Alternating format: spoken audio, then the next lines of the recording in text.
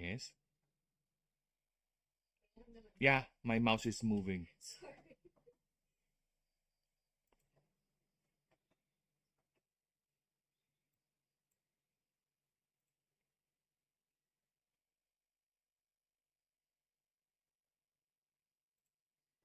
How can you kill a god?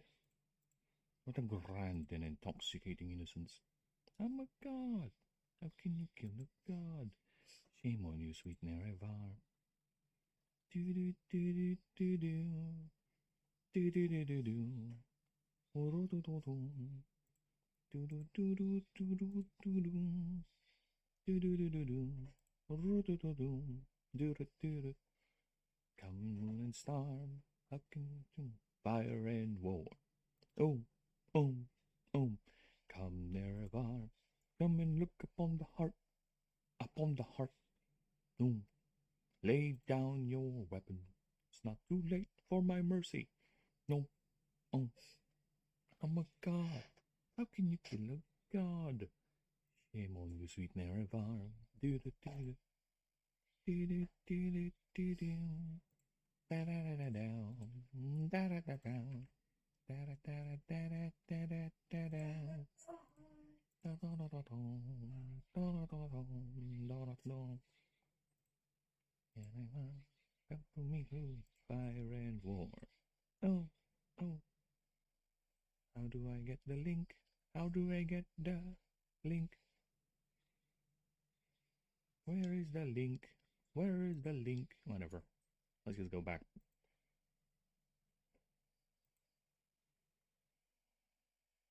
Give me the link.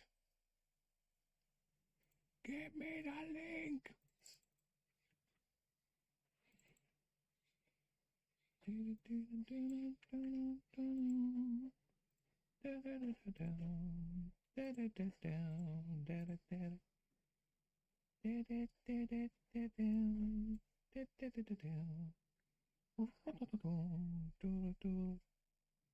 Like a moon and star. Hello, hello, A gamer. Hello, hello. Welcome, welcome.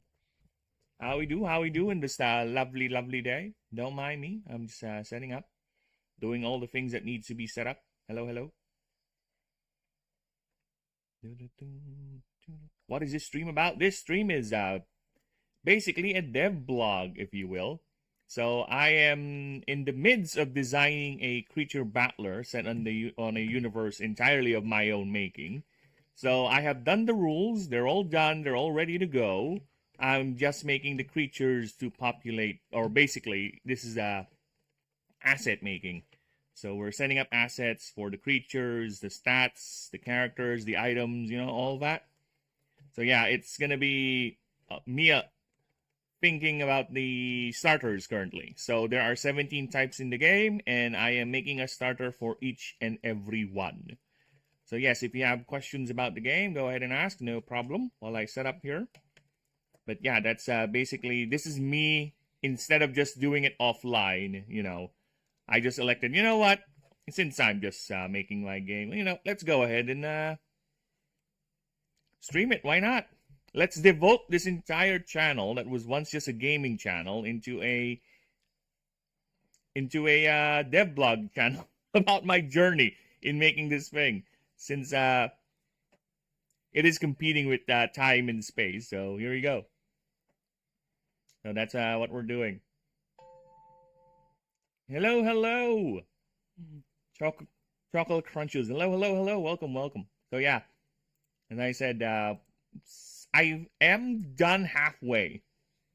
I am halfway done with the starters. So there are 17 types. I have done, let's see, 1, 2, 3, 1, 2, 3, 4, 1, 2, 3, and I'm working on the 9th. I think the 11th. Yeah, I'm working on the 11th starter.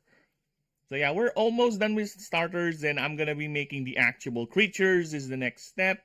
And my plan is to have at least 250 creatures in the game before we get to the next part.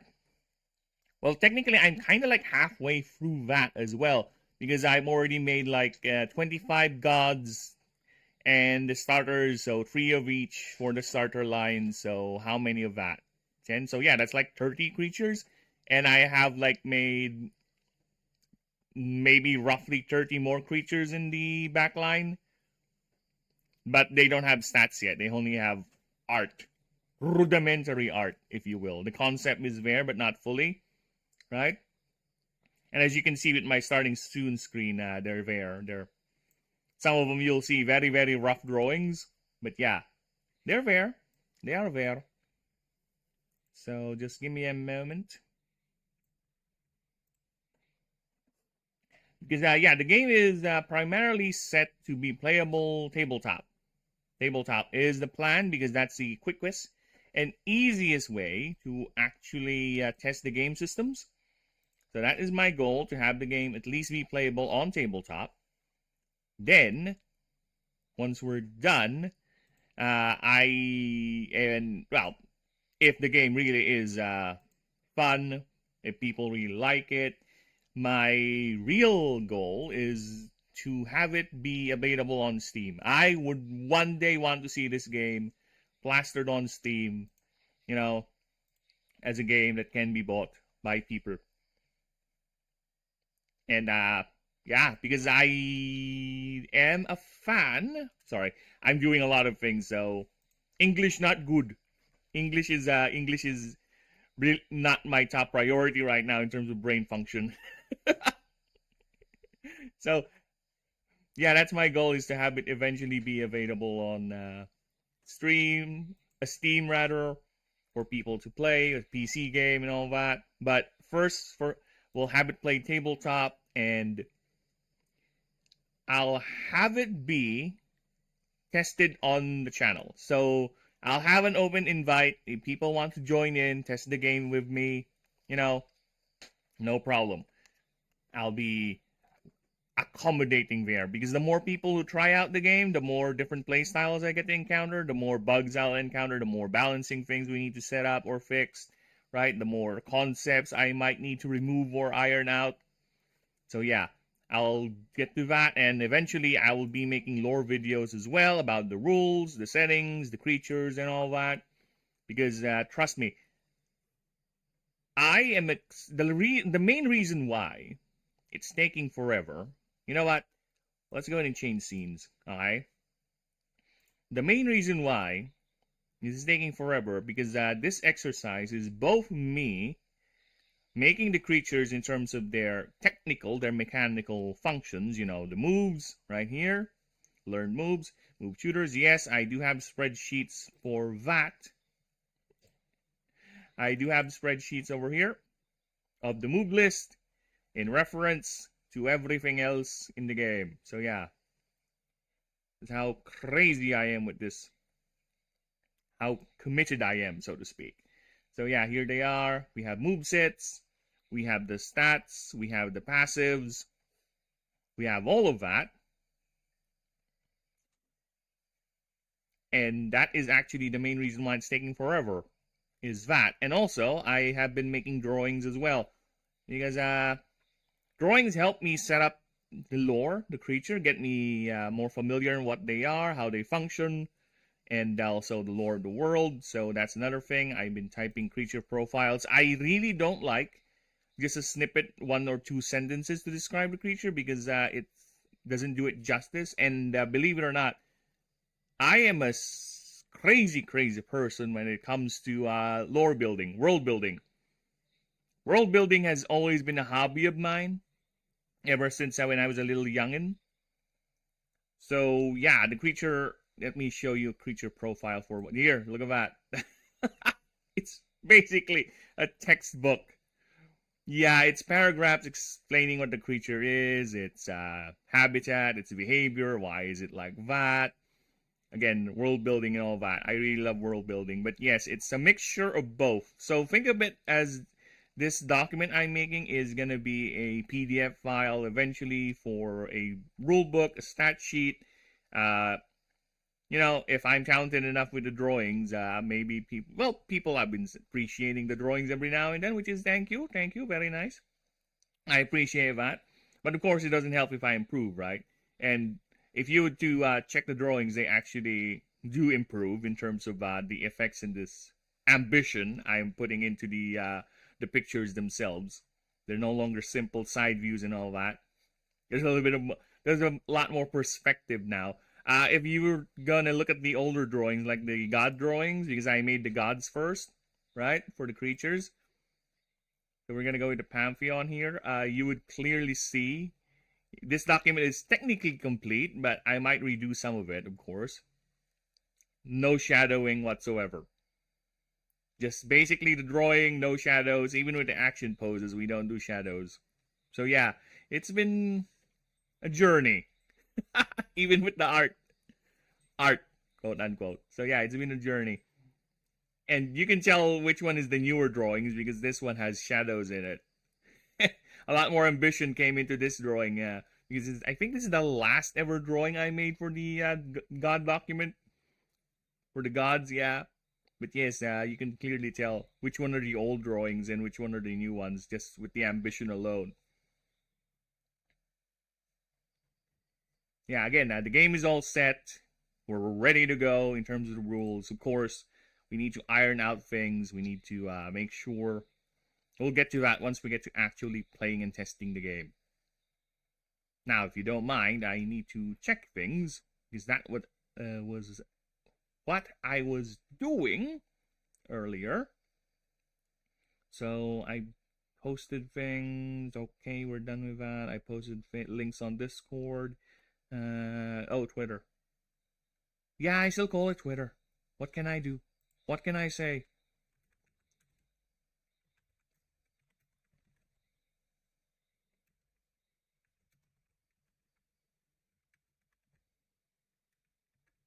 Like it. My post. My work, rather. Yes. Let's go ahead and ask any questions about the game. But it is indeed a creature battler.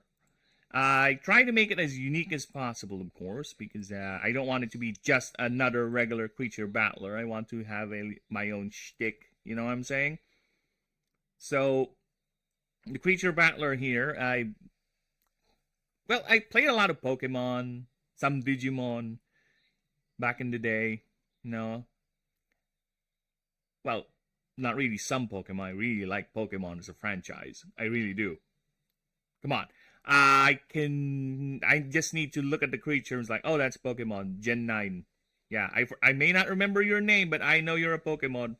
I used to know all of them. Like, literally, I can name them. Until Gen 3. Then Gen 4 when I started doing other things. Then I kind of lost interest a bit after Gen 5. Then I came back Gen 7. Then Gen 8, I disappeared again. And I just came back Gen 9 because I'm just curious about Scarlet Violet. FYI, I hated it. I don't like Scarlet and Violet. It's a very lazily made game. And I heard bad things too about the latest one they put out. I do love the Mega Evolution concept though, but some of the Mega Evolutions make me want to cringe. Die of cringe. At least they're fun, right? That's the important thing. They're fun. I was being a bit sarcastic there, because I do want quality in my games. So either way, I started this project maybe 3 months ago. So yeah, it's based on all the experiences I have with creature battling, games, Magic the Gathering, role-playing games, because I really love playing role-playing games like Pokemon, like D&D. Well, not really D&D per se. I didn't do the tabletop thing. Baldur's Gate, games like that, Diablo, where I really, really like the build diversity in terms of how many builds you can do and how broken the game can be when it comes to your build. So you can tell with the passives already, just looking at this. Yeah, that's a lot of words, right? Because I really don't like doing the passives where it's just plus this, plus that. It bores my mind. It bores my mind. Oh, I like I said, one of my main things is Slay the Spire, Monster Train, Magic the Gathering. I prefer a little bit of complexity, but not too much. Not too much. As you can see with the stats here, they're not that, the math with the stats aren't that big, and I prefer to make it simple as possible, right? Simple as possible, where you just need a little bit of a calculator, it's a little bit of pen and paper, quote unquote. This will be a lot easier once we get this digital, but for now, again, I'm trying to make it as easy as in tabletop.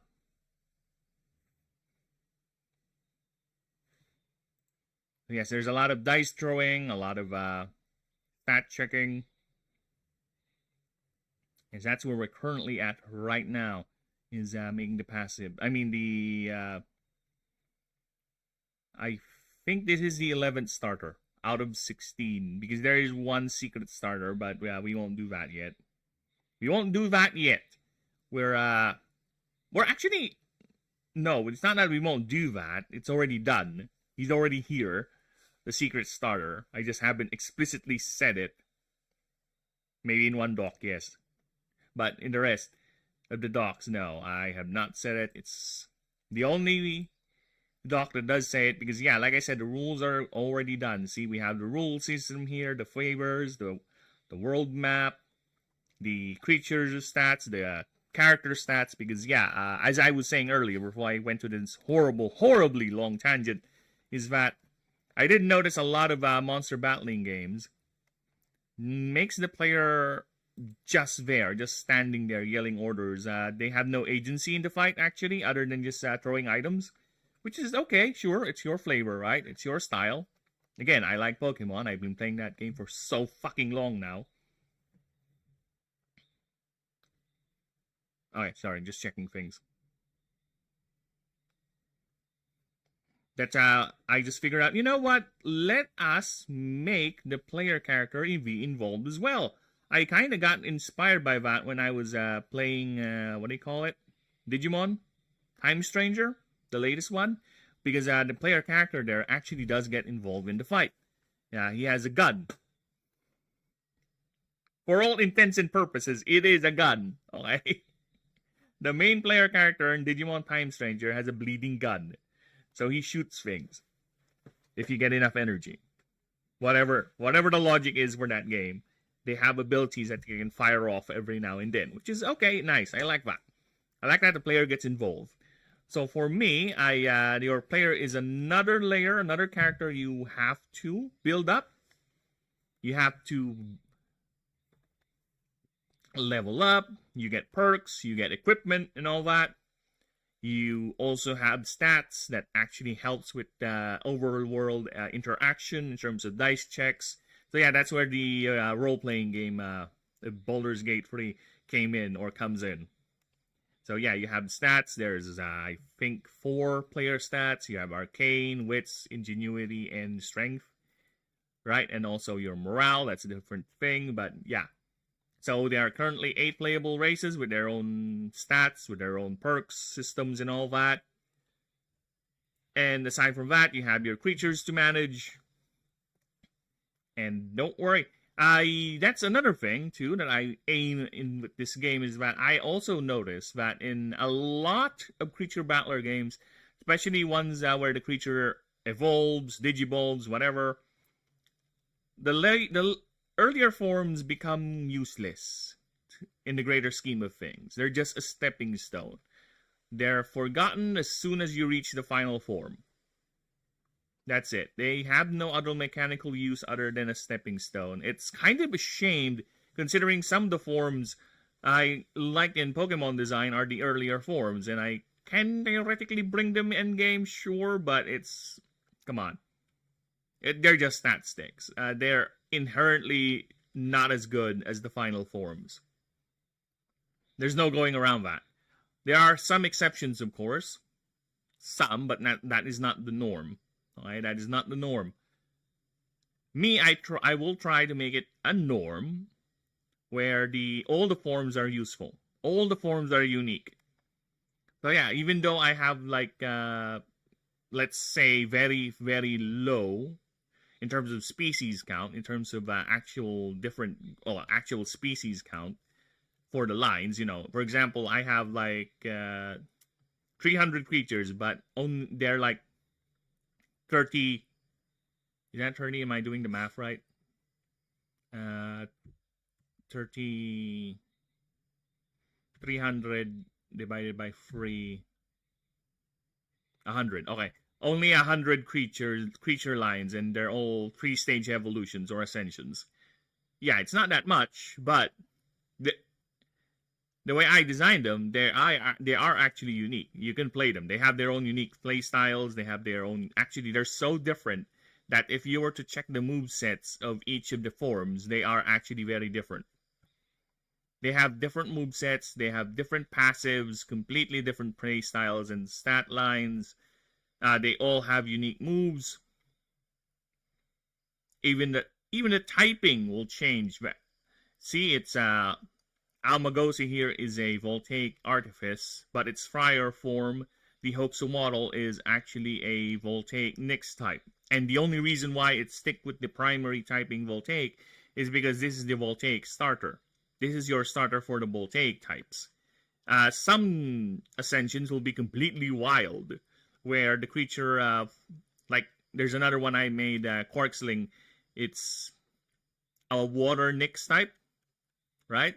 Then its final ascension is going to be Night Fling, and it's going to be a Nyx Artifice type. So yeah, it really, really depends on you, the player, which creatures you want to. If you really like this design, this play style, go right ahead. I won't bar you from getting back to endgame. Sure, why not? You can do it. All creatures are designed to be like that, as far as I can tell, okay? Of course, again, once we get to... This is all theoretics. Once we get to the actual testing, then I'll see if we need to adjust or retune, retool, overtune, whatever, right? Yes, that is the goal. That is the design goal. And yes, don't worry about it, because if you want to get an Almagosi, you can technically go out there. You just need to know which habitats the creature lives in, find those biomes, and go in and search. I will give them to you. And no creature here is uncapturable. I won't do the thing where other creature battlers would do, like, this creature can only be captured once, and that is it. Well, aside from the gods. The gods are gods. The way I would describe the gods in this setting, they're not like someone you can shove into a ball and that's it. No, they have their own quirks. They have their own things. I actually need to complete their favor missions before you can actually get a chance to challenge them and bond with the god. So yeah, that's another gripe I had with games where you have the literal creator of the universe and you just throw a ball at him. And he's there. It's going to be in your pocket. He's going to be in your box forever, and the universe just works fine. Yeah, okay, sure. It's your game. It's your setting. You do you, man. But for me, it's a pet peeve of mine. I kind of don't like that. It ruins the setting for me. Because, I just don't look at the pretty things, unfortunately. I'm the type of guy who's more on the... Wait. Lay down your weapon. LOL! It is not too late for my mercy. My background music wasn't playing the whole... It's playing, but it's on mute.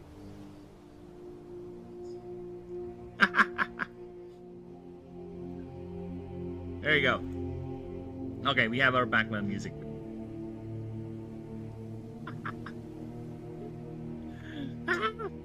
Crazy. Okay, let me go back to, let me just share, just give me a moment. Let me just share this bloody stream on Facebook. I'm a god. How can you kill a god? Shame on you, sweet Mary.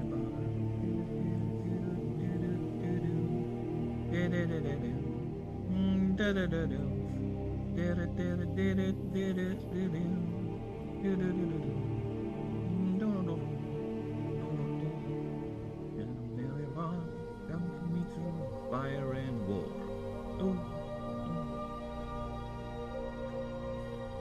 Lay down your Dude, all this time I thought I have my background music on, but apparently no. Ay, ay, ay. Ay, ay, ay. Yeah, because I don't like hearing my own voice. That's cringe. Alright. Someone's meowing outside. Is that long?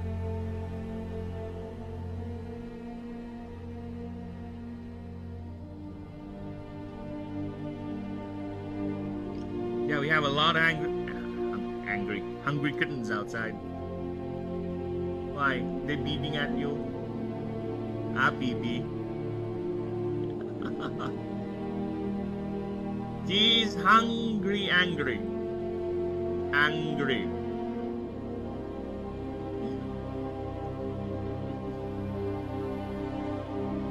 Give him food.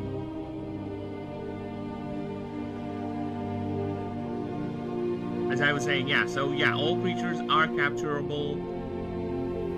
You just need to find them where they are. I won't do the thing where, oh, this creature cannot be captured anywhere. Fuck you. Right? No, it's fine. I'll do it. It's up to you.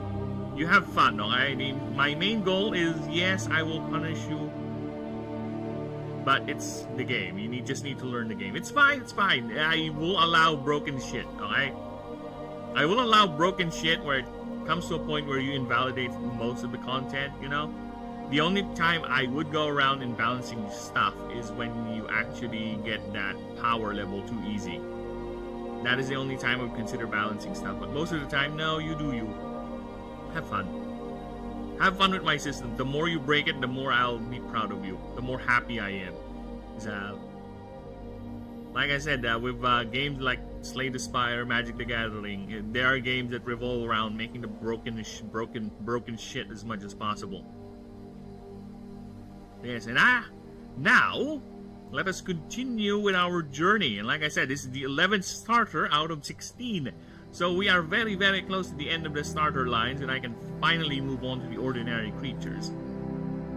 So yes, this is the starter for the baseline. I think I worked on Meshabyte online, so we have a stream of me making Meshabyte. So here it is. Simple. Now I did a couple of drawings for Hat Slice or Hat Lace. So we are at the stage where I just need to type the creature profile. The passives are all here already, and yes, there's a gimmick. You can see we have a male only and a female only passive. It's like Destrezza, where the female has a unique move and the male has a unique move. Here, the females has a unique passive and the males have a unique passive. That, or they can get just the generic Extendo Clause passive, which is the first time I ever did a passive that is technically unique to the line, and I just, you know what? Let's move it as the generic passive for the next line. Let's do it.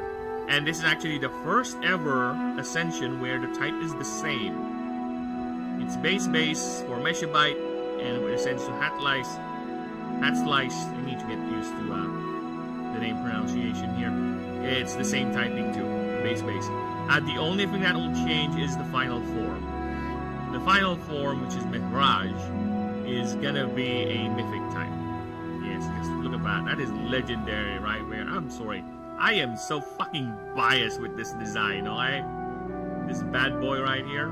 Even the wife was like, that is quite the jump. From this to that, yes. Because it is a mythic. It has achieved mythical status. It's a base mythical type. And it's quite hard to find or be in the wild. It's very rare in the wild, let's just say. Because you'll see why. Because of how it is. Yes, it is a Wolverine creature. It has Wolverine claws, aside from its regular claws. So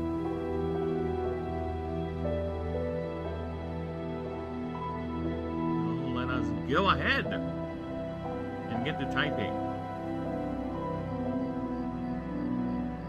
I didn't ask the wife, actually. You know what? I did ask the wife which she prefers, the male or the female. its female looks like this, and the male looks like this. And you can tell that both the genders are a combination when it ascends to a Mihraj. So no more gender dimorphism for the final form, only the second form. And she prefers the male because it looks like more of a cat. You can really tell she's a cat person. It looks more like a cat. This one is she doesn't like the snout. It's too narrow for her. So, okay, so let's get to typing. And like I said, if any one of you people out there have any questions, go ahead and ask. The rules, they're all good. They're all done.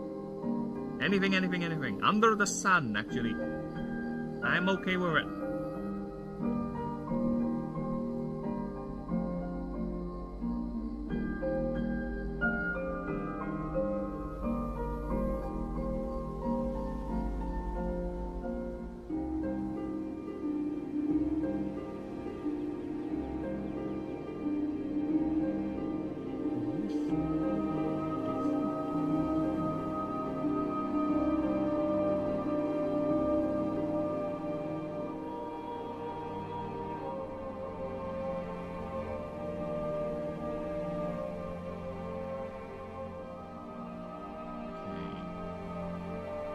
God damn it. Discord. Don't minimize. There you go. Okay, let us begin. Actually, I do sound okay, right? Well, I got people chatting in earlier, so I think I sound okay. But let me just make sure. How do I sound? Do I sound okay? Do I sound alive? I sound okay. I have a little rasp in my voice, but you know what? It is fine. It means that I am maturing. Hey, Denisium! Hello. Welcome. We doing good, brother. We doing good. If you have noticed, I was not able to stream a few days ago. And that's why the entire Almagozi line, half of it wasn't completed on stream, so I have no documentation about this creature. It's because I lost my internet. Yeah.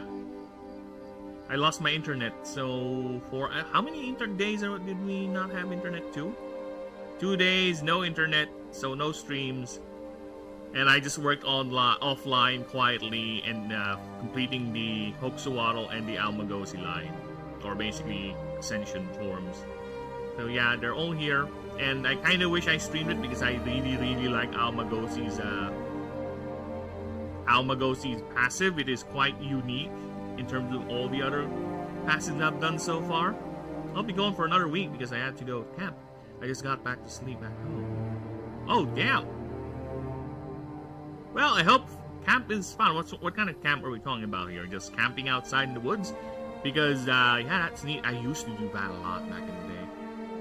Well, not really camp in the woods, but I would just have me and the cousins and I and my brother would stay outside. We call it a midnight society. So we'd stay outside, just hang out there, look at the stars, talk about things, camp light, everything, a little bit of firelight. We would do a bonfire, get some snacks, play some games. Then oh, it's that type of camp. Well, hopefully church camp is fun. Church can be fun. Depends on what passes for fun, of course. Scouts, I don't know. Never been a member. Funny thing is, never been a member. I say that, but I think I actually got a memory. A really deep memory of mine where I actually wore a Scout's uniform and actually went to some sort of a commemoration event and I got a medal or something. I don't know. It's really old, and I think I was like 6 or 7 years old. But I don't know, I cannot recall anything. So I would gladly say I was never a member, even though I have that memory of me attending that ceremony. Church was in one house. Oh, is it like a church, they'll get together with the church folks sort of thing? It's like strengthening your bond with God, something like that. The scouts will be the one intense. Oh, yeah, well, have fun, have fun. That's, you know what? It's fine. Sometimes it's fine to just go out there in the wild. You know, just relax, enjoy nature, appreciate the clean air while it's there. While the trees are still there before it gets bulldozed by the encroaching, inexorable growth of civilization. Actually, that's why, again, I live in the provinces now. I don't want to go back to the cities because I just go outside, man. If only I could show you what I have in my station right here, in my workstation. There's the window, and I can see the outside, and it's nothing but mango trees. Nothing but mango trees, and of course, leaves, grass, banana trees. Yeah, bananas trees. They're grass, right? Like tall grasses. Yeah, I think they're tall grasses or something. Because you don't really, when you cut a banana, it's not actually a tree. It's like overlapping leaves, something like that, the way they look like. So yeah, I'm very close to nature. So people say touch grass, bitch, I live in grass. I just go out my house and I will touch all the grass I want. I have some mangoes too if you want. Dirt was the cool one. Dirt was pretty cool, but I had to leave early because the two camps overlap. Aww. You have to go with the, why, is you also, well, yeah, I guess both of them can be fun. Dirt was, like 4 or 5 churches, teenagers to adults in one lake. Oh, that's nice. That's nice. They'll hang out, they'll get together, you know, that's nice. People, there's a lot of people, especially the older you get, less and less social interactions you get. You know what? It's fine. It's good to get to be out there, interact with people, get your social skills up. Because there are people out there who never had that chance to develop that sort of social skills. And you can clearly tell, because a lot of them are YouTubers.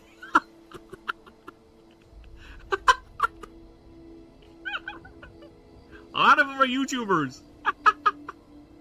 And they don't know how to handle criticism. Power gets over their heads the moment they cross that 100,000 sub threshold. They think they're some big shot. Because they lack the social decorum and the basic social skills to actually interact with people.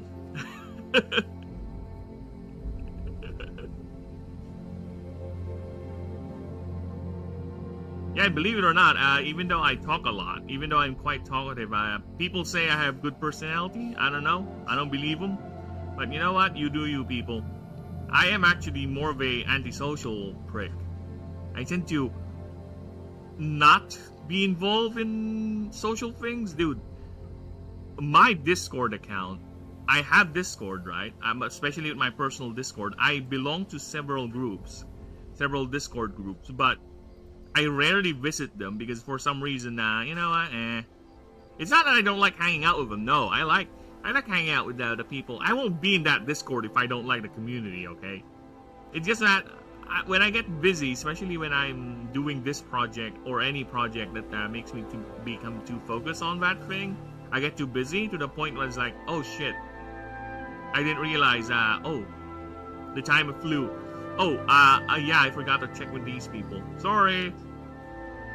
So yeah, it tends to happen with me, and I rarely go out of my way to find groups. You know, today I visited or joined a Reddit group about creature battling games, just so I can see what's going on with the space, you know, and ask for feedback there too. Introduce people to the concept and all that. But no, I did it with my personal account, not with this account. I don't want to go out there and just promote my shit. You know, that's cringe. And people say I really am bad at self-promoting, because I am bad at self-promoting. I am very bad at self-promoting. Yeah, I do find a little bit of cringe every time I do that sort of thing. A little bit, but I just need to get used to it. You just need to get to that first steps, as they say.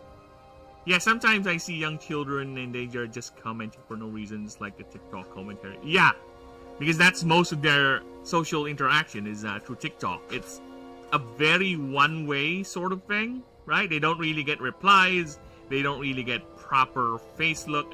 When you talk to someone, it's very, very different to talking to them while in a chat. Because when you speak to someone face to face, you get to see their visual reactions, every little micro expression they do. You can tell something else is going on from what they're saying, right? It's very different from reading, because when I just read something like a chat, it's mostly your brain that's filling up the details as to what that person actually means. And some people just don't use exclamation points or punctuation, like me. Really, I'm very bad at it. So yeah, people will tend to guess what you feel, what you mean, and they would just read it normally in a very monotone inside voice. But when you actually get to talking to someone in person, you can see the little inflections they would do, the little quirking, the little twitches they would do, the way they look at you. It's very different. It's very different. That's why we have a lot of kids nowadays who talk like that. They think they can get away with saying things like that in IRL. No, not really. Not really. No. Try to talk like that in IRL. Yeah, people are going to slap you in the face. You're going to get beaten up. That's for sure. And yeah, that's another side effect of that TikTok or that style of talking. There are people nowadays, some of their vocabulary confuses me. I feel like an old person, man. I feel like an old person when it comes to hearing how people talk nowadays. Like, there are words that, oh, that's what it means now? It's like, the way they talk, it's too condensed to the point that it doesn't make sense to me. Like, okay, so that's our language now, huh? Well, that one song, something like skr skr broom broom or something bullshit like that. So next time I'll be hearing people talking in abbreviations, like, which is actually kind of the same thing. We are kind of doing it with I don't know, IDK,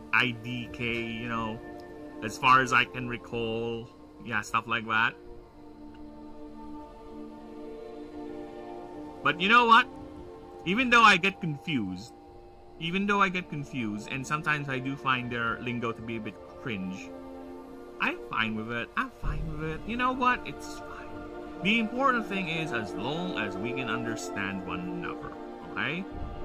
I would make fun of you for mispronouncing a word because we're friends and I do love making fun of my friends, and you are fine to make fun of me. Sure, no problem there. But in the most part, seriously talking to someone, I'm okay. Yeah, you do your thing. As long as I can understand you, it's fine. You know what? I'll have an issue with you as long as once I really don't start to understand what you're saying. Alright? That's when I start asking you questions. Why are you talking like that? Speak English properly, you bastard! Shaking you violently. Speak English! Speak English properly! I do not understand the words that are coming out of your mouth, boy! But yeah, what a world, man. Hopefully we get to a point where that style of talk does not get, too popular. I kind of prefer when we use words rather than everything's a shortcut. It's like, next time we'll be learning binary. 0, 1, 0, 0, beep, beep. We'll just be talking binary because everything needs to be, people have so short attention spans that every message, every word needs to be delivered really quick. Alright, so we'll be talking in binary now. We'll be doing machine talk. There you go, that's an entire paragraph. I just told you my life story. Oh my god. Efficiency in exchange for the eloquence of words. Because I used to have quite the vocabulary back in the day, but as I grew older, as my brain, as I don't practice it, it eventually deteriorated and vanished into the ether. Sometimes I would surprise myself by pulling words out of my ass that, oh yeah, I remember that word. Or if I hear a word, oh yeah, I remember that word. That's a word that I used to use back in the day. Those times are long gone, however. Now it's about efficiency, I guess. Alright, where were we? How are we gonna open the hat slides? Hat slides. Hat slides. There you go. I might change your name. I might change your name because this is actually a play on Egyptian words. I think Mesha, or yeah, Mesha is worker. Then Hatya is soldier. Then Medjai is gonna be I think royal guard or something like that. It's not a pharaoh, no. It's very close to a royal guard sort of position. Yeah, as you can tell, the Egyptian theme is quite strong, especially once we get to this and the little head crest over there in the final form, and the color scheme too, white gold. Okay. Now let's get to actually typing. Getting distracted again. Can you turn on the fan? I am getting distracted, mundo.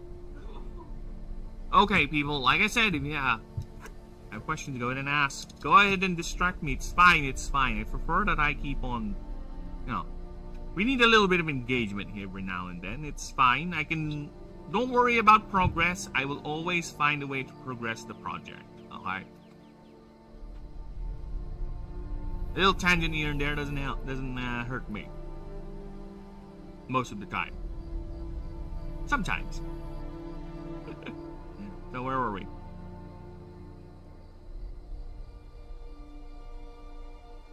Okay. How can I open this?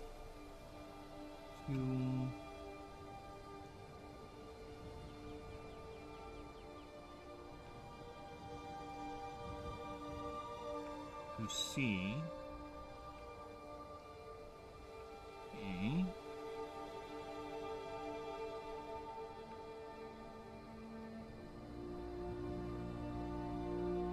At least. Now I know. The brow. The image. The site, rather. The site. Oh. Okay.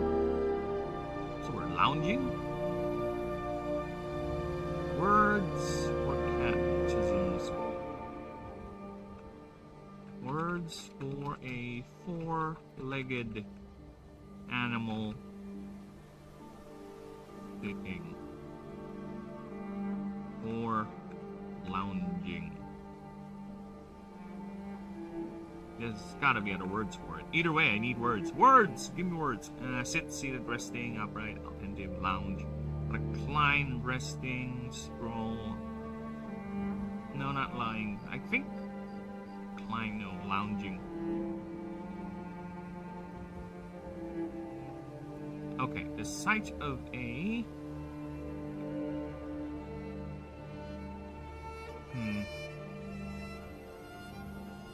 Lounging, no. Resting.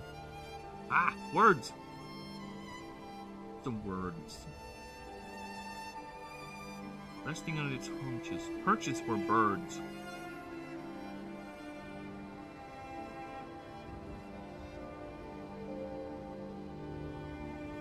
Okay, so that is a haunch, okay.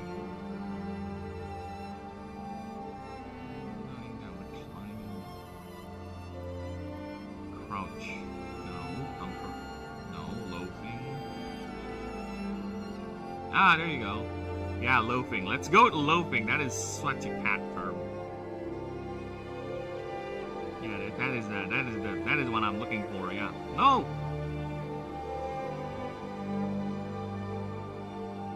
No capital letters. It's not a. It's like a dog or a cat.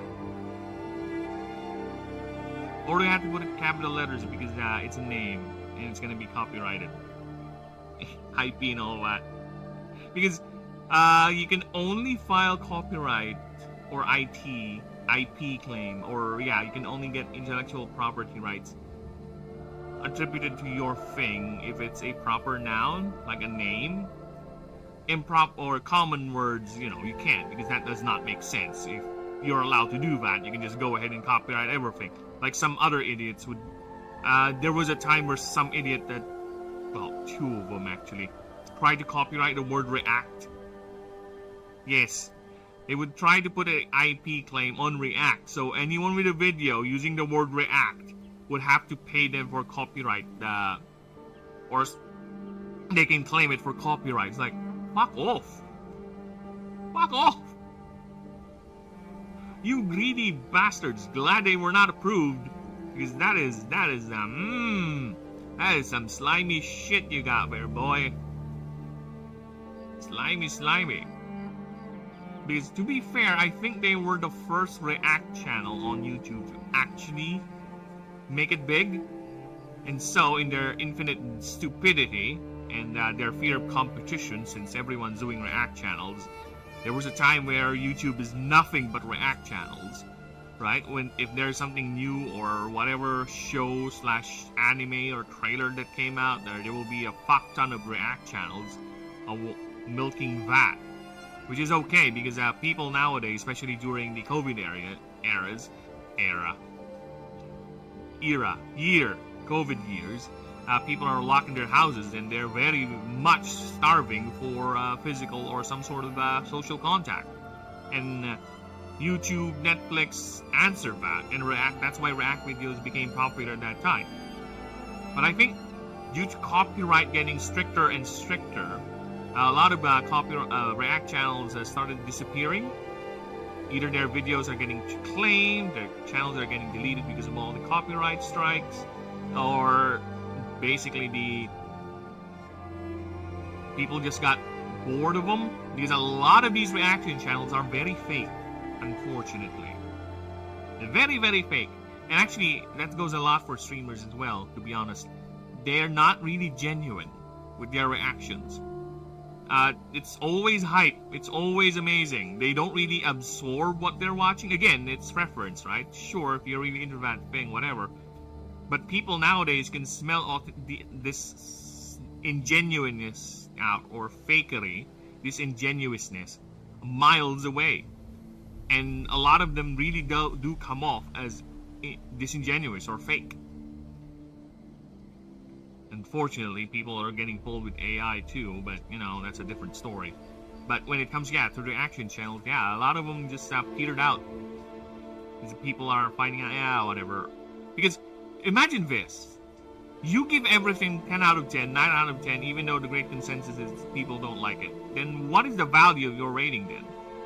Everything is good, everything is amazing. Well, good for you then, but what is the value of your rating then, if everything is that metric? So if you tell me a show as good as Arcane Season 1 is the same rating as show as bad as Fallout Amazon or whatever, that stupid show, then what is the value there? They're functionally the same, but they're very different in terms of quality. One is crap, one is not. I can tell you that's crap in terms of its crafting and its storytelling. I don't need to. Subjectivity is very different, of course. You may like the show, but in terms of craft, the actual art, or not art, the crafting of it, in terms of how a story works, in terms of how everything is, in terms of its world building, nothing makes sense. The characters are dumb as fuck. They should not be alive. They only get around because the writers want them to be around, or they get to this point A, point B, because there's no real logical through line to get there.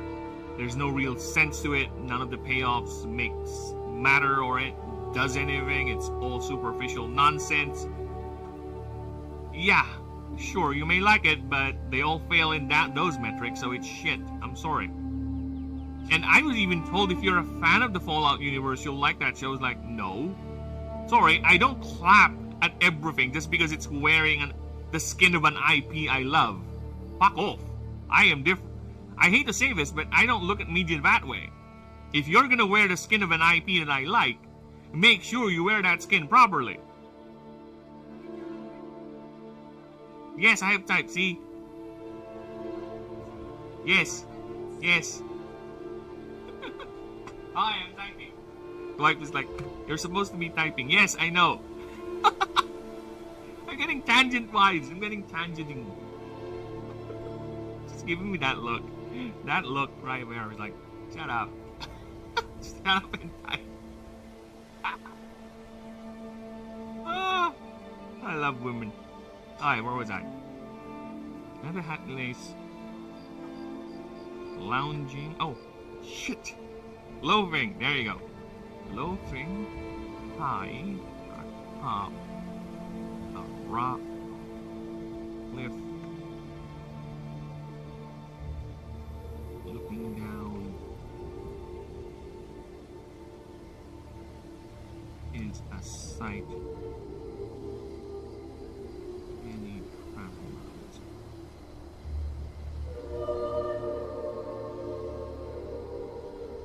Many travelers. Each has a good omen. Or not only a Meshavite family is near, it also means the roads are practically clear of any wild, I say wild, right? Wild dangers.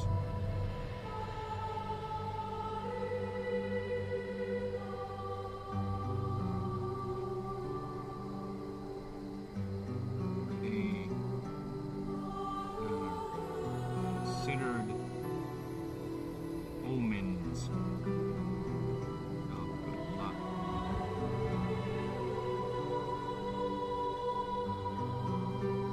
In safety.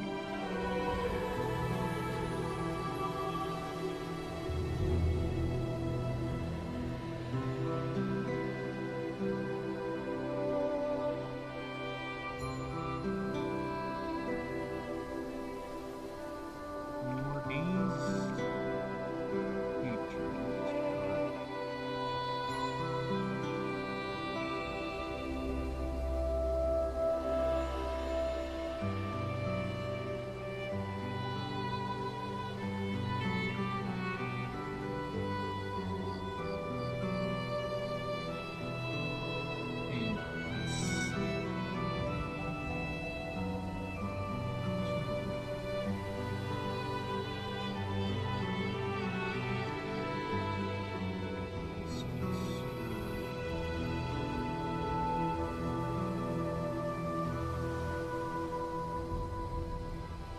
And consider omens of good luck and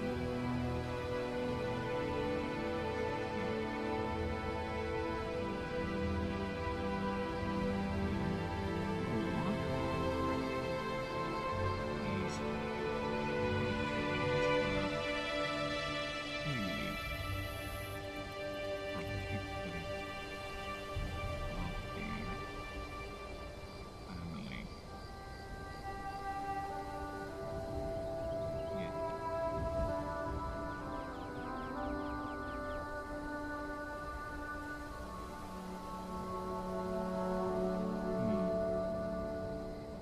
kind of redundant actually. These creatures are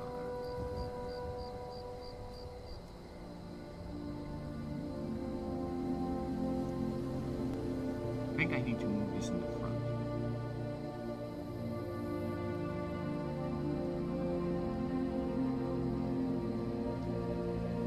Omen, alright, this is where we're gonna put it. Da-da-da-da. Here you go. There you go.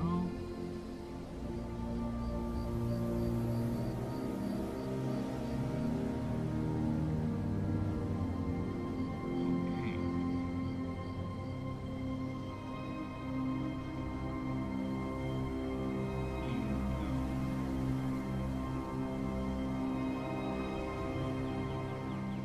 Good luck is separate. Yeah, you're right. Okay. There you go. Thank you.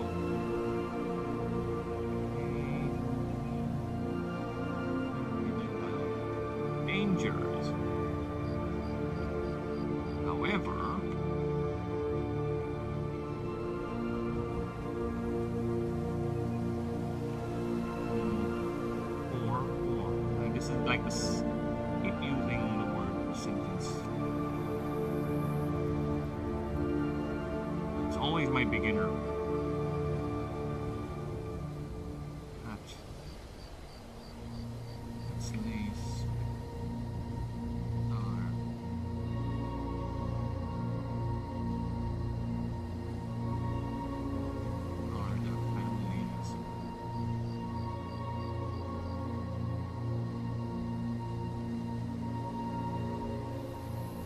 What's a word? I'm looking for a word. Stalwart?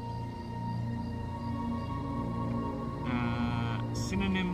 I don't know. What are the nyms used for descriptions? Antonyms? See, the nyms, synonyms are the same, right? Words that sound the same. Antonyms are descriptions? Descriptors? Opposite. What's order the descriptors? Yeah, something that describes a thing. What is the nym? Is there a nym for that? Whatever. Let's just go words that describe. Adjective. Thank you. Adjectives for a guardian. Told you, English is lumpy. My English be flump.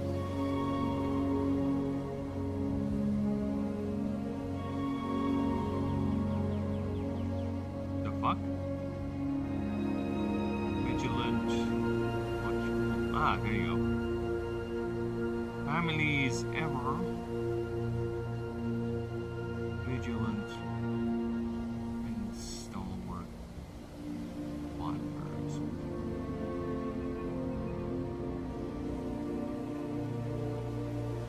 They were the eldest breeding pair that ascended together. Oh, no.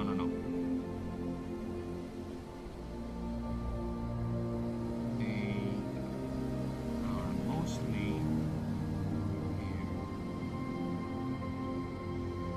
male and female.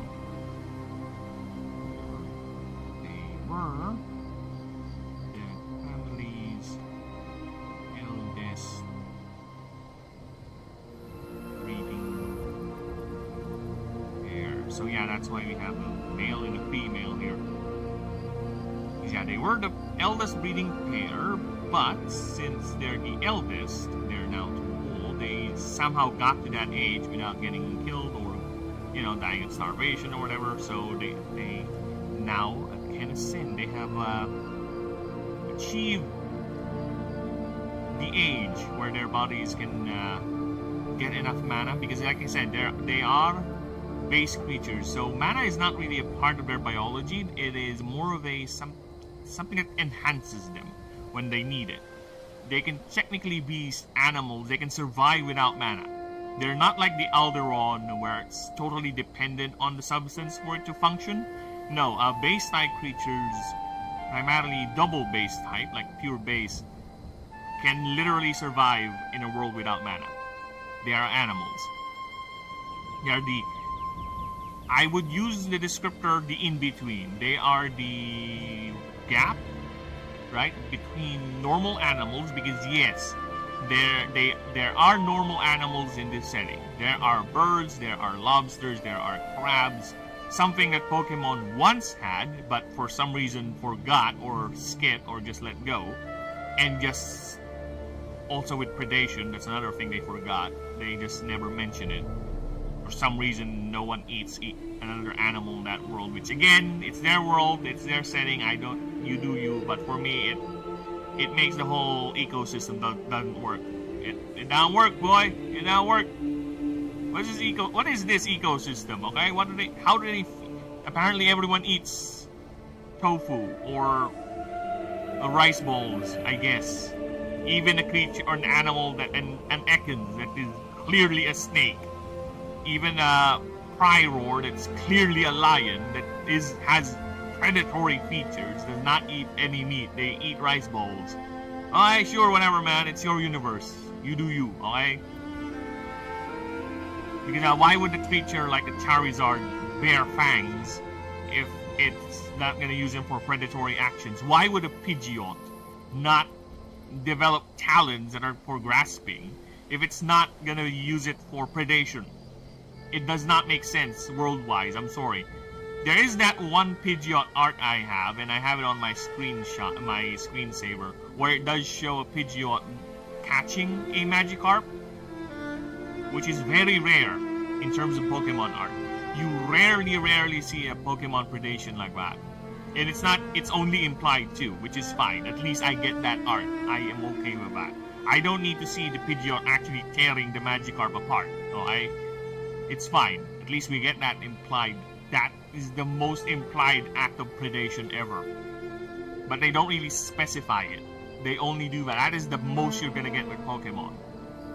It is implied, but most of the time the game or whatever just tends to not mention it.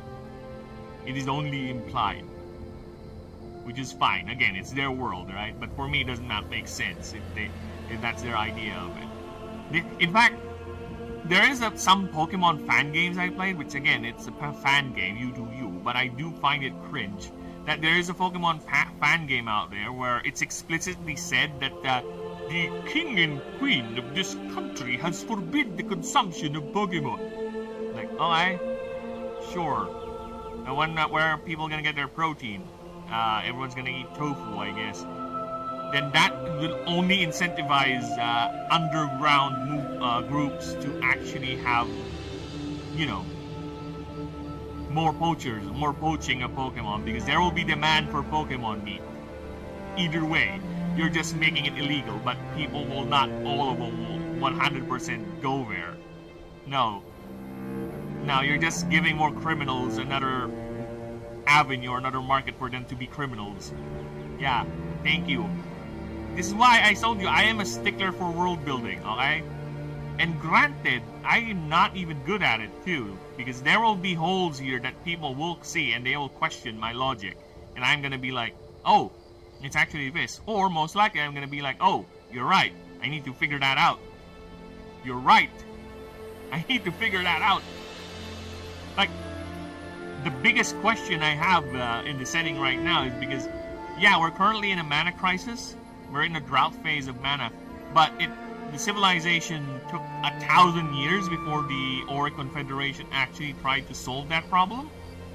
Because the expeditions to the mana gates are only happening in 1,000 or 1050 NF. So technically, that's 1,000 years after the fall of the cosmic order of Lucerius and the founding of the era. Why did we just have that? No, actually, no. They were trying to solve this long. They were trying to figure out ways to find alternate sources of mana through space mining, getting resources and converting it to mana. They tried to do controlled expansion, but of course, the more you squeeze people, the more people will try to circumvent, the more people will try to rebel. And it's now coming to a point where governments are actually really struggling in controlling that, and growth is now being exponential. So yeah, this is the time where the setting is actually running out of ideas to adapt to the setting, to the world, to the pressures of the world.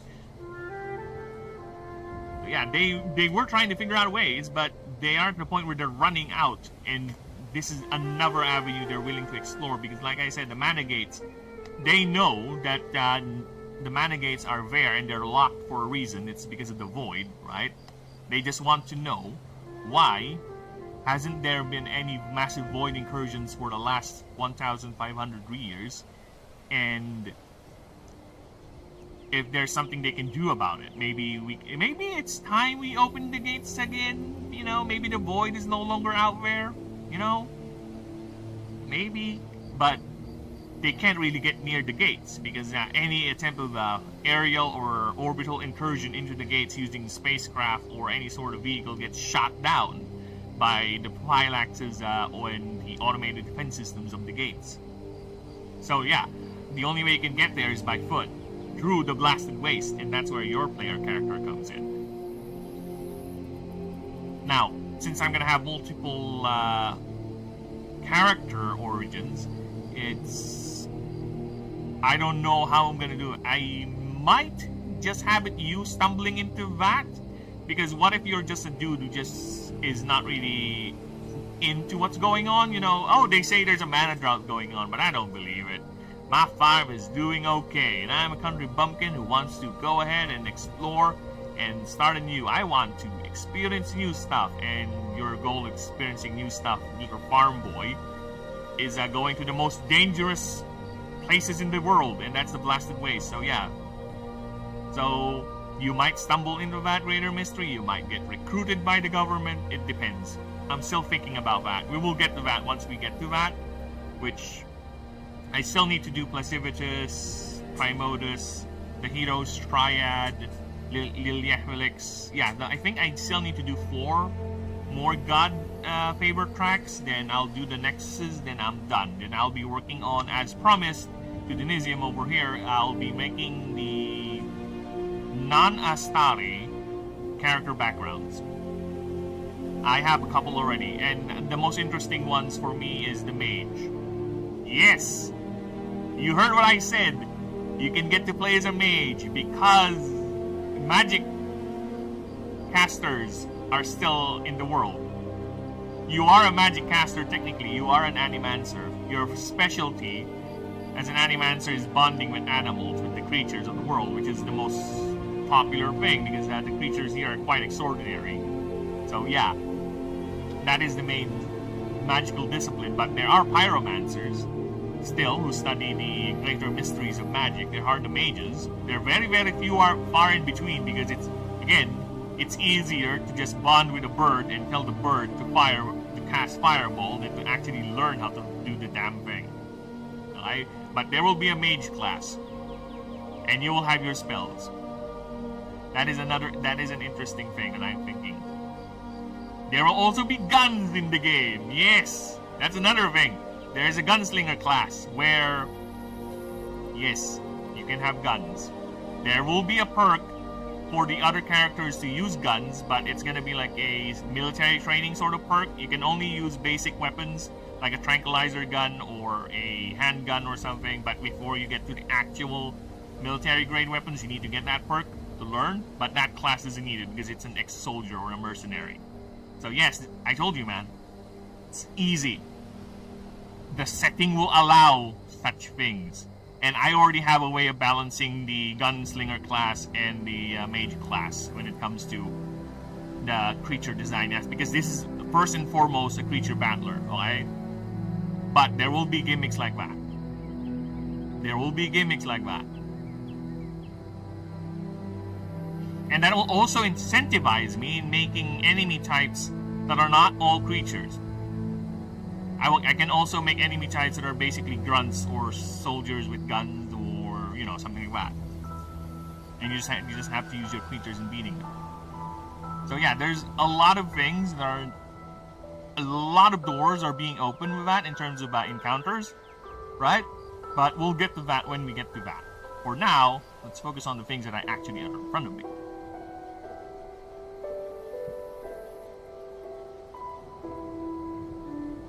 They were the family's eldest breeding pair.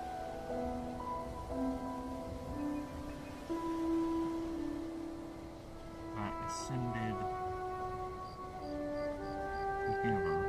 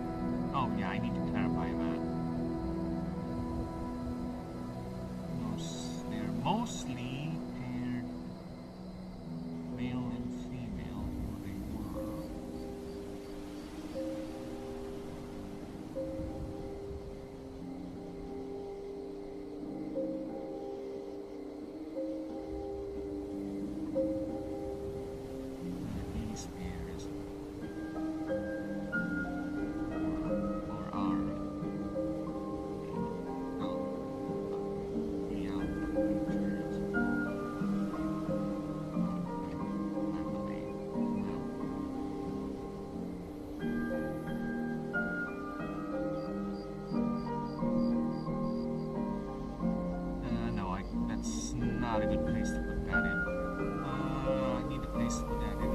Families are vigilance for watchers. They are mostly paired. And for the word below is reading paired.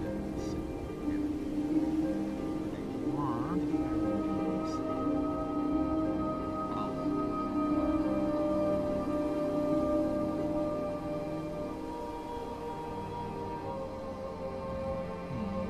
I kind of want it to be mentioned. I don't want it to be implied. Mostly paired for the word families known as reading paired together. Or and together. Alone.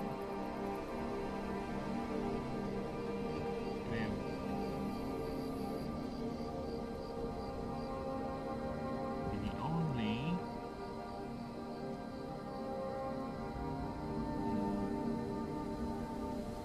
no. Yeah. Where the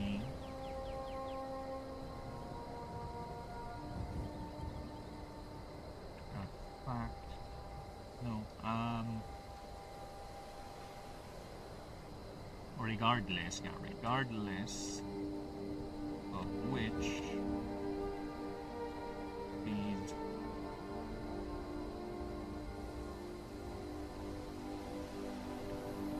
slice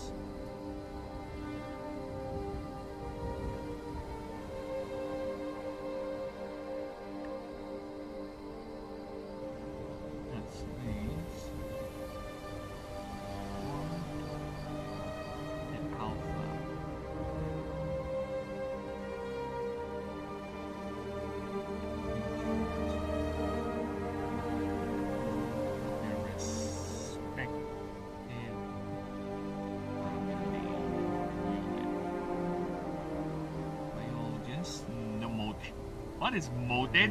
I don't know. Apparently it's a real word.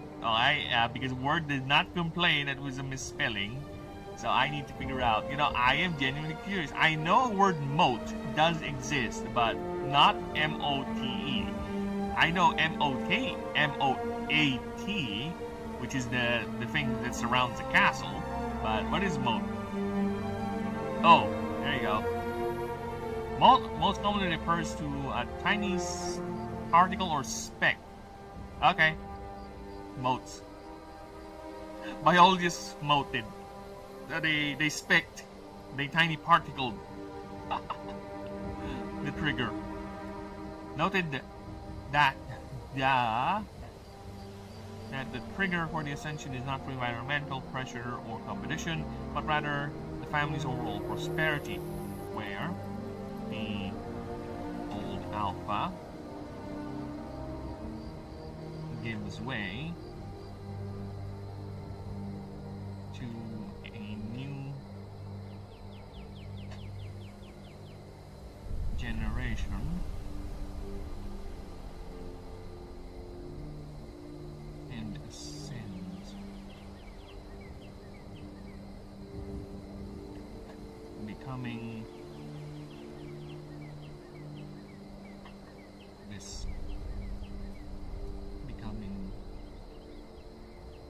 in a sense, or a hatless never. Fru should be fru?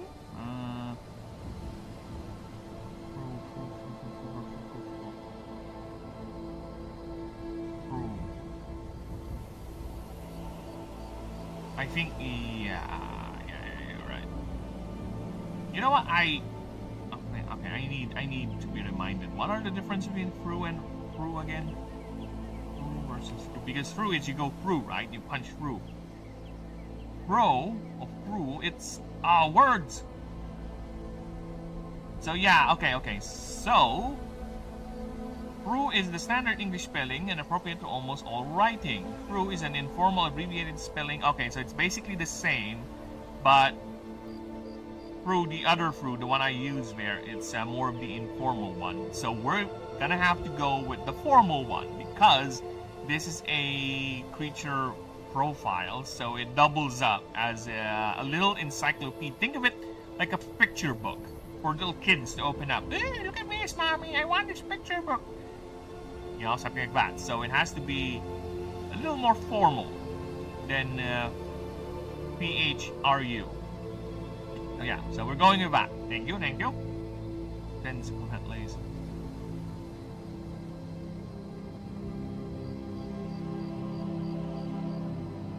Or once Huntleys sends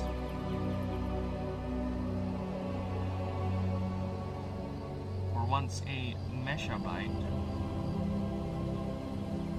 ascends into, because here's the funny thing, I might eventually make multiple ascensions for the starters, so I need to put in that little wording there, right? Just to give room to that possibility that I might do alternate starters, alternate ascensions for the starters. I told you, the ambition is there. I'm just laying the groundwork. Okay? Or we might eventually get to a point where ascensions for the starters, like an expansion sort of thing. Like the starters will have a branching path. Eventually, maybe. But one thing is for sure, I will run out of passive ideas eventually. But not currently. Not currently. Currently, we're still...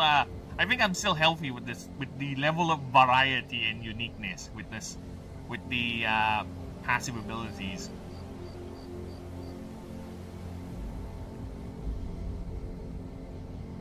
For once into a hat lace, they are never seen within at least 100 feet near their familial mounds.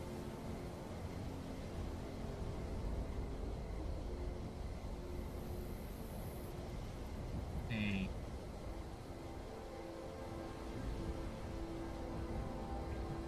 creatures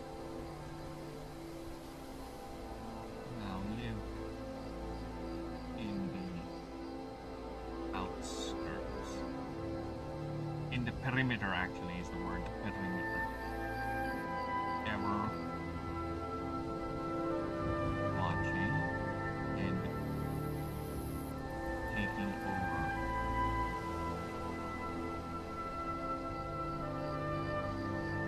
And becoming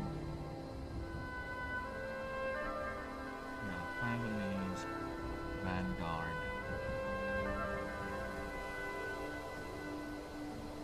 Against rivals and predators. And yes, it's quite a lonely existence, you know. You ascend into this form and you're no longer technically allowed to go back, in a sense. Because you will be stuck doing guard duty.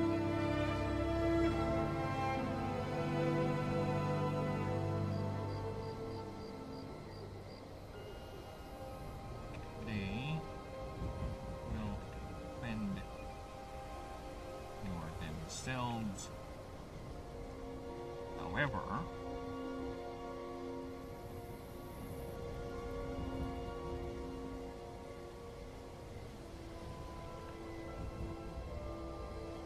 if their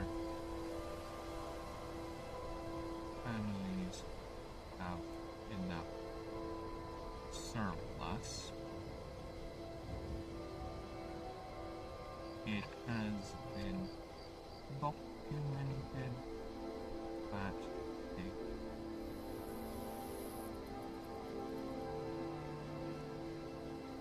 a Missionite will bring food in their associated place.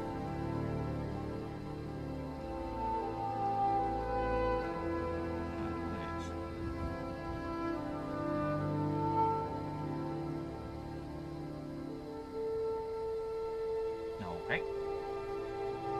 Let's go here.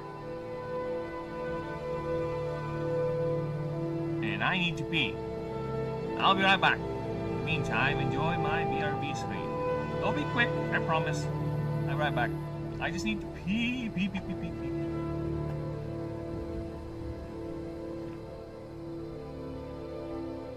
Oh.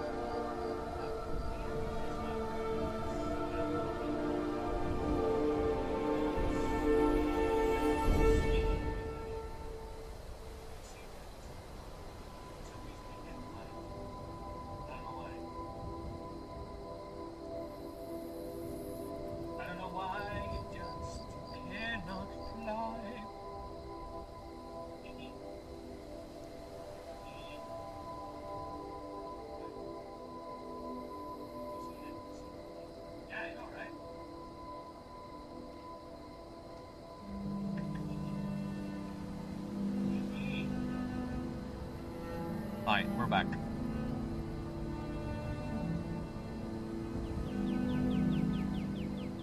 Oh, hi.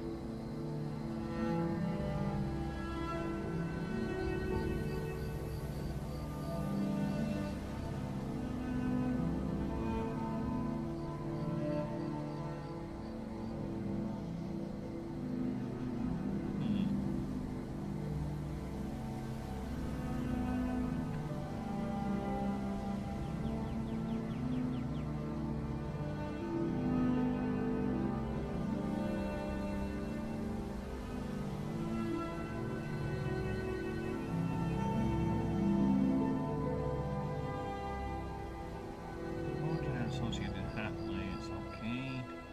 He's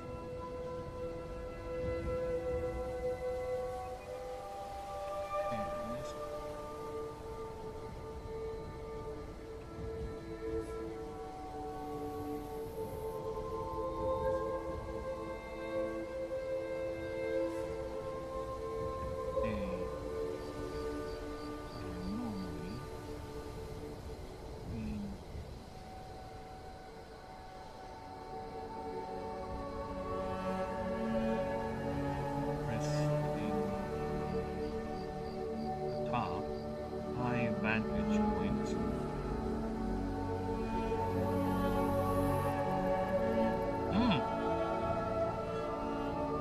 Why? Oh, the thing? Yeah, I see it there. It's attempting to fly, but I think it's been done now. Oh god, it's flying again. It's near me! It's gonna sting me again, I can feel it. Get over here. Wait. Yeah, he just wants to get on my screen for some reason. Get away from my screen! Blasted insect. Is it one of those stingless bees or one of those hornets or something?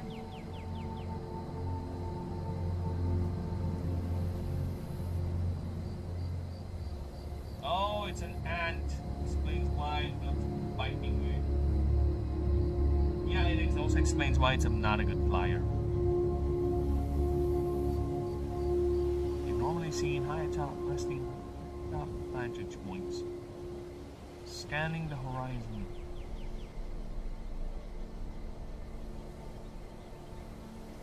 For any signs.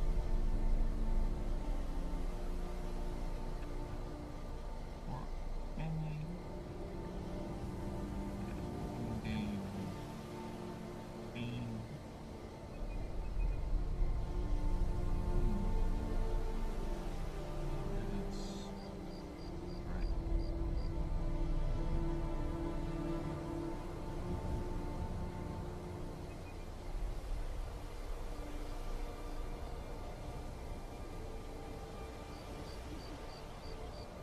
I don't like starting a sentence in.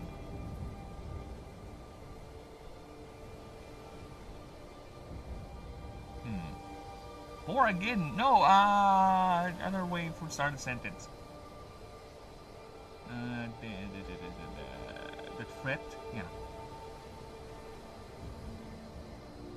Please.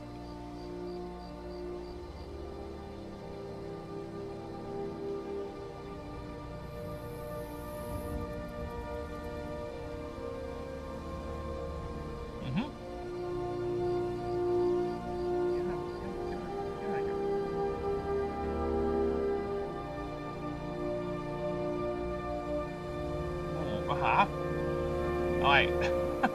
Give me words. Words to start a bloody sentence. I keep starting with day 4. Alright, day 4 these. Come on, give me new words to start a sentence with. Come on, give me new words. Additionally, furthermore, moreover, likewise, similarly, also, equally, in addition, beyond this, notably, however, yet, nevertheless, conversely, instead, rather, despite, because, as, oh, therefore, hence, for this reason, typically, usually, often, occasionally, it's somewhere here, during combat, it's here. Yeah, behind my CPU. For example, in any instance, okay, in a bloody instance, in any instance, a threat was found. No, get that thing away from me. You've seen the last time I got stung with those things, right? How big was it, Lab? It's not even as big as a coin. It's like pancake big on my thigh. I have to walk around with that thing. And the feeling was not fun. And the threat was found. It is dealt.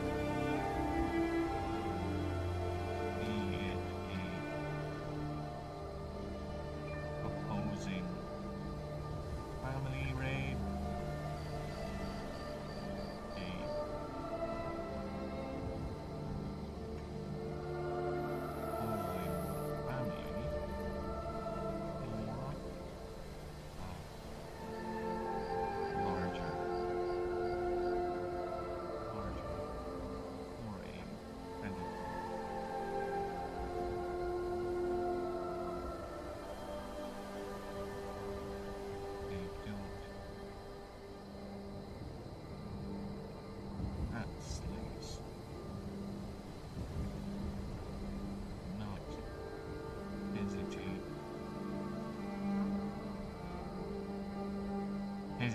Hesitate.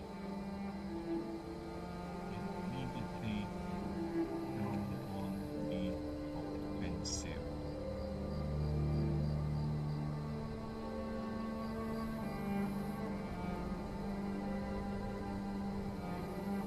Here we go again with the 8. With the yet.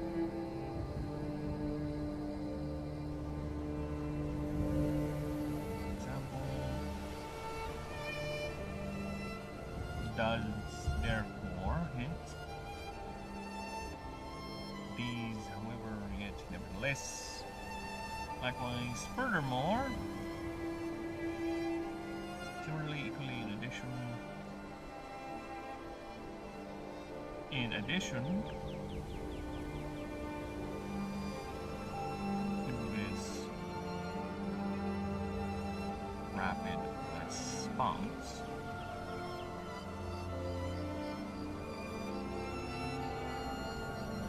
the male and the females, aside from their physical differences,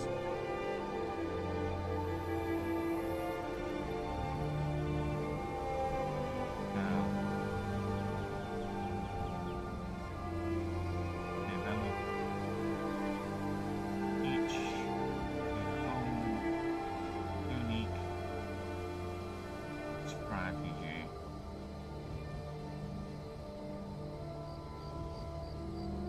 In healing. Okay, females. Females having sharper, narrower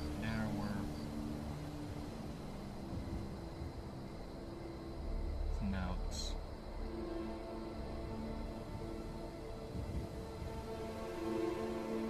How do you spell snout? No. SNO UT. Snouts and curvier.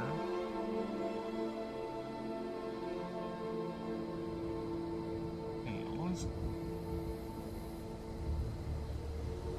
While males have bulkier.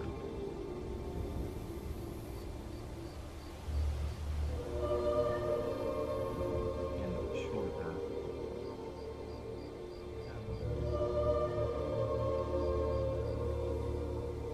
Bulkier bodies and shorter. Thank you.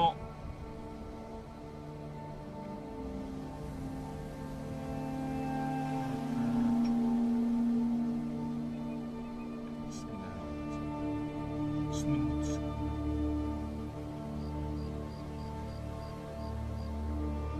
Each have developed their own strategy in dealing these bastards. Okay, let me just reduce that. Nice. So, yeah, we're gonna have to do that. I can feel it. Let me just reduce this. Let me see if I can take this. Nope.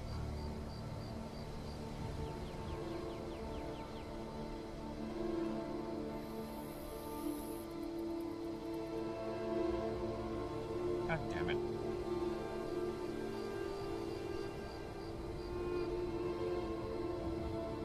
Alright, so that's the case. Let's take that right here. Alright. Males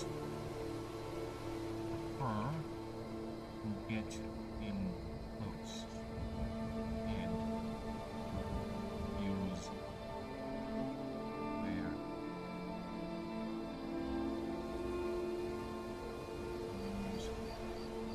raw physical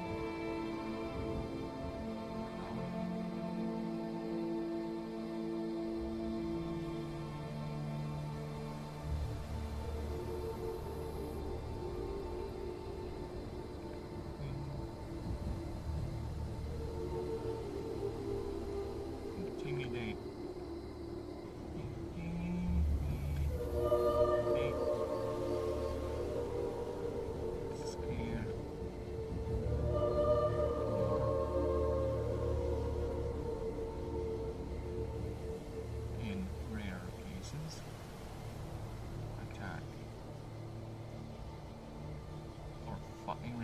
mantises bite.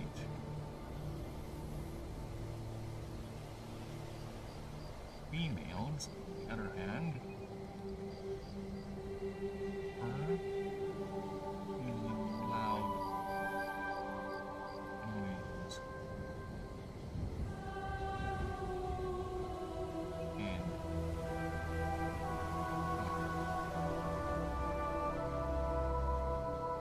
capable. I know, right?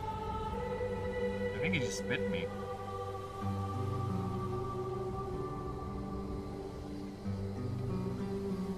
Where are they coming from? Probably entering the house through the window in the back room.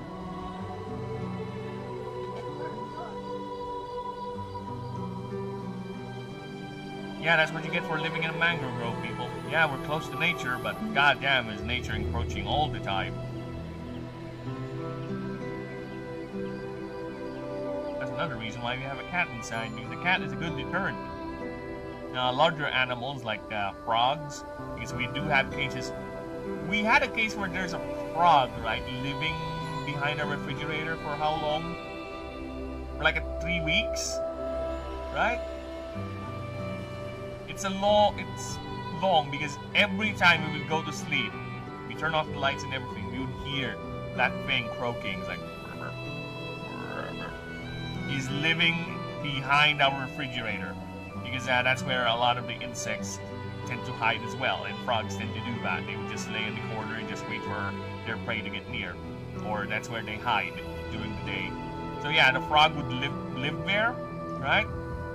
And the only reason why the frog got evicted is because the cat eventually realized, oh, there's a frog there, and intimidated and played with the frog until the frog was like, oh, fuck this, I'm leaving. That's our cat for you. Unfortunately, it also scares the useful animals too, like lizards. Yeah, the lizards are fine. I am fine with having lizards scurry about in the ceiling, you know, or sometimes in the on the floor or near the walls, or on the walls, because yeah, they eat insects, they eat mosquitoes, they eat anything, cockroaches, those annoying, disgusting things. Yeah, spiders too.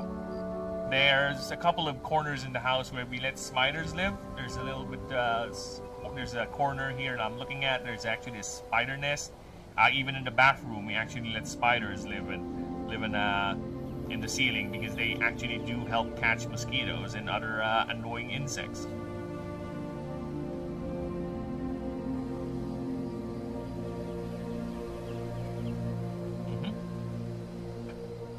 And are even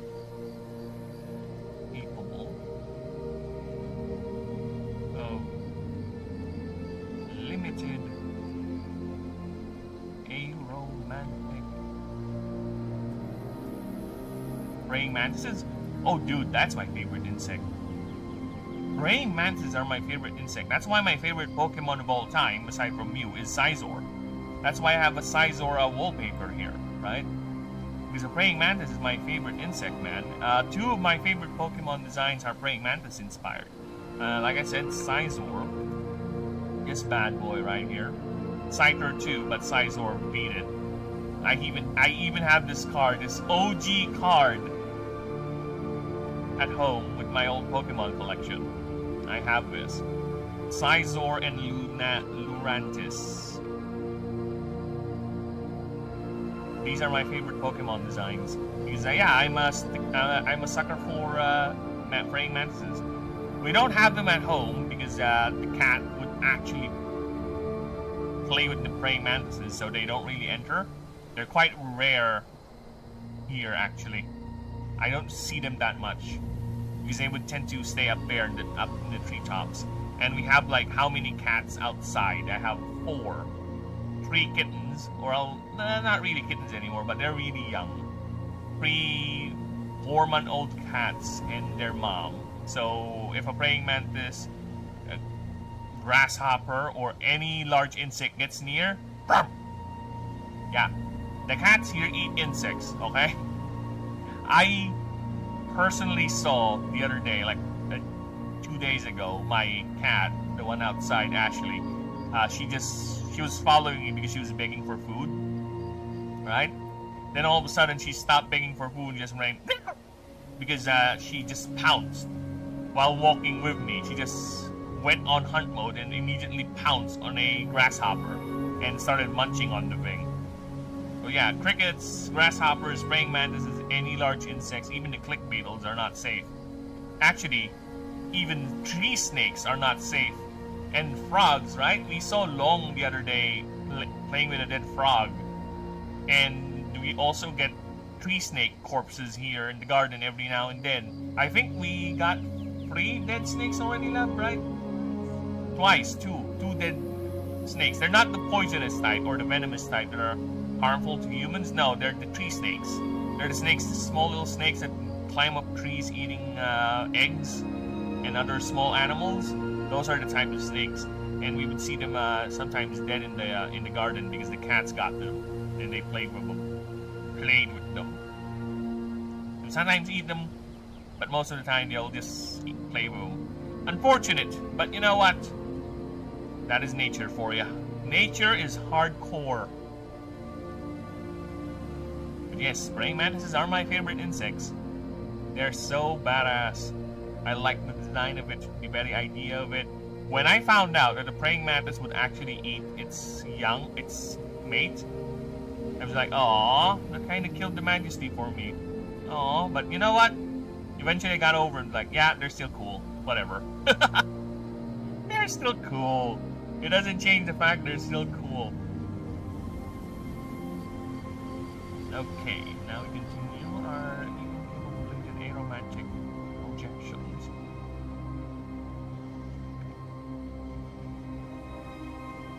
Blasting targets. Good.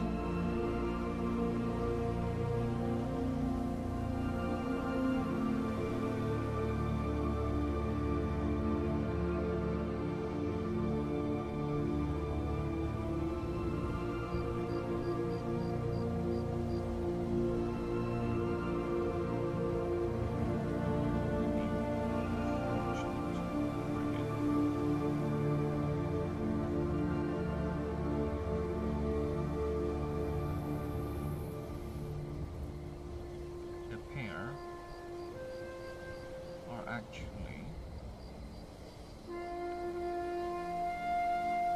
even more deadly together, even more effective.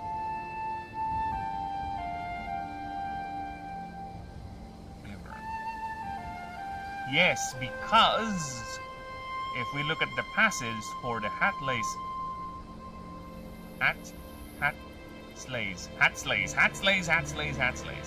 So we have 2 types of passives, only for male and only for females. The males have the Andros passive.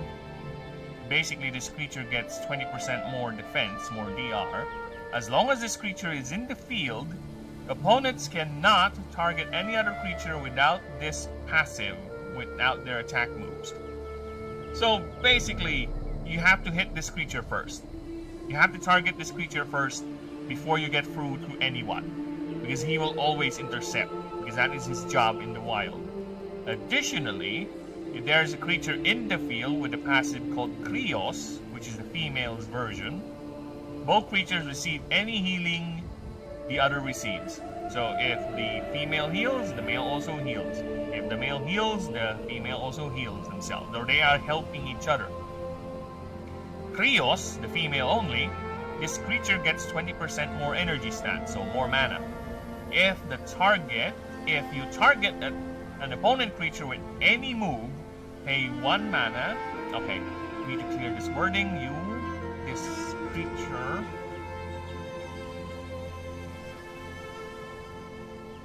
may pay 1 mana to roll a 1d20. On a 12 up, this creature deals air type damage 10 times plus X, so X is the creature's level. And this is not affected by the power stat. If there is a creature with a passive called Andros, both creatures receives each other's buffs. So if the female gets a buff, the male gets a buff. If the male gets a passive buff or a power buff, the female also gets that too. Yeah, that's how they do. They work with each other, right? Technically, they can function without the other, but they can work with each other too. If you want to maximize it. For min-maxers out there, get yourself a male and a female. Sure, why not? But technically, you can run a male Hatslace and you'll get the primary benefit of the passive, which is basically he'll wall off any attack from your other creatures. So it's a good way to protect your backline, right?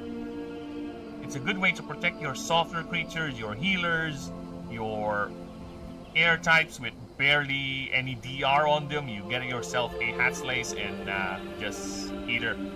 There are moves and there are other creatures who would do this, but currently this is the best example of a creature designed to be a wall, right? But there are creatures with the move called Guardian, which is basically a flash base type move where you can intercept an attack using that move. The creature with that move will get in the way of an attack that's gonna go to another creature. It will eat that attack for your team. So yeah, there is a move like that. This creature gets 20% more DR, yes, so it gets more armor, more defense. So instead of 6, 20% of that, it gets 2 more. So it gets 8. Full stop, yeah, full stop. It's a tankier version, basically. So yeah, they work off with each other. That's the gimmick. That's the gimmick of this species. So they are really, really, really guardians. So that's why they look like sphinxes. Because that is the idea of a sphinx. And that is actually why it's called Andros and Krios. Because those are the 2 types of sphinxes. Where there are more types of sphinxes. No comma? No. The comma is not there for... No.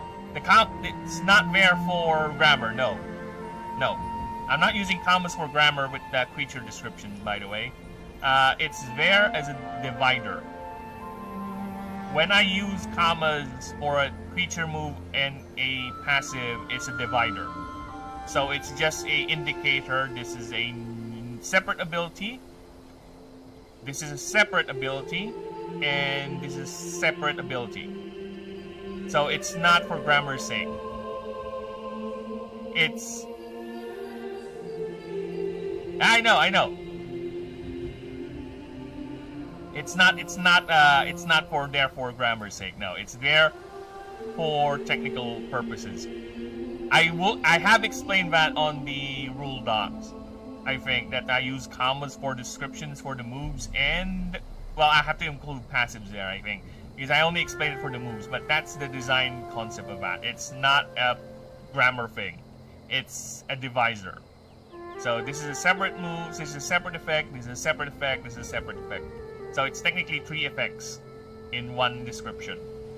So yeah, that's why there's a comma there. It's telling you it's a separate thing for the rule lawyers out there. Because some people actually might read it as a whole thing. Believe it or not, there are people who will get confused with that.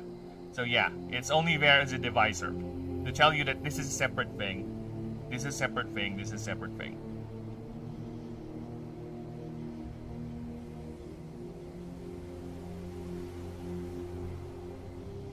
Yeah, I know, but I just use comma instead. I don't... The period is a period. There you go. Period is the end. I use it as a divisor. Because if I put a period here, that means the ability is over. Right? The ability is over. This has to be a different ability now. I have to name it Kumburger. Something like that. So yeah, it's a different ability, that's it. It's different... It's part of the same passive, it's just a different effect. That's why it's there. It's not for grammar purposes, no, nothing like that. Because you tell me, this is something I'm fighting because if you were to see any passive when I have, you see how I type when it comes to end, right? Actually, why is this like that? I need to change that. There you go. Got it. I noticed that. I need to change that. So yeah. if you were to see me typing these passives, right, or these abilities, I would go for the end thing, right? I would usually put a comma before the end or after. I would put a comma when it comes to end this creature ganon. Ganyan. I tend to not do that. I have to fight it because it will make things confusing for the way I would structure the way I explain things when it comes to the passives. So yeah, because I am actually thinking moving forward too, I might just let go of the comma and just make it like this. Like this, right? I think this is a more cleaner way of telling you that this is a different effect, right? But for now, I'm sticking with the comma because this is how Magic the Gathering does it. And I'm used to how Magic the Gathering explain these abilities for me. So yeah, for now, that's how I'm gonna do it. But if it really gets confusing for people, I might just end up doing it like this, right? But for now, I'll just do it like this. It's the same here. Just look at the here. Look at the creature thing, right? This is a separate effect. This is a condition. So this is the effect for it. That's why it's separate. Because this one does not make sense too. This is another reason why I'm thinking of just doing it like this. See, it's much more cleaner, right? I'm just sticking to that because that's how I started. But again, I'll change it if it's really causing people problems.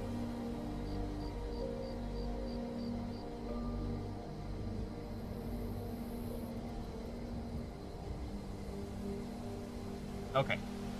Now where were we? Actually, even more effective together.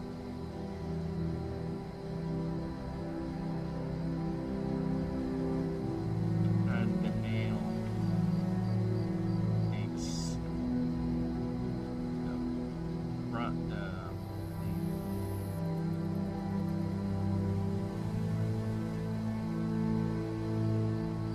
Is notebook LM? Oh, actually, I have tried it, but it gets confused. It gets confused. I did try to ask it that, right? It gets confused though. It really does. So, for example, give me level 50 Corvin built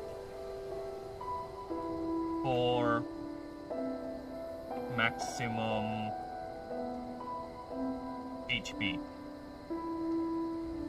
It gets confused because here's the problem with LM. Here's the problem with Gemini. It cannot read these. It cannot read Excel files or XLSX files. It can only read PDF files, which is annoying.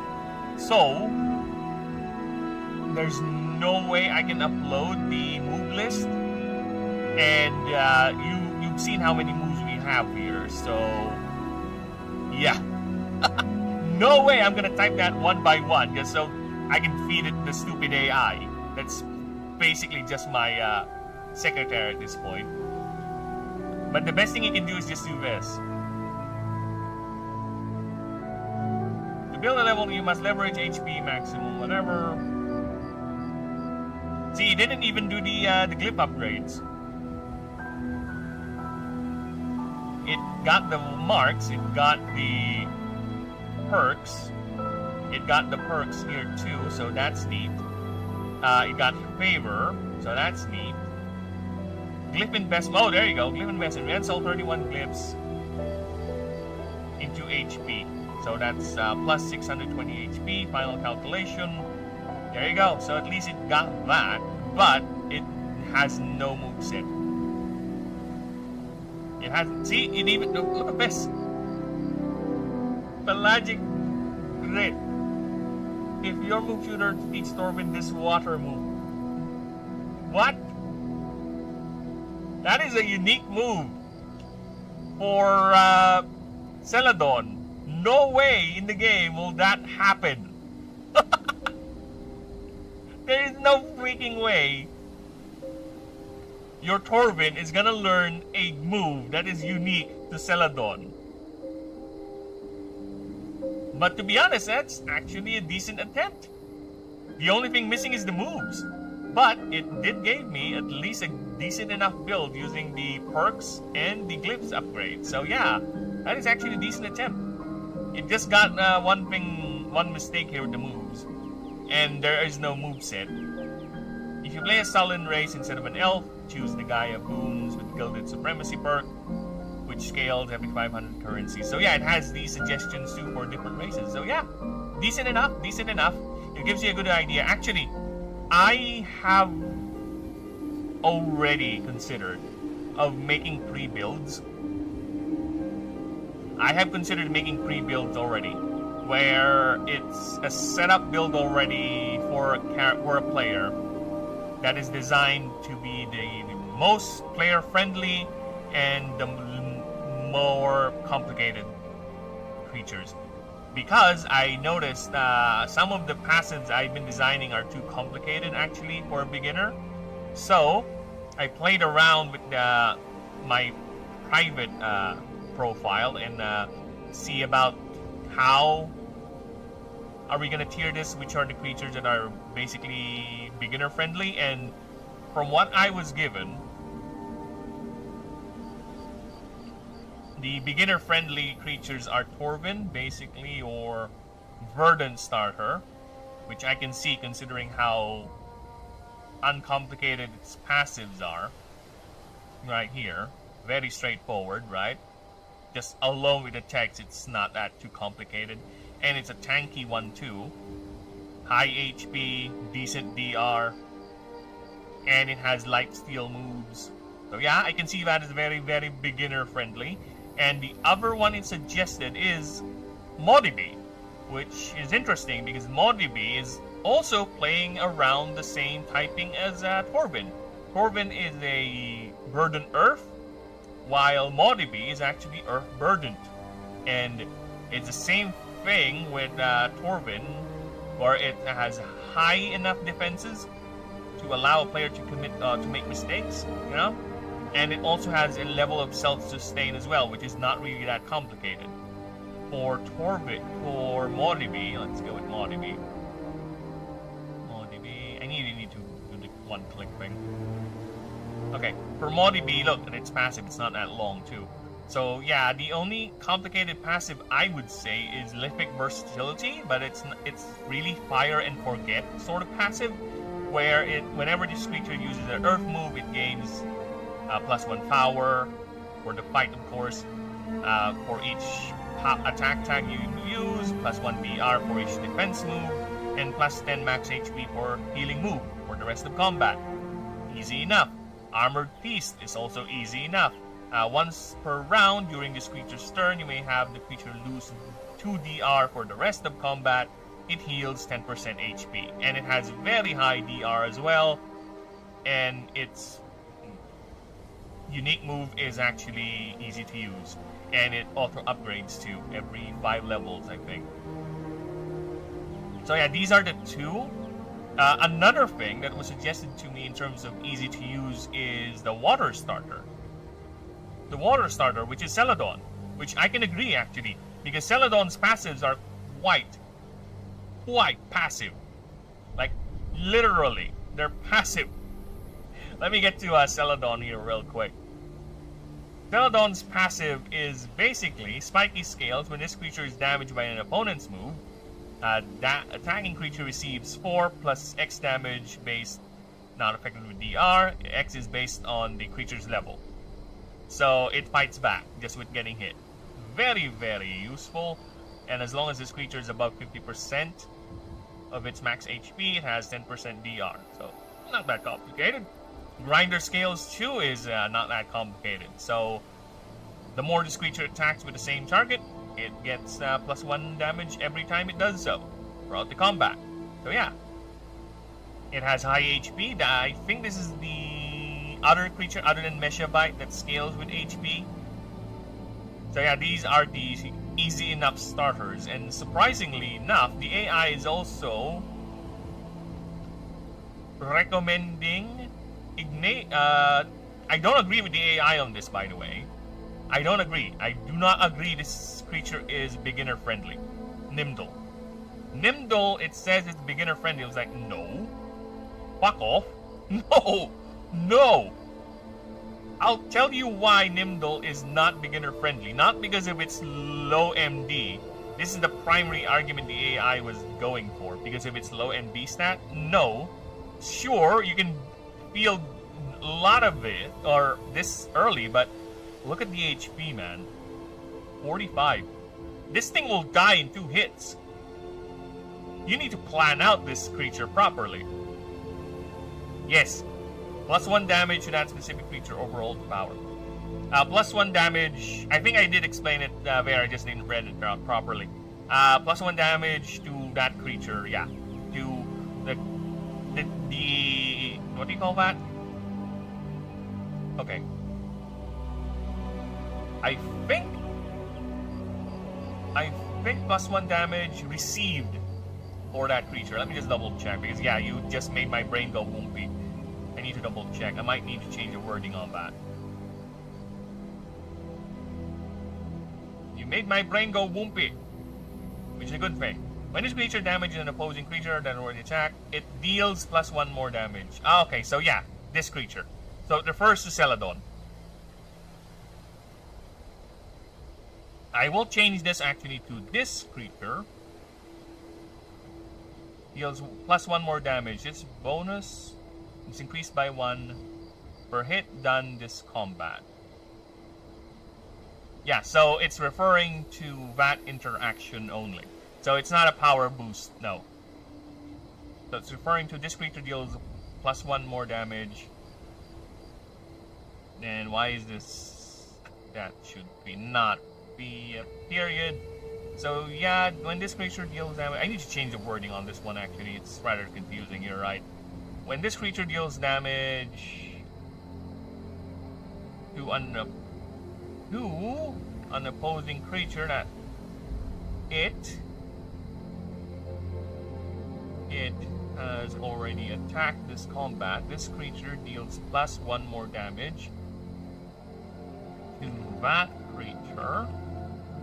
This bonus is increased. Wow, wording on this is horrible. Thank you for pointing this out. This bonus is increased by 1 per additional hit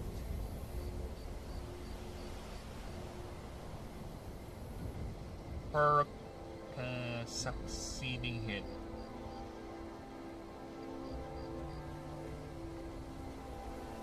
Succeeding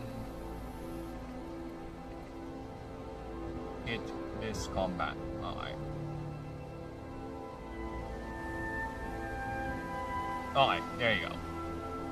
So with that in mind, since I changed the wording here, let me just pull up the passive master list.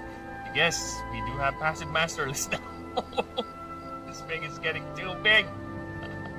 Yes, we have a passive master list, so I'll go ahead and copy paste that, change that new wording over there, go to creatures and change the wording there too. Celadon, you're over here. Yes, we do have the master list for the passives. We have the god passives over here. We have the creature passives and each of the typing. I'll go ahead and put in base here after I'm done with the whole line, but they're all here. Attack, maybe per attack. Wait, I think that is better. Let me just go back.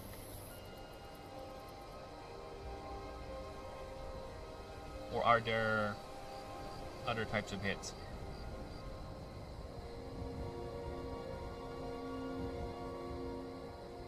Well, this thing will only apply for an attack move, right?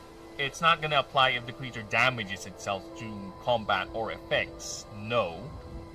So if this creature damages an opposing creature that is already attacked this combat, so technically, The wording here is a bit ambiguous actually, because you can also interpret this when this creature damages the opponent using a status effect it applied. Because if that is the case, that is a different case. So we need to change that. Okay? When this creature damages yeah, we need to fix this. Damages a opposing creature, that is damages an opposing creature with attack. Move that. Okay, fine. It's fine. It's fine. With an attack, move that.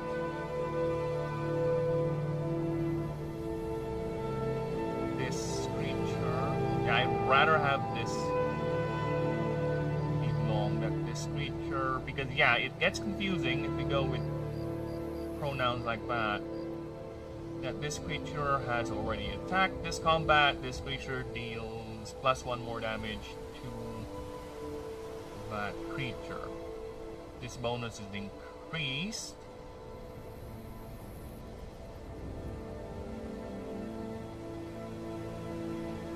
by 1 per succeeding, not succeeded, hit this combat. And because of that, I need to decrease that, because it's gonna fuck up the wording on the rest. So yeah, well, don't worry, we will do fruit reading after this, that's for sure. I might, if I have enough time offline, I might just go ahead and do an advanced proof reading for the passives, because I have a master passive list, and it's gonna be quite annoying if I have to go back every now and then to change it. But you know what? It's fine. It's part of the creative process, and I am okay with that. I much rather suffer this than have inconsistency across the board, which I think I already have a couple, especially with the older rule books. So I'll have to, because I'm also thinking of just rewriting the other rule books too. Just go ahead and getting a quick pass and reread and rearrangement of the rule books. Right? But for now, let's focus on, since the rule books are already there, the rules are quite understandable already, so the rewrite is just going to be for, in terms of accessibility and clearer delivery. So in terms of reference, they do work. So I'm fine with changing that later. When this creature damages opposing creature with an attack move, this creature has already attacked this combat, this creature deals +1 more damage to that creature. This bonus is increased by 1 per succeeding hit this combat. I think that is clear enough.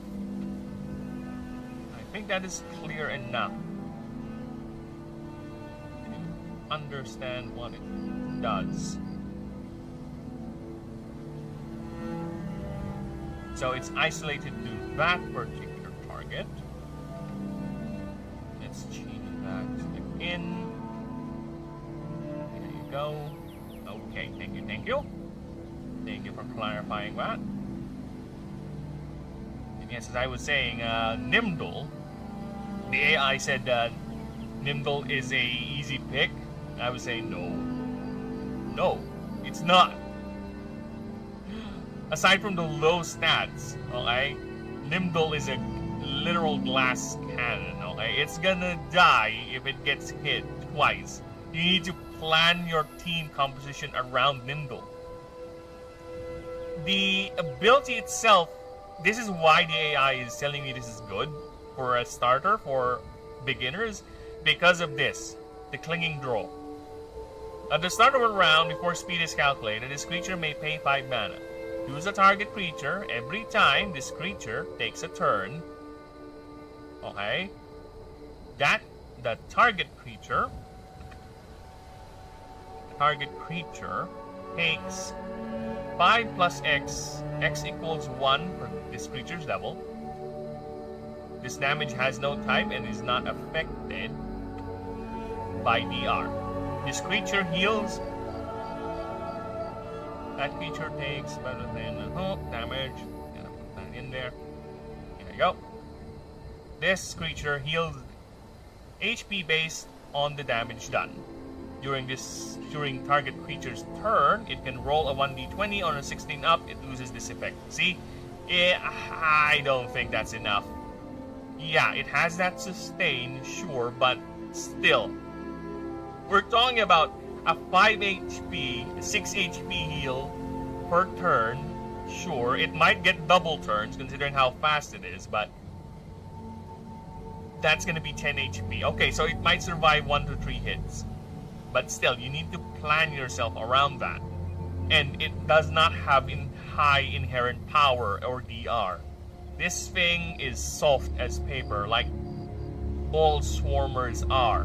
Because swarmers are meant to be played in a team composition. They're meant to be played with more than one. The generic passive is already a testament to that. Swarming Fury. If you have 2 or more creatures in the field, this gets 20% more damage. So yeah. This is not beginner friendly. I am sorry, AI. I have to say no to that. This is why I don't really believe in AI 100%. We don't, because they would make some weird assumptions like that. Because no, that is nowhere near close to beginner friendly. You fuck. Not even close. That's very, very far. Okay, let's go ahead and get that. Since I changed stuff. Let's go to Swarmer, Nimble. There you go. Creatures. Where's Nimble? Where is Nimble? There you go. There you go. And another one too, it says it's beginner friendly that I also kind of disagree, is Meshabite. Meshabite is the base starter, this little thing. This cute little thing right here. This is the base starter. Its primary argument is because it has high HP. Because I think it has the highest base HP of all the starters for now. I think this is gonna get beat by Umifin because Umifin is a mythic type. Gonna be either the same or not, but it has the asterisks there, so its primary HP is its primary stat is HP, so it's gonna scale real quickly. The reason for me not this creature being not beginner friendly is because of this passive. This is quite a complicated passive. Basically, at the start of the combat round, you create an object called a Sheshden. So the Sheshden has 50 HP plus 5 per this creature's level. So if it's level 1, it's 55 HP. So that object has an ability called Dive for Shelter. So when a creature you control is about to be damaged by an opposing creature, you roll a 1d20. On a 12 up, the damage is dealt instead to the object.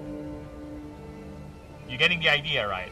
So the object will take the hit, but the stacks and the effects will still apply on the targeted creature. It will just take the hit, the damage. Now, every turn, Meshabite's turn, it can pay 2 mana to restore 20% of the object's HP. Okay? Of this object's HP. However, your Meshabite cannot make a turn or cannot make a move that turn. Because of this passive, I can see why the AI would argue this is a beginner-friendly one because it is kind of a very defensive passive. But the fact that it's complicated to where you have to create that, you have to deal with the item, you have to plan for the item's ability to fire, it's not really that fire forget sort of passive. There's a little bit more involvement applied because the passive, the Dive for Shelter ability does not fire automatically. The player will choose when this fires. So if you're not really actively aware or if you have too many things you're trying to get familiar with the game, I don't think this is a beginner-friendly passive right here.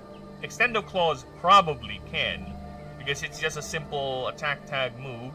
It deals pay 1 mana to add 30% more damage to that move. Now, additionally, if it's a base type attack, you may pay 1 more additional damage to hit another target for 50% less damage. So you pay 2, hit another one. If it's a base type. It's not just pay 1 mana, but 30% more damage. This, I can agree, can be very, very beginner friendly. This as well. Now, because of that, I am actually thinking for the starters, I think it's fine if the player gets to choose the passive. You get a starter, you choose the passive, it's not going to be rolled random, it's you choose the passive, and that's the passive, right? That would help out a lot when it comes to player easy or player introduction to the system, because yeah, I can make at least 4 different options for beginner friendly creatures. That's a Torvin, that's a Modibi, Meshabite 2 with Extendo Claws, and I forgot the other one. I already forgot the other one. I forgot. Which is the other friendly, beginner friendly, whatever that is, whomever that is. I think there's only 3 of them actually. No, Celadon. Yeah, Celadon. Those 4 are the beginner friendly starters for now, because we still have Nelly, Merkid, Umifin, which I doubt because that's a mythic type, and Nullplip. Nullplip I doubt because that's a void type. And Incaron is an ether type. Nyx is Merkid, and Nelly is Essence. So those 5 types are among the most complicated types in the game. Ether, yeah, definitely. A lot of weird type combinations with that, and it's going to be revolving around a lot of complicated abilities. Void, it's very high risk, high reward, self-damage. Same with Essence. Essence is low HP and will revolve around a lot of life steals, but you need to maintain your HP levels to do some certain moves. Right? Nyx is hyper offensive. Like, they don't care about their defenses. They would go on all-out attack. That's how Nyx, especially pure Nyxes, are. Okay? And Umifin is a mythical type. Mythical types tend to have high requirements, but they would have decent base stats. So, I think out of the 5, I guess Umifin could be a beginner-friendly. Because Umifin is designed to be a healer. So, it has sustain. That's a guarantee. Umifin, I will design it as a healer type creature because it's a mythic water type. It's a healer. So yeah, I think that could be a beginner friendly one. It has sustain. The only thing that you'll have to worry about is it's not normal MD cost because it's gonna be a mythic type. Now, I'm also debating, because I might do this. I think I said this already, but I'm thinking moving forward, when you catch a creature, I'll have a player roll a dice, 2 dice, 1d6. You roll a dice first. You roll a 3. So that's gonna give you 3 extra points of 3 stat upgrades. Then you roll another one. 6. So 1, 2, 3, 4, 5, 6. The free upgrades are gonna apply on that stat. Right? That's the logic for now. So you get free plus free glyph upgrades for that stat. So meaning this MD cost will be reduced by 1. Right? If you roll for plus 2 on the speed, that's 2 glyph upgrades on the speed. Whatever. I'm thinking that because that way creatures will also have a little bit of uniqueness. Aside from rolling the passive you want, right? Aside from the sexual dimorphism you want, we can go with min-maxing with stats too. Like, I'm looking for a plus 3 HP Meshabite, or I'm looking for a plus 3 power or a plus 3 DR Nimble, right? That will get min-maxers crazy. It will also incentivize not just breeding, but also trading, right? Because again, the game is gonna allow for multiple players, okay, multiple parties and all that. We'll just have to adjust stats for the enemies, but that's easy enough, I think. So yeah, it's gonna be a nightmare doing it on paper though, but that's a feature that I'm planning to do. So for now, I'm not gonna put that in the rules. It's consideration sort of thing. So it might be there, it might not. Okay, so let's see.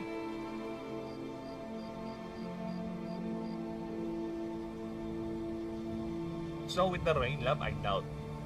Why do I have to go outside ba? Fish. But yeah, I can just do that tomorrow.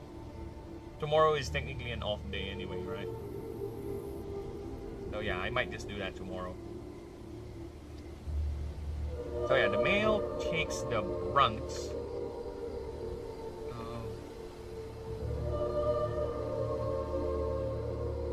The male charges.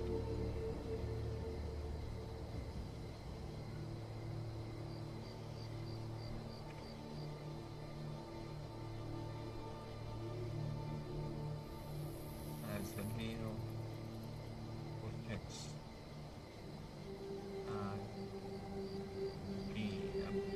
How can I word this without being too gamified?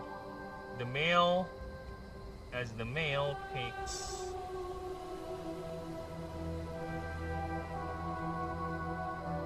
on the threat head on, treat threat. Where is threat? Fuck you. Fret is over here. Fret head on. Protecting the female as she blasts the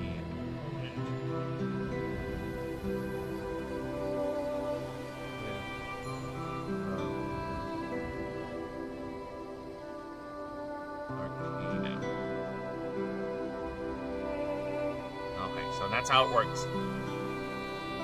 So yeah, they are a team. They're like little sphinxes that guards passage into the family territory. They're always looking out.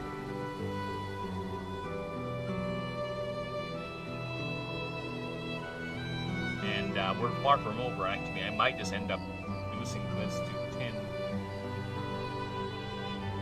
But we'll get... Oh shit, it's already at 10. Ah, fuck! Space! I need space! Ah. I might end up decreasing this picture size then, if that's the case.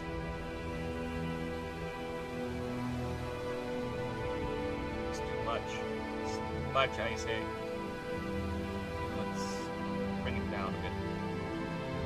I think it's fine if we bring down the picture a bit. Just a smidge.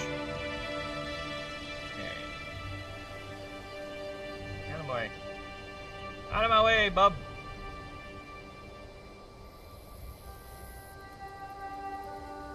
Oh, fuck off.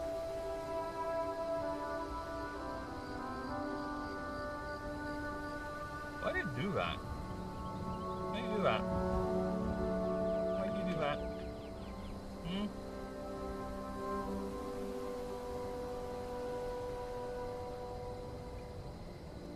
Why? Here we go again with the weirdness of the weird formatting of work.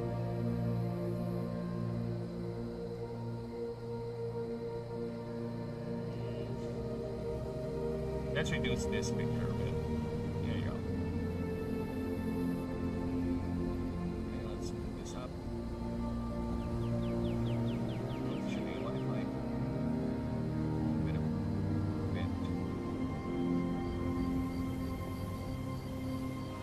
That's nice. Okay. See if I can move this picture.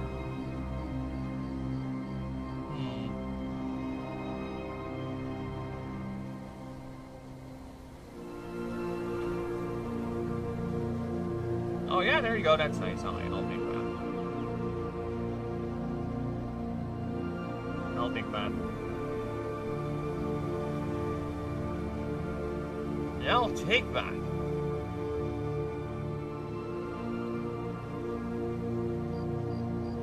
this.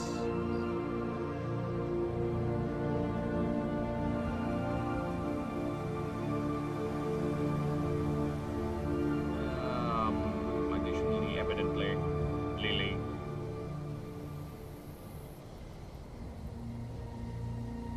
Onwards, sentences. Sentences, I need beginners. No, such as, namely, initially, first, next, afterwards, subsequently, eventually. They are able to do this. This has been made possible. However, nevertheless, conversely, instead, rather, despite this, on the other hand, even so,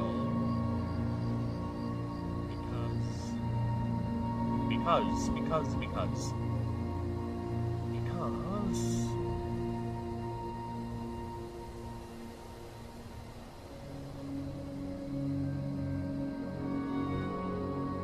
that's nice. Now, develop what biologists call pancakes. Pancakes. These are specialized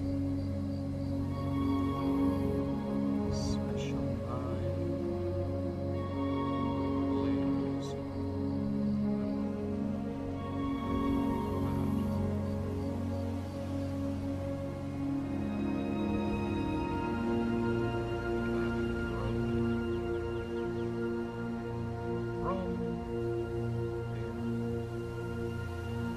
From the creature's ends.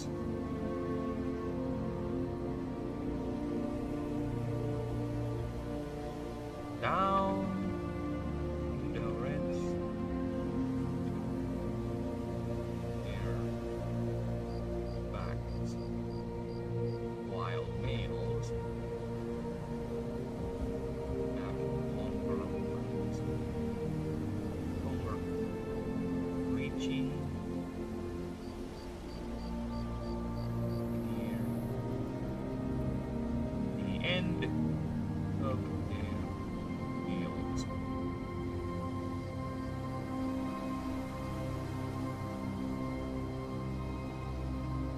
The organ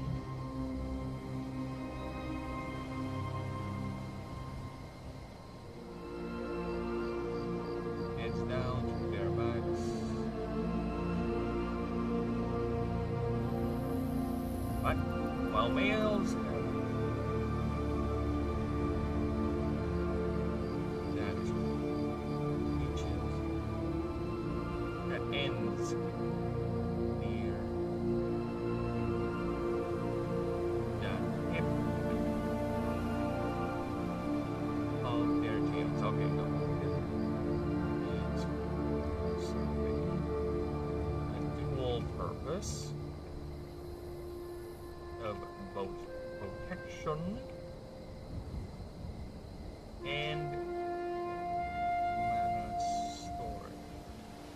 Protection, temperature,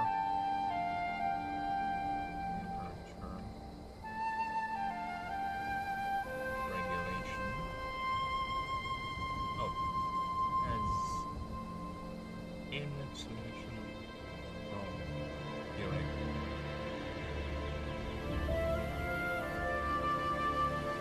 sunlight. Insulation from direct sunlight. Nutrient storage. And mana repositories.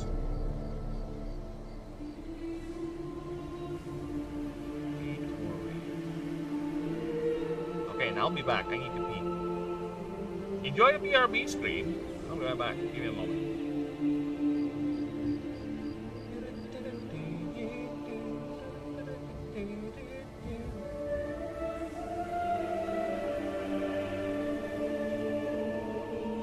I'll be back.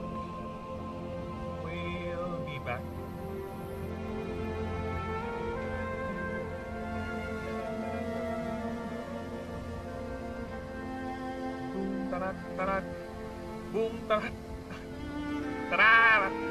I said I'll be back. I'm gonna pee now.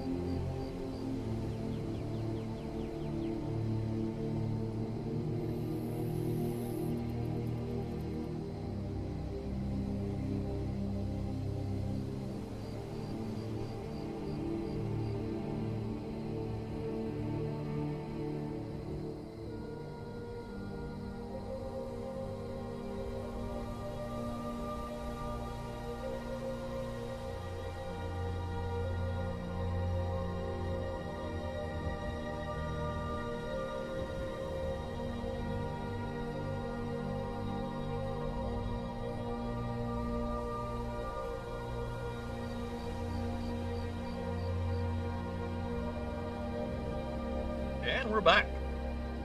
I might actually, no, not actually, I will eventually. Once I get to designing the regular creatures. I might just go ahead and have chat design a creature for me. Of course, I will make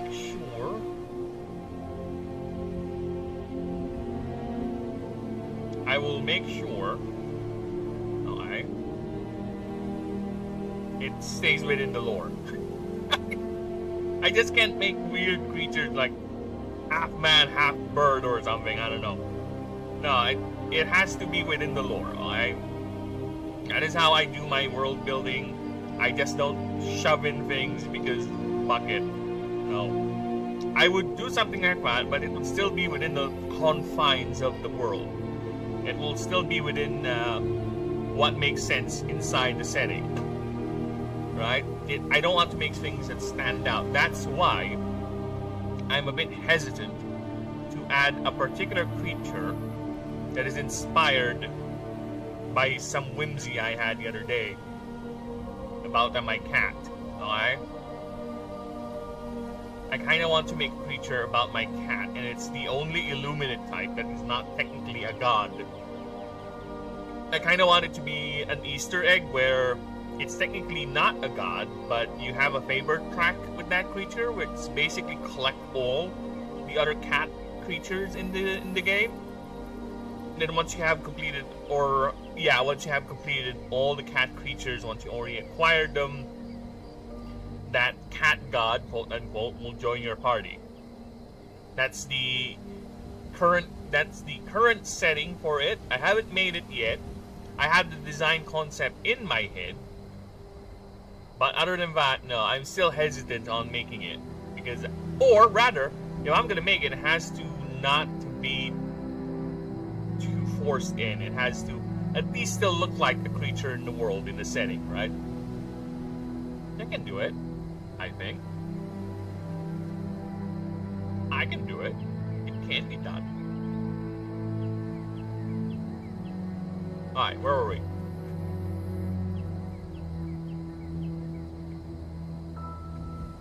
Jorgen.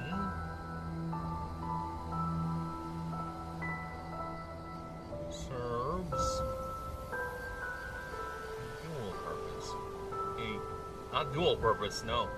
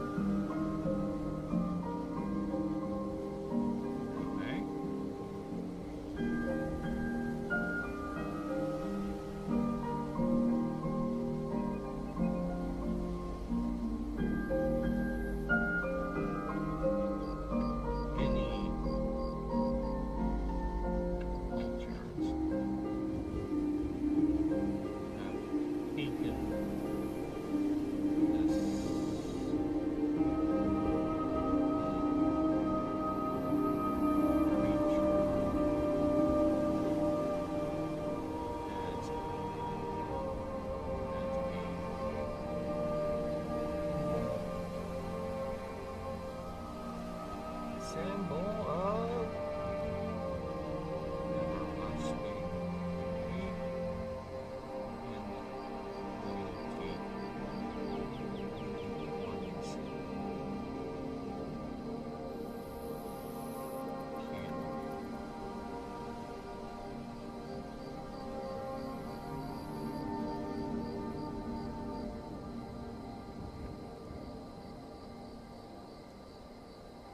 like them Rangers of Africa. I need to get that region name. I need to be okay with the region name. Regions, please. Africanum, I think.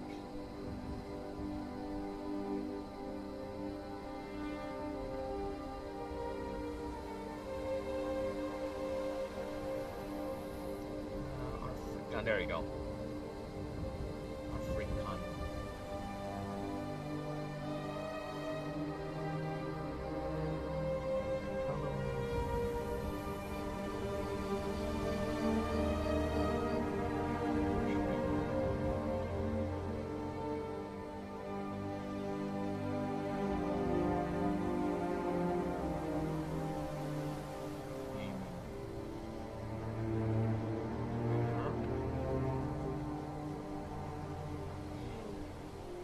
Officers.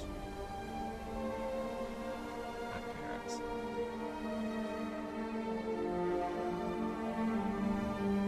You. Go.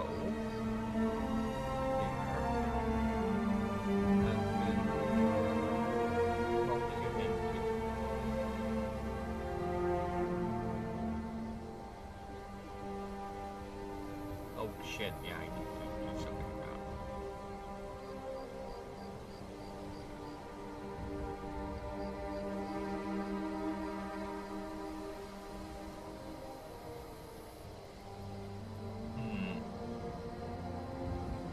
Oh, more space. We're running out of space.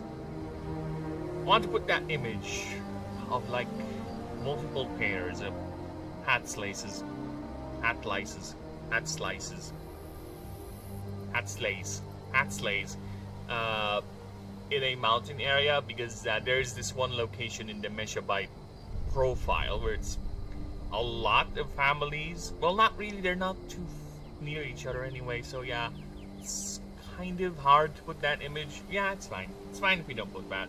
I'm thinking there's a lot of them, but they're in a particular area, but they all belong to one family, or rather different families. No, it's not a possible thing, because that location may have like 500 families interconnected, but they're interconnected at vast distances. Yeah, does not make sense. Does not compute. Beep boop bop beep beep, or does not compute.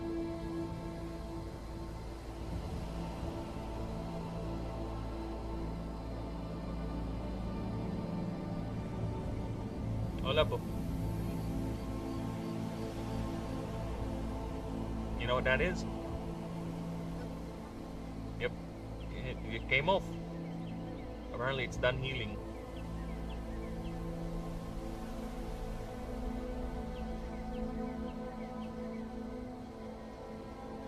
Yeah, I don't even know where it is now.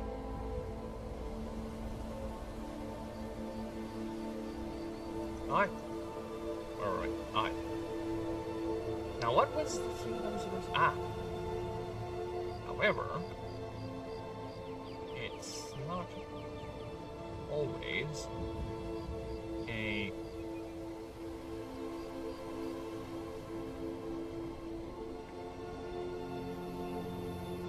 passive interaction with travelers.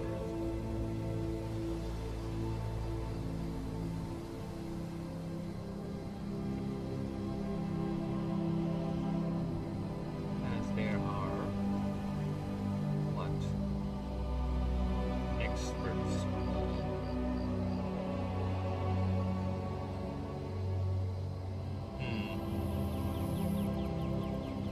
what would be, it's like a Ronin sort of thing. They don't have families anymore, where somehow their families either got wiped out, right? Or either by accident or by raiding. And then somehow they got too occupied, or whatever reason they lost their family. What would be like a Ronin word? Let me see. Egyptian word for loner. Ancient Egyptian word for loner, or masterless. Well, just a loner and masterless. For masterlessness, a masterless person could be described as a Lord King, but there is still a fixed Ronin.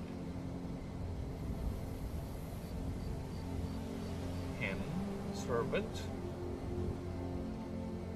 Shema, to wander, to travel.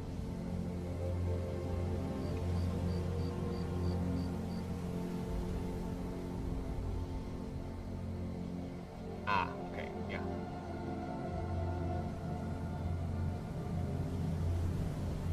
What locals?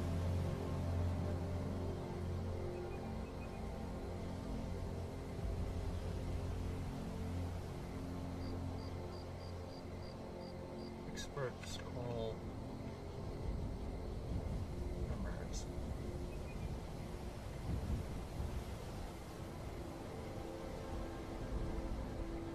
Term which are at place without a family woman.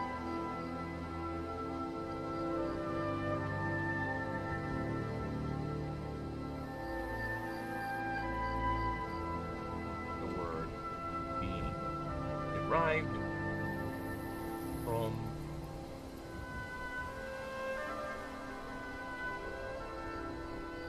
a rival, from the local dialect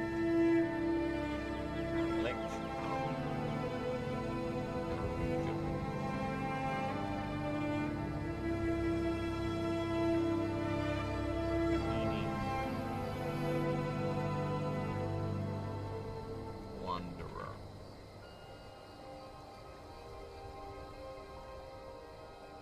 Now, meaning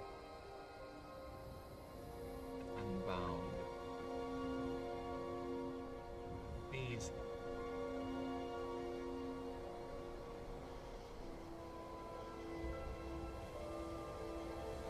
Shemars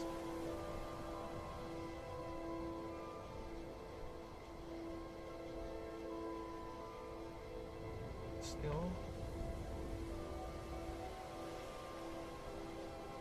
would pick locations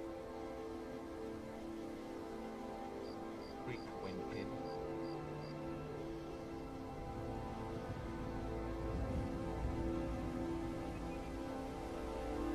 Yeah, we're gonna reduce the font.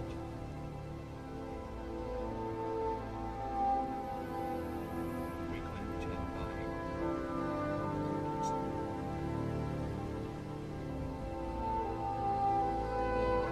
more isolated locations. And in a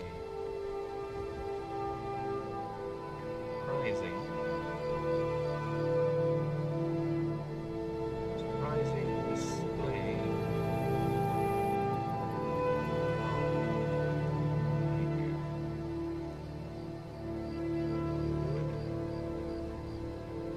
bar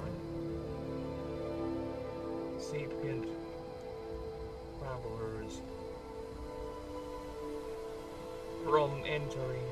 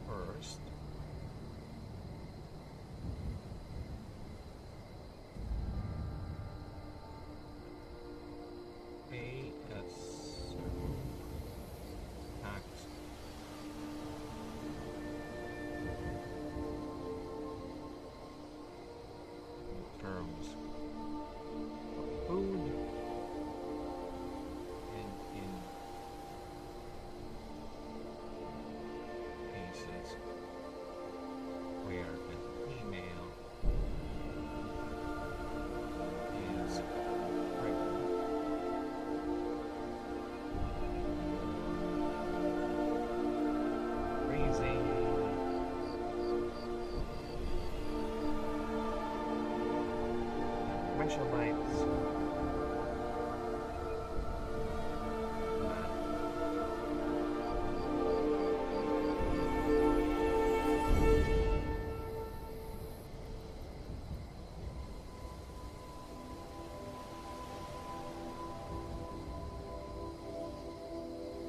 Mana in forms of direct transfer or even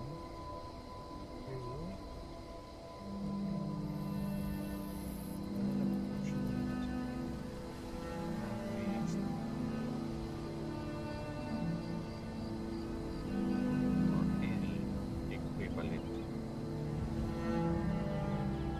storage device. Okay. Done! Yes, we have. Oh, wait. Failed. Oh, alright. Yeah, we're done. I don't want to reduce the font even more. Okay, we're done. We are done with hat slays. Hat slays. Hat slays. Hat slays. Hat slays. I need to get used to pronouncing the name. I've been reading it in my mind for so long. Now I'm saying it out loud. I need to get used to it. Hat slays, hat slays, hat slays. Alright. We are now officially done with the creature profile alpha version for hat slays. Because yes, we will still do a proofreading pass with that once we're done with the entire starter doc. But for now, yes, we are done. We are moving on to the next one, which is Mehraj.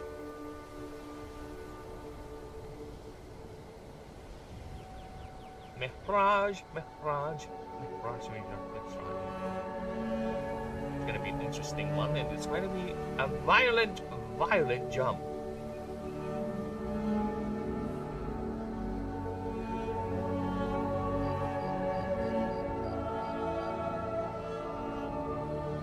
I don't know how violent. What is this AI shit? Why is there an AI in my chat? Get away! This is another reason why I am not in the mood to stream on Twitch, because yeah, at least YouTube doesn't do this. I think there was a time when YouTube would send me these, or would allow these bots to send in links, right? There was a time, but it eventually stopped that, or they developed a way for those bots, those pesky bots, to not do the thing and just send the random links. They're like, best viewers on, AI viewers on. Oh, shut up. Shut up. I don't care. If I want to view bot, I have view botted already. Okay? Fuck off. Be gone. Vanish. Disappear. Fuck off. It is quite annoying, okay?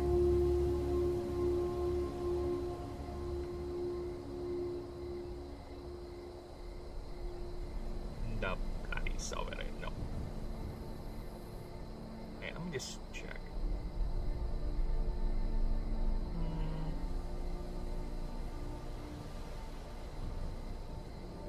Yeah, Savage Claw is over there, okay.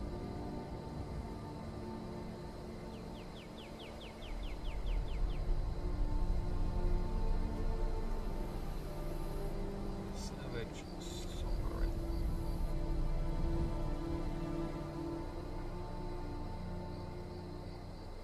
Okay. Come on, baby. Down here, baby.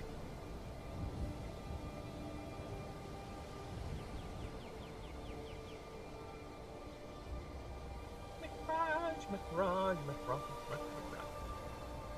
Look at that motherfucker. Look at that motherfucker.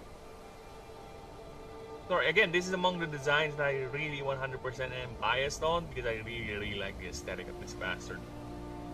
Look at that big boy. In his big boy goodness. Look how big he is. He's a big one, isn't he? Ooh, the cute little big boy. Ooh, who's gonna tear their arms off? Yes, you are. Yes, you are, you big boy.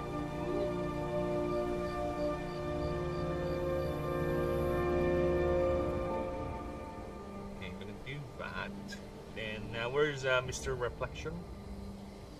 Mr. Reflection myself.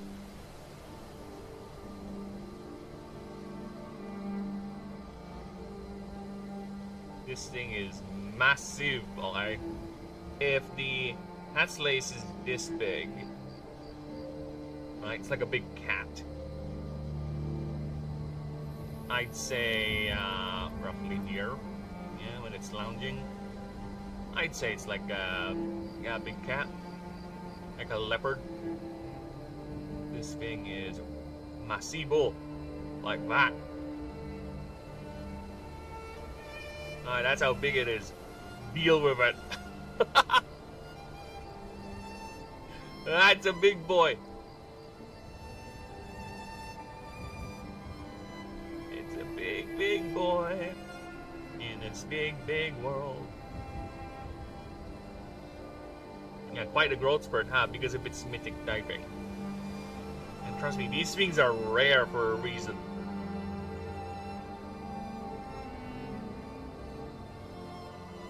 Okay. Heavenly.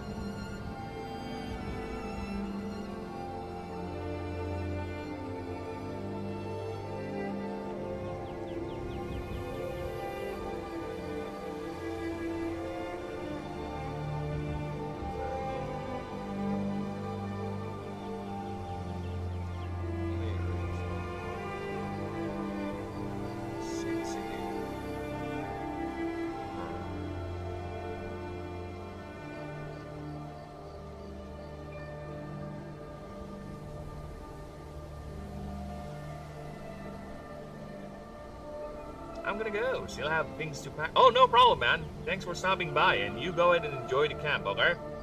See you whenever. And you make sure you enjoy that very, very good opportunity to mingle and experience nature. Have a good one, Denisium. Thank you, thank you. Take care, thank you.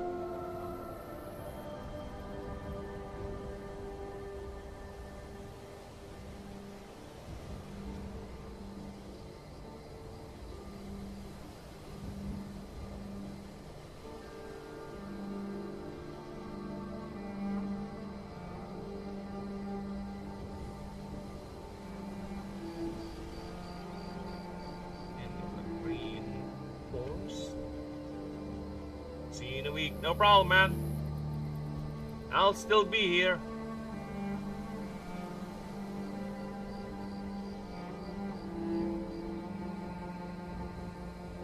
Oh, fuck off. I'll have to do it like this then.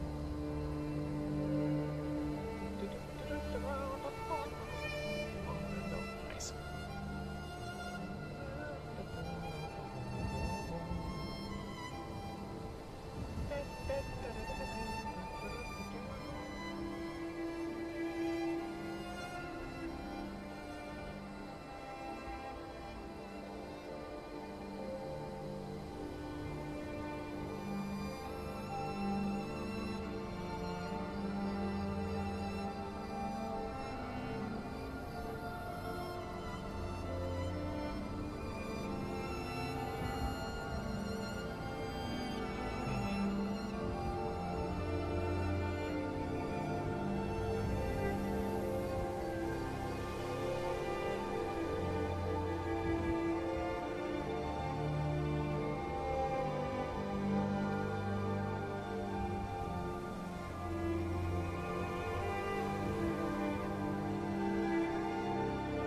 Horns.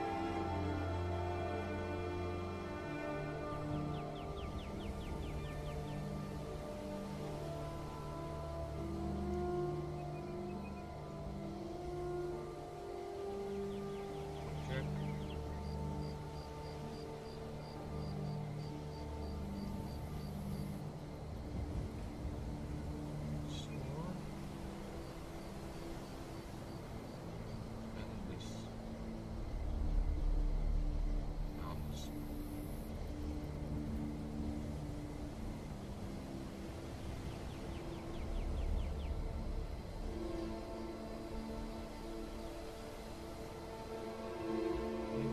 Axed, I think is the word. Axed as a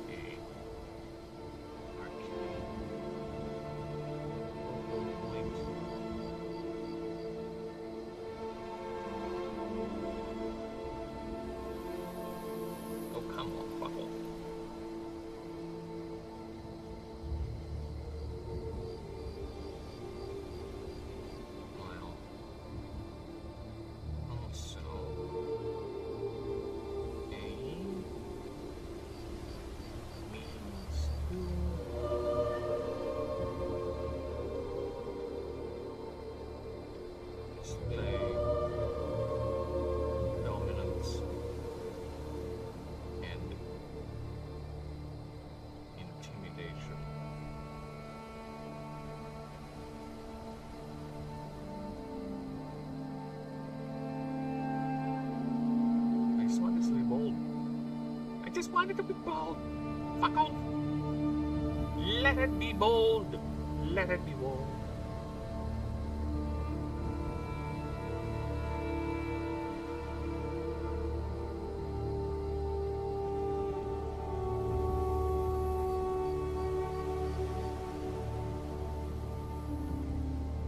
Creature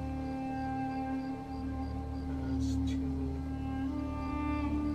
sets of walls.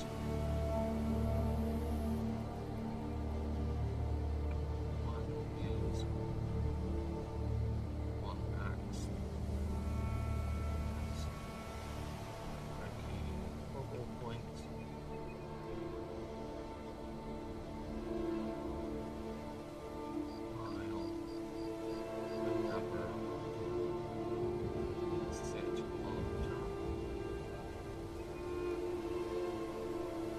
Extends up to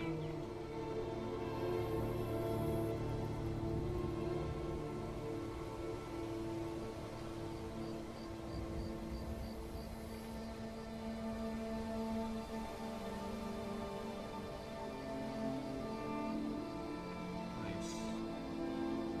It's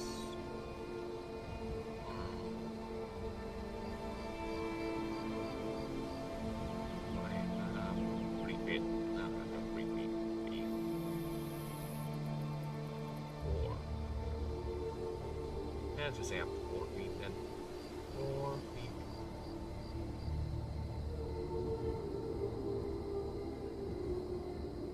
Yes, it has Wolverine claws. Wolverine claws. Claws of Wolverine. There you go, Fat Bastard. I'd say this is good 12 feet. I need to check how big, yeah, I need to check how big is Hekasaki. Yeah, Procenatron, how big are you? My god, that thing is gonna fling you around. How big is Hekasaki? Yeah, it's just about as big. Okay, fine. How about another big one, which is a Triboom. Triboom is a small one because it's a flyer. Macorial. Macorial is, I think, 15 feet, but how does it look like?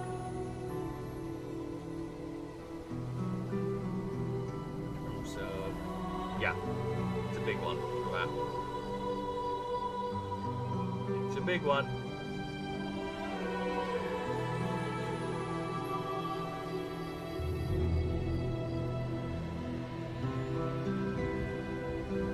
Maybe just put in the size over here.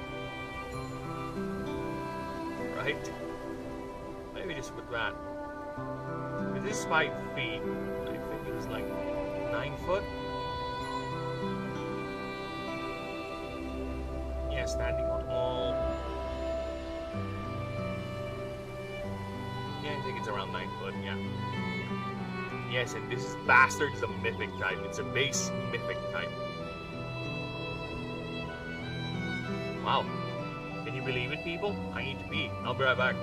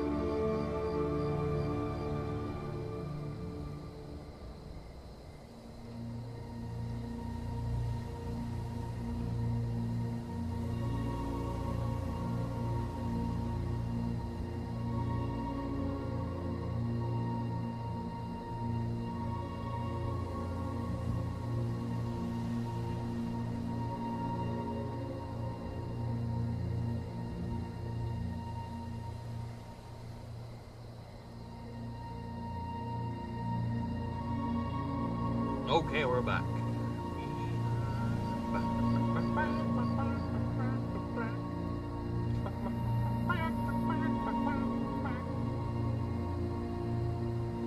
Okay, from a silent guardian to a raging monstrosity. Dude, I'm sorry, I really like this fucking design. I'm sorry. I'm sorry, I keep on saying it, but I really, really like its fucking design. It just screams savage coolness to me. Right? And Wolverine claws, the color scheme, and it's an Egyptian inspired creature too, because yeah, I really like the Egyptians. Ancient Egypt is among those things that I nerded out back in the day.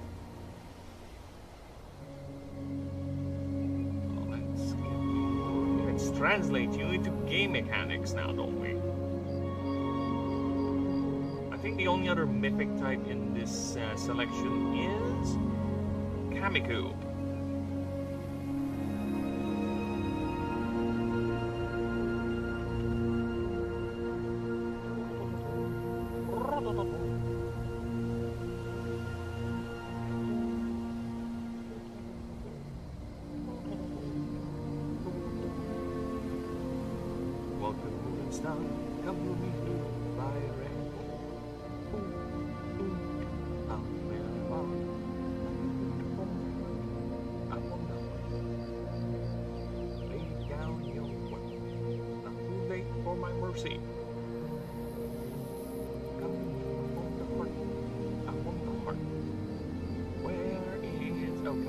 Kamiku, I need the mythical symbol.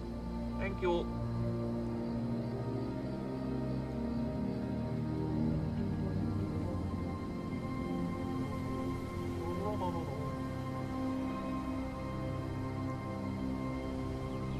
Okay, now, the hard part. The passives. Oh no, boy. This thing is gonna be, I think it's either gonna be, no, I'm gonna give it innate power. It's gonna be its special move. It's gonna be its unique move. Okay, I need to cross-reference this. MD cost for all for current last form starters. Wait, did I even updated the dock on this one? I don't think it updated the dock.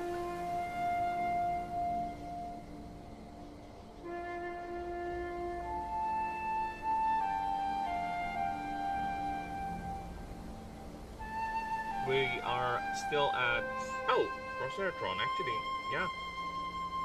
We do not have Almagosi, but 18 for Mossianic, 16, 15, 12 Gabertalia makes sense. Wow, really? Really? Like a Psyche and Proceratron are only 12?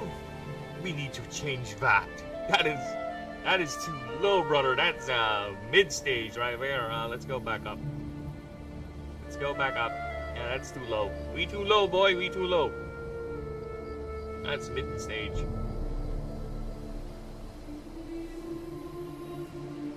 Tamagosi, you are at... Yeah, fuck. Why are you guys so low? You should be 16. No. 19. That is too low, brother.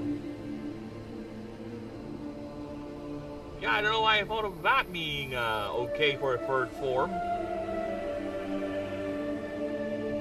We too low, boy. We too low. No way on earth. That's gonna fly. You are gonna be 19, brother. Yeah, 19. 21.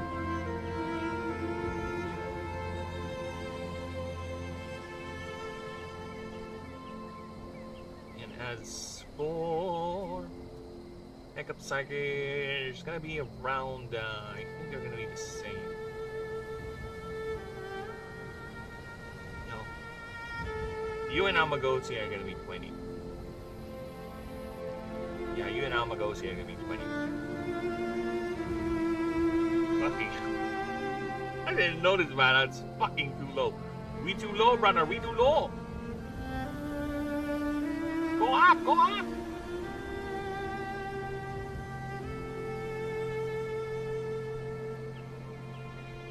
Glad I checked that out.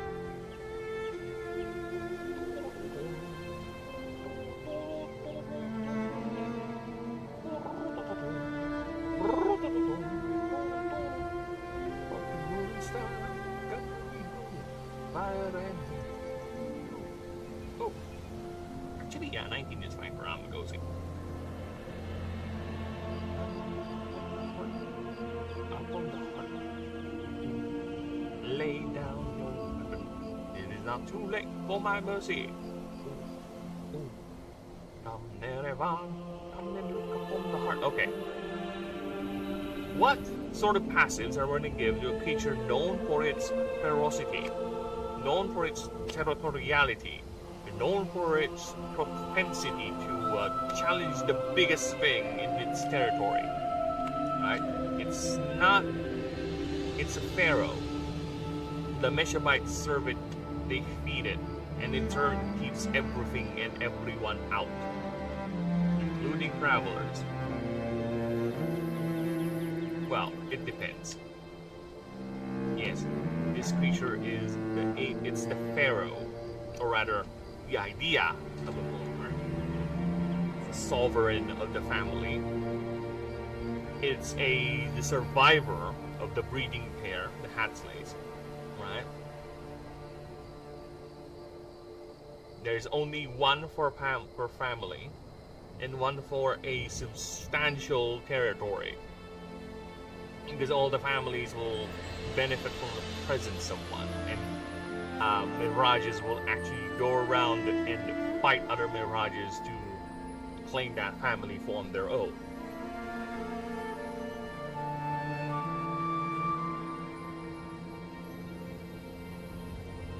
Alright, and I need to clarify something.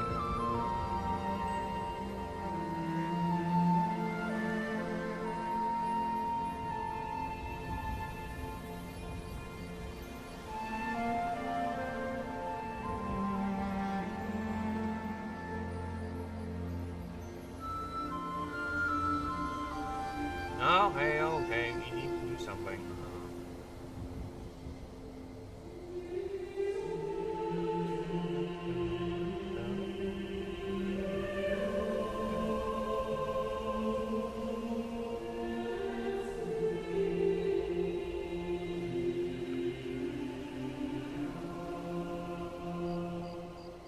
Yes. Oh, fuck off.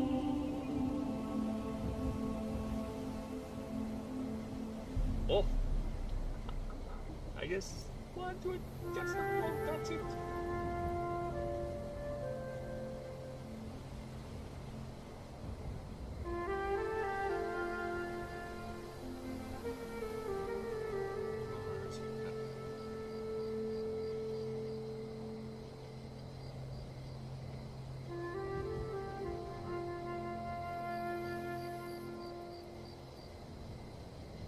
The only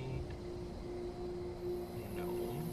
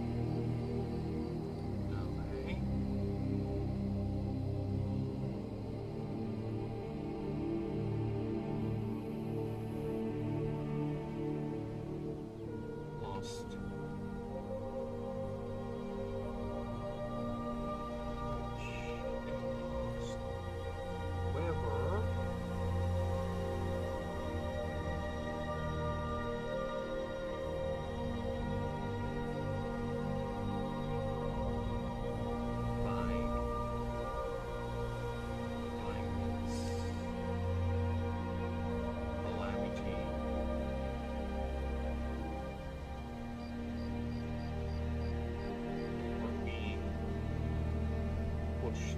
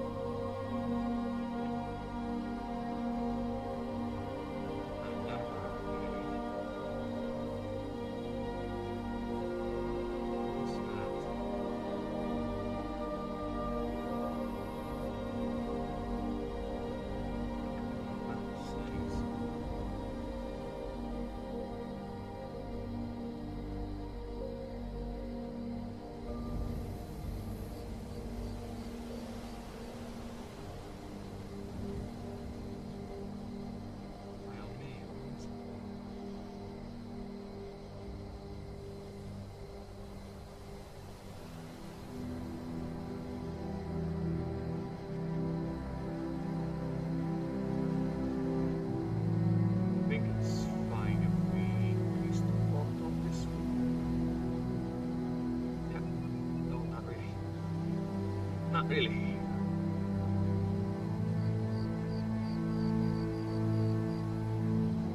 How much space we have? At least more sentences. Never.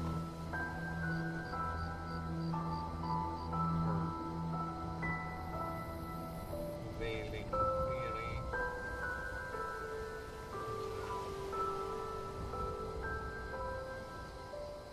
Misbehavior.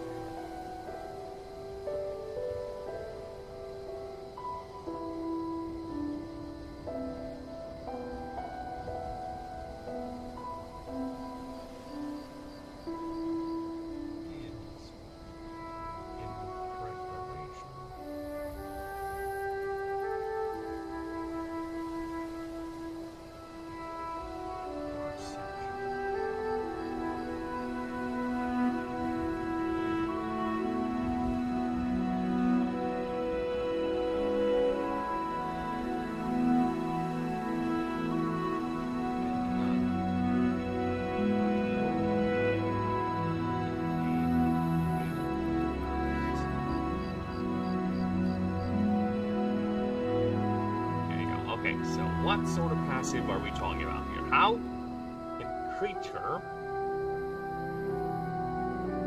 Yeah, again, I don't want it to be just generic stuff, right? I want it to be at least inconvenient. Okay? Mike makes right, something like that.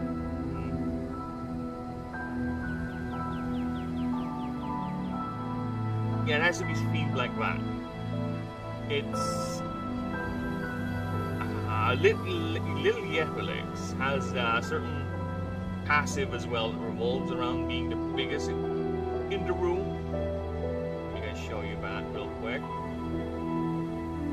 So we go to Little Yepelix. She has a passive basically called Pinnacle Form. As long as this creature has the highest power in the field, all its other stats gain plus 30%, except MD of course.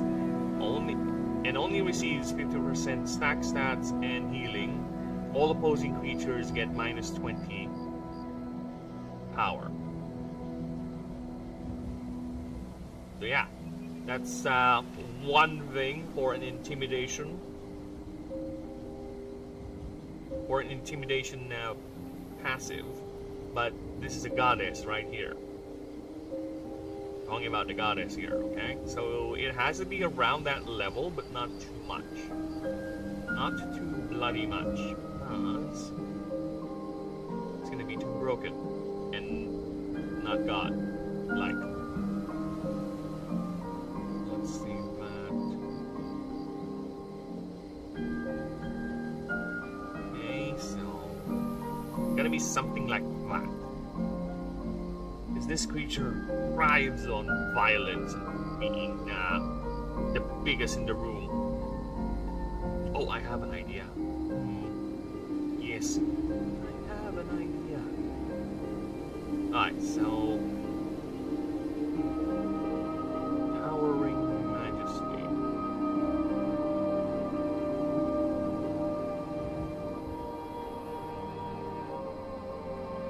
Is it towering? Give me royal pharaoh words. Give me words to associate with a power-hungry pharaoh. So I have an idea. Sovereign giantess, small dig.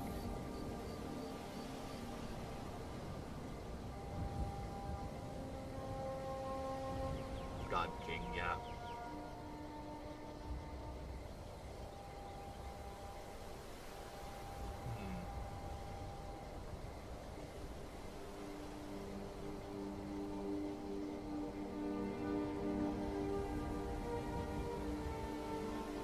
Subjugating.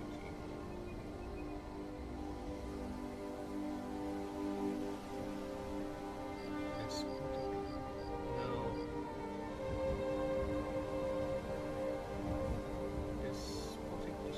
Despotic.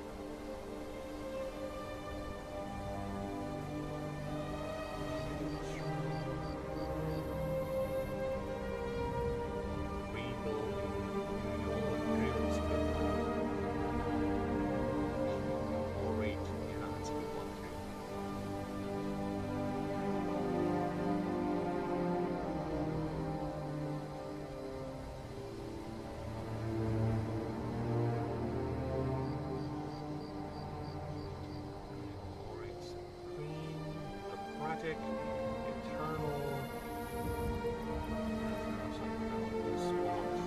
Regent, Rome Devourer, Dynasty Bash.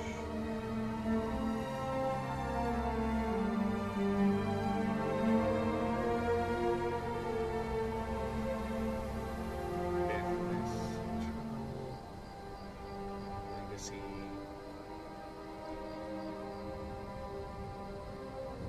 Subordination, unconsuming, unquenchable. Duat, Ma'at, Ankh.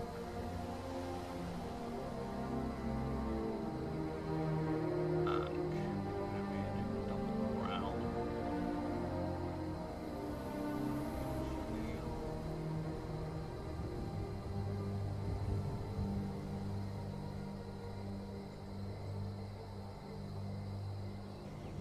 God King.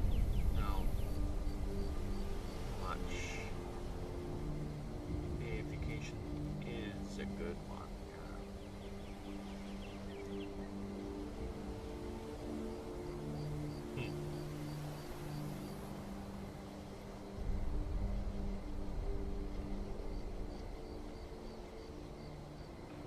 Conquering deification. No. Divine mandate.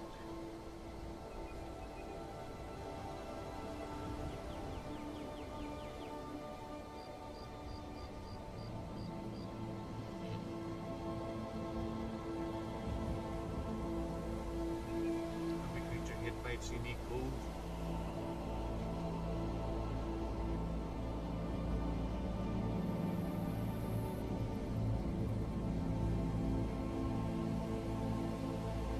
Dominion.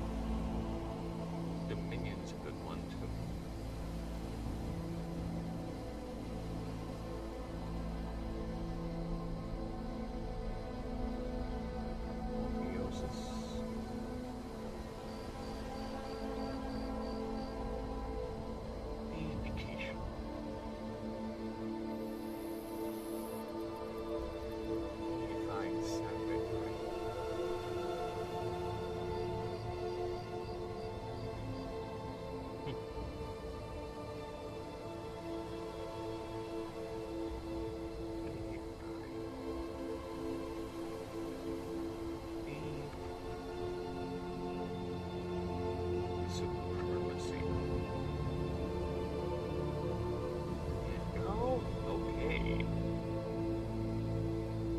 wonky eye. No, this thing is woke. No, the creature is woke. It's a horrible wonky creature. Wait, 22 for hat slice? Really? That's a lot of glyphs. Sure.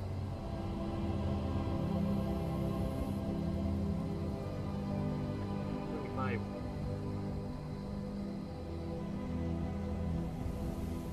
Yeah, I'll give it 25. 42. Alright. Deified supremacy. This creature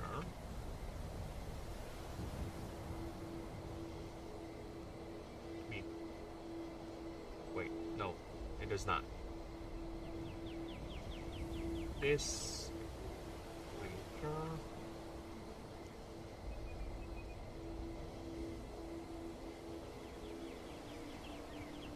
is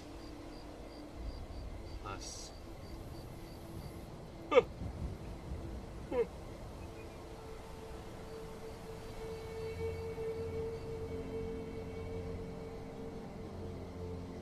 plus 5 power. Yeah.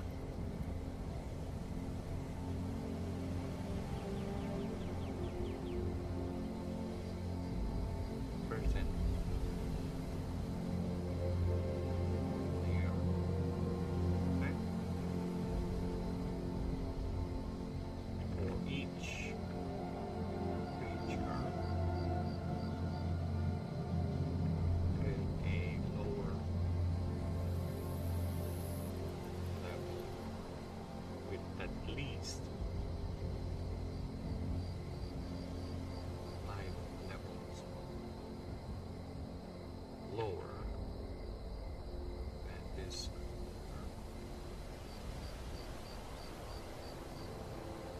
or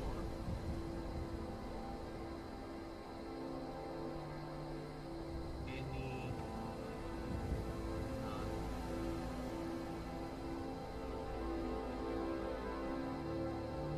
okay, how can I word that? And I'll be right back. I need to do something.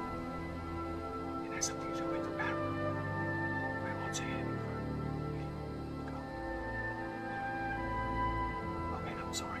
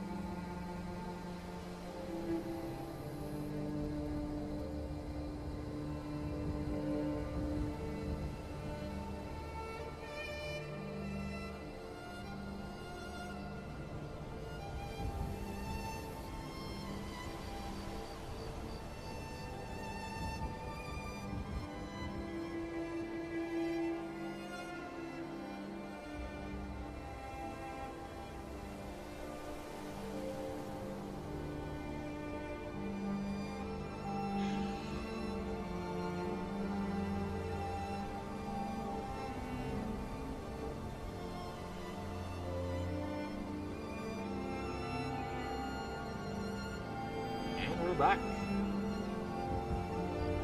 There you go. And done the thing, and have mulled over certain details. Variance and gains.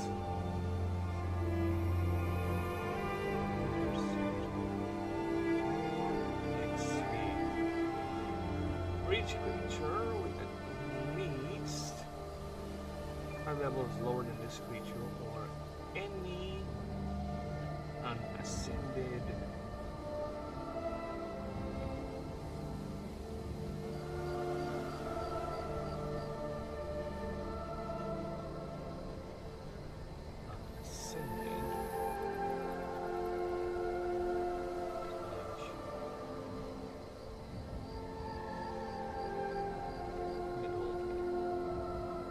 ascension creatures except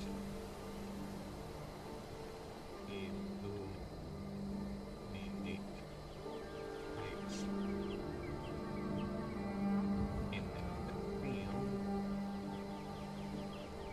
Yours and opponents. There you go. I'll clear that up. This creature gets us.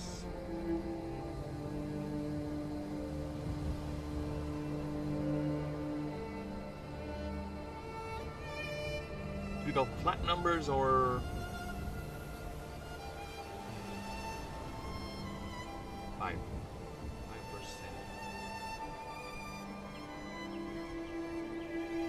In the field, that's fine. 5% more.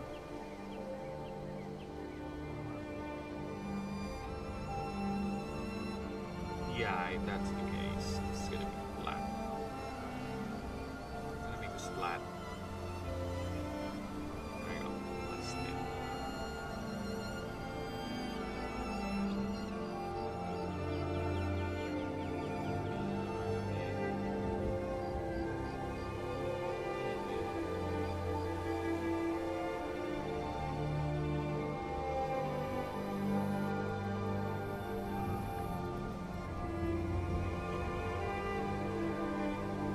If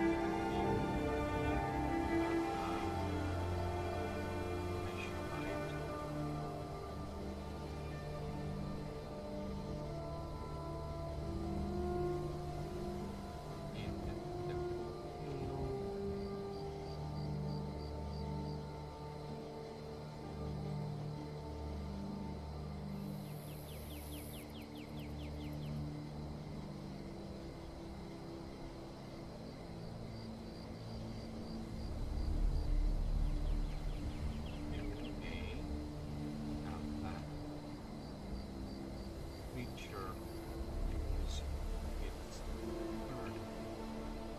We have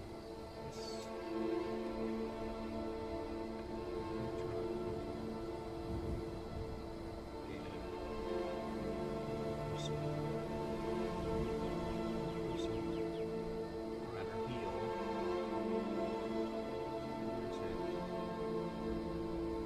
Max HP. Ah! Why no hat slices? Because hat slices are technically not part of the colony. They would stay far, far away. Okay? At least 100 feet. And if there's any mirage, it's not going to change any of their parameters. Their objective is to defend the family, regardless of whether there's a mirage over there or not. They're still going to do it. There's nothing special there.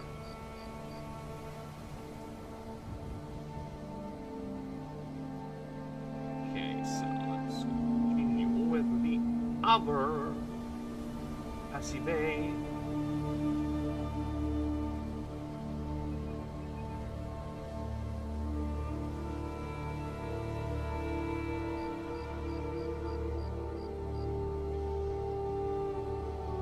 Sorry, just checking the streams actually. Just making sure they're still alive.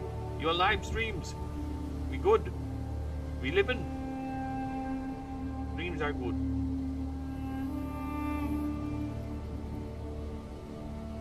Nice. Streams are well good.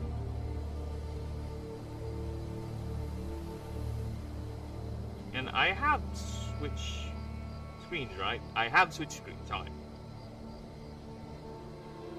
Next up is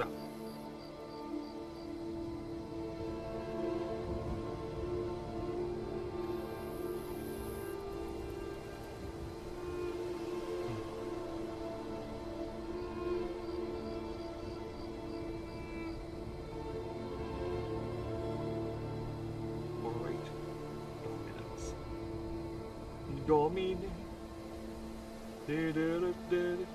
Domine. Domino. Ameno. Oh. Ameno. Ameno.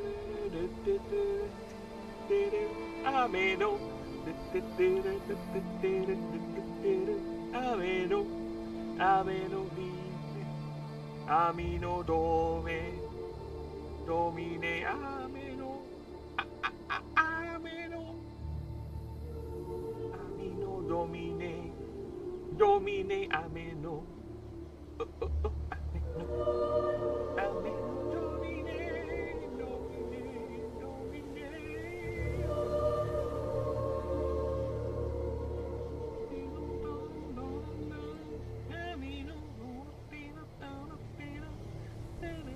Someone's playing Baldur's Gate.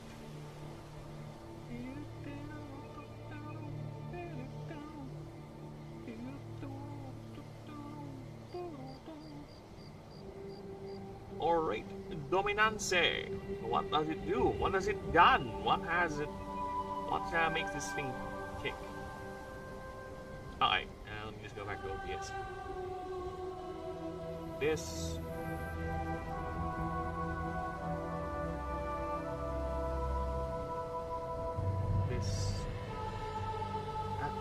Why is it that big? This is just 10 font. There we go. This fucking hell.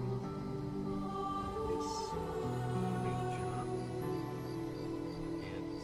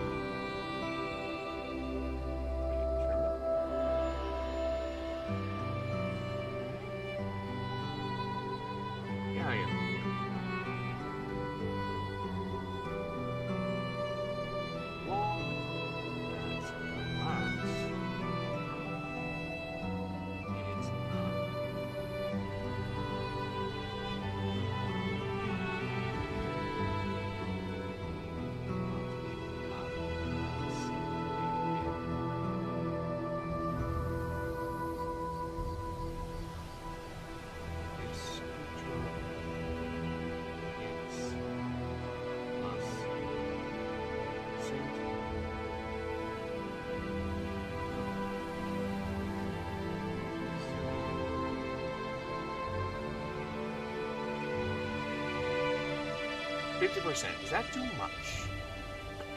That too much. This thing is just basically designed to overpower the enemy. Right?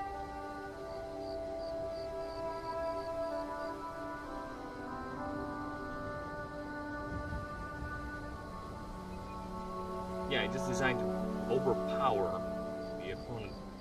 As long as not incapacitated, blah blah blah blah blah. 40 is enough. 40 is enough. Allard, you opening Baldur's Gate for free. What are you paying with? No, alright.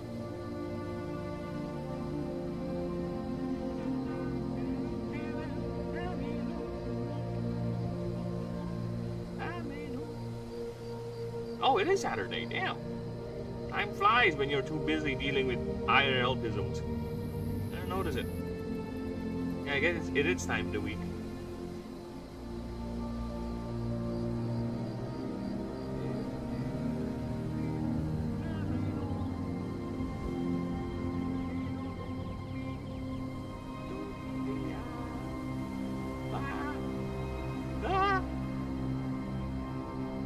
Speed. So we just said speed VR. I think that's fine. Yeah, I think that is fine.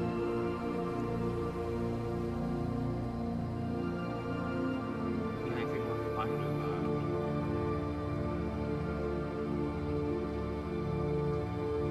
No energy.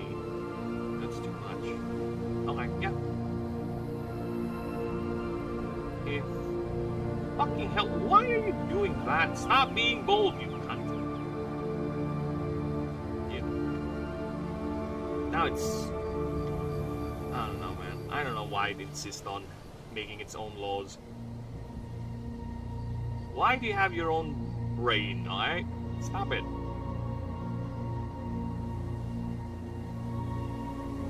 If this...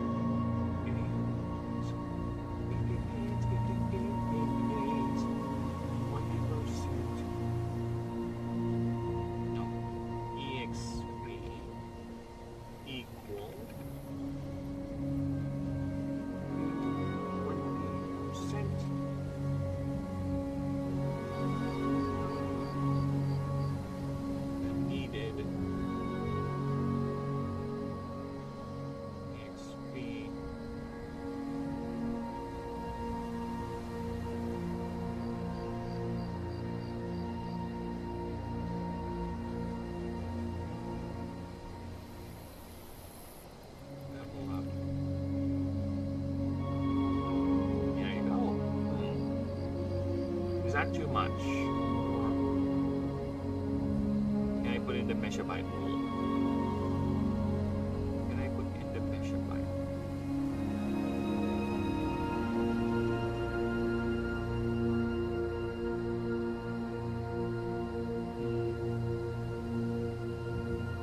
Yeah, let's put it in.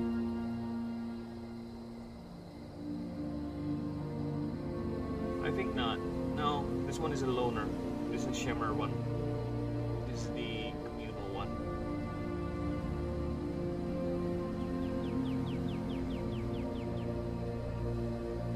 No, it's fine. They're both the same because that's how.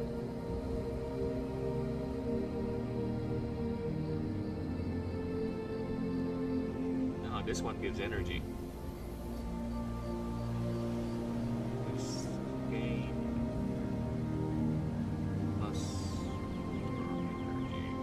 Mana rather. There you go.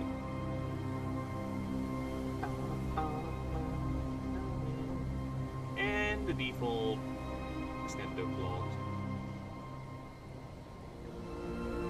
But with a twist.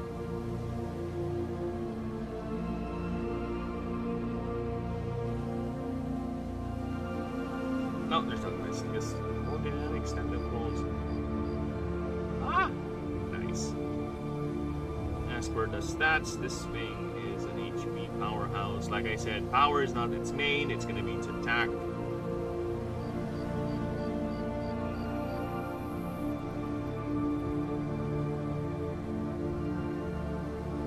Okay.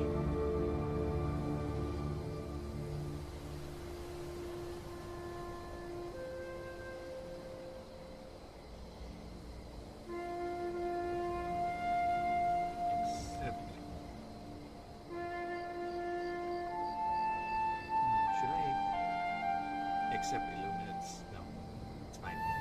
You can challenge gods. Whatever.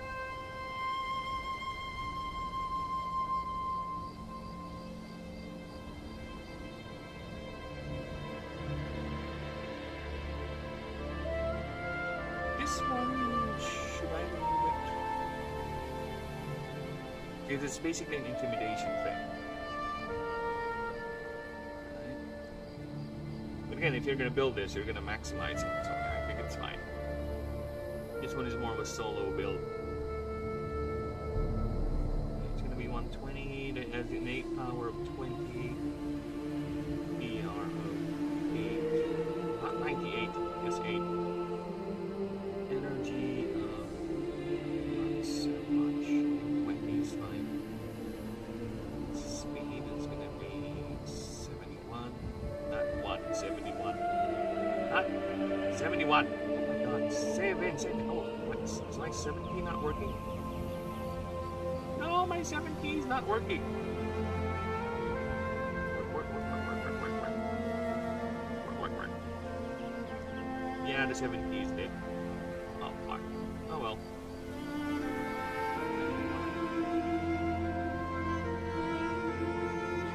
Yeah, it's fine. Fuck.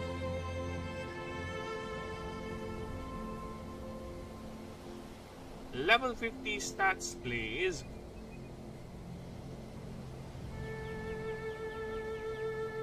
Oh, now it's working. Whatever. Level 50 stats. Now my 7 is working. Just I remembered. I have 7. You were not working when I need you, but when I don't need you, that's when you start working. Interesting and annoying at the same time.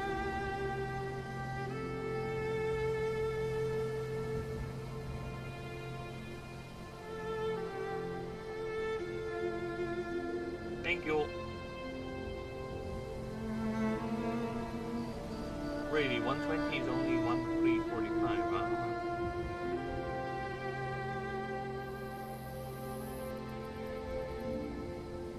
120 HP, which one?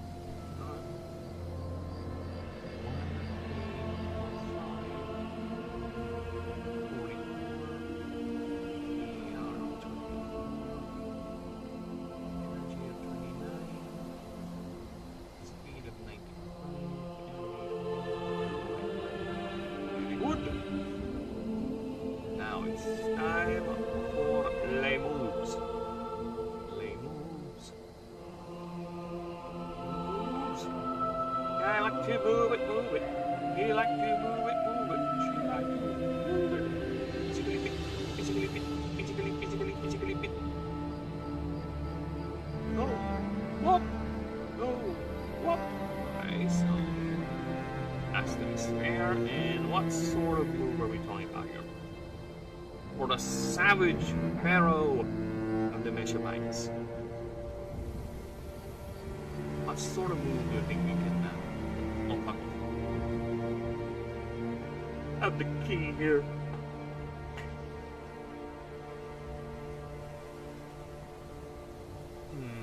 Oh, whoop! Oh, whoop!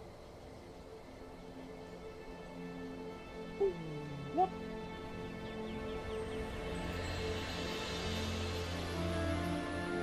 I think it has to do with the Wolverine clothes. Yeah.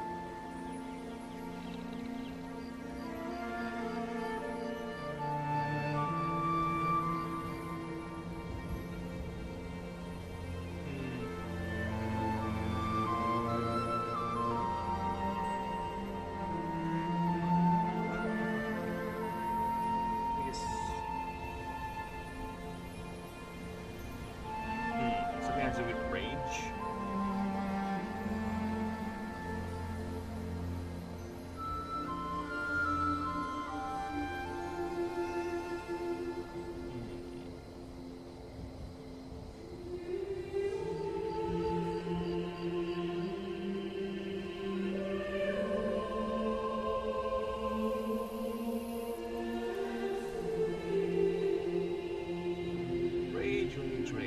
Rage in the machine.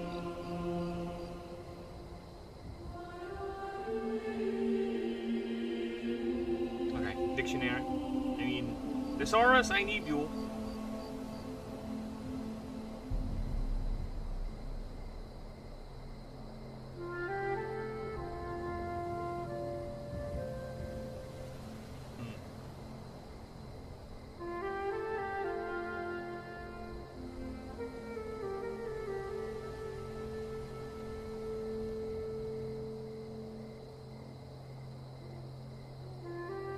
covetous. No. Unquenchable. Cetra the relentless. Cetra the imperishable. He does not serve.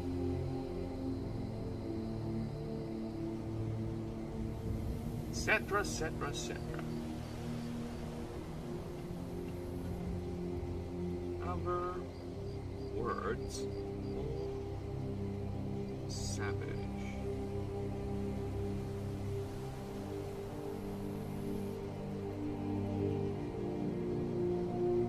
And what other words we got here? Ferocious, fierce, merciless, vicious, bloodthirsty, cruel, pitiless, feral, bestial, primitive, so uncivilized, unstoppable, rampaging, rampant, devastating, formidable, monstrous, titanic, cataclysmic, overwhelming, predatory, ravenous, voracious, frenzy, rabid, bloody, born.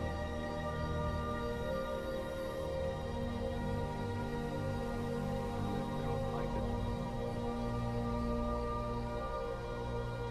Bloodied. Cruel and violent.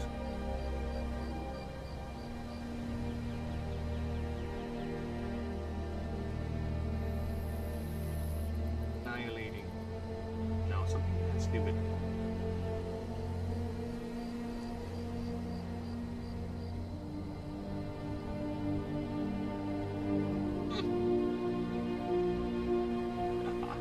Hi.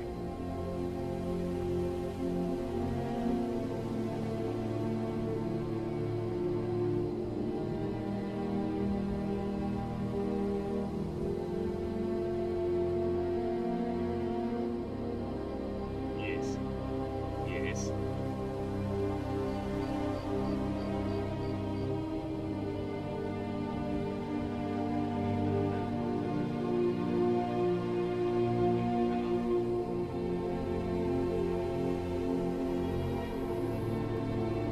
Attack. Okay.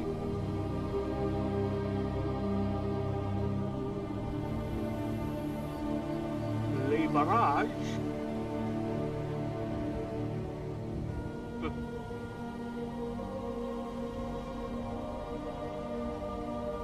I'm hearing a lot of pating sounds. So much patinging. I'm getting tired actually. So yeah, we'll see how far I can take this before I get ahead and say night night.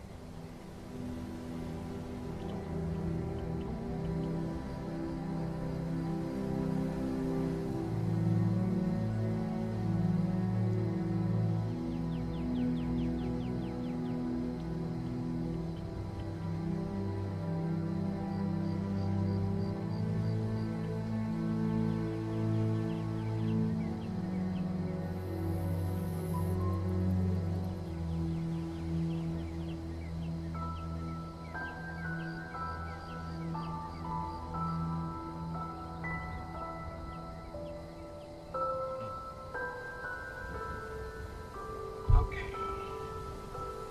So we're gonna do that. Damage is 3.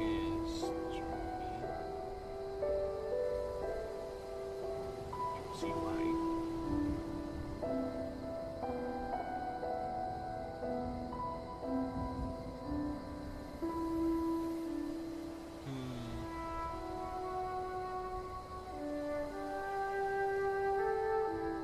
Ah.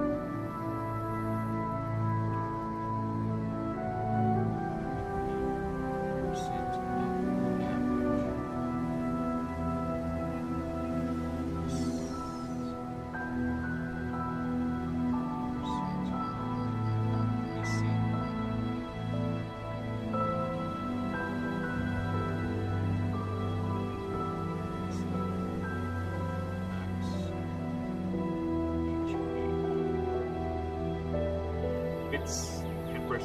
It's gonna end up with a lot of rolls, man.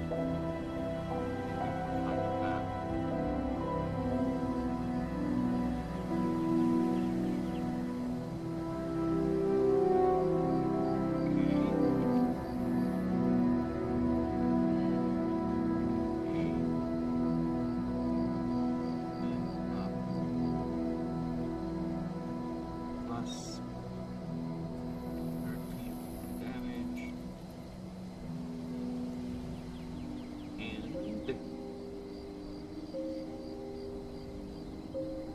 this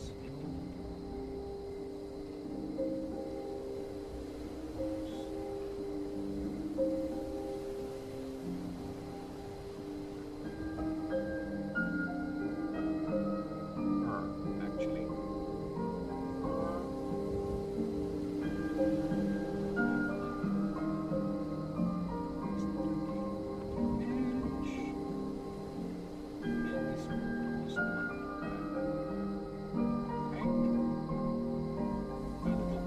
Over here.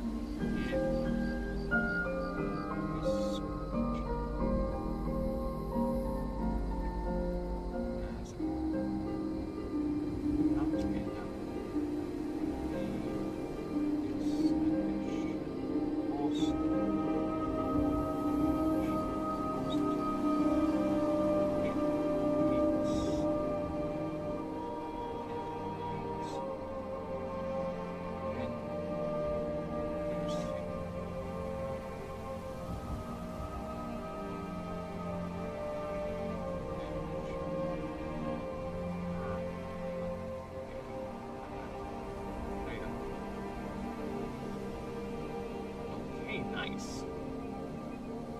Basically, it gets angrier the more his HP goes down, and more costly. And if you don't have mana for it, you pay for it with your HP, which kinda, yeah. This thing has amazing damage potential because 35 by first upgrade, 40 by next upgrade. Yeah, I think I can reduce this to 20. It's gonna be like lowest level you can easily do this is 20% below max HP, so that's 4 additional rolls, each doing 20 more base. Okay, so plus 30, 80, 110. Yeah, that's fine for a 3 mana move. It's gonna be 7 by the time happens, but still. We're fine with that, so level up moves. Level up! Up. There you go. Okay. So what are we talking about here?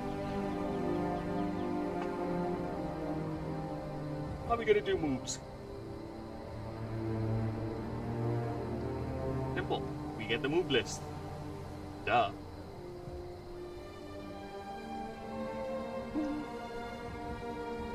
And right off the bat, we will flash that. Flash. 3. We'll give it a wipe.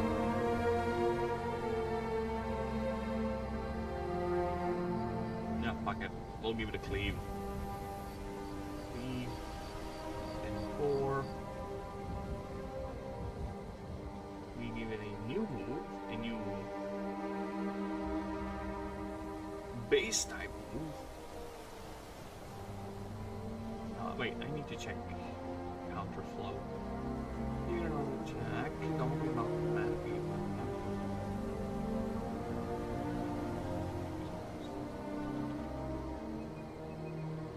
Alright.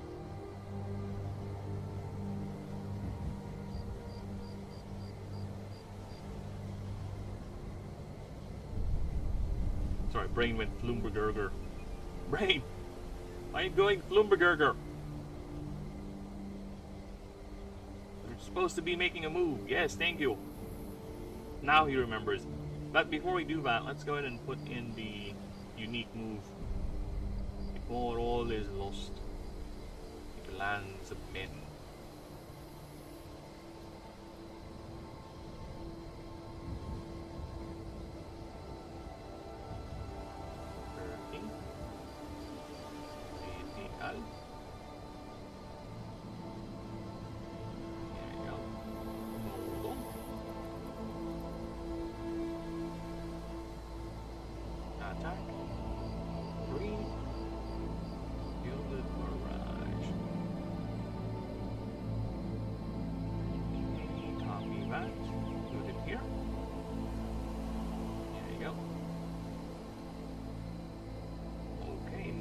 let's make a new move right here.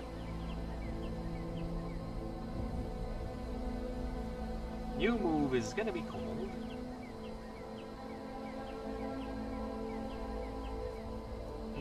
I need words.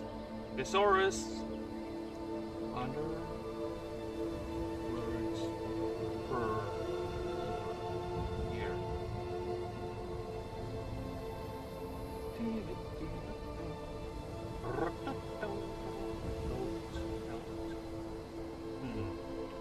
Please collage. Oh, I like that.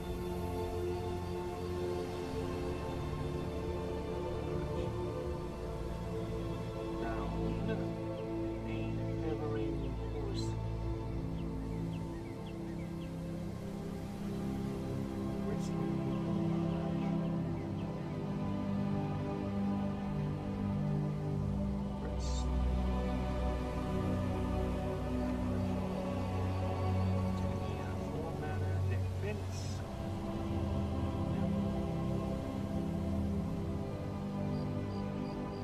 Base.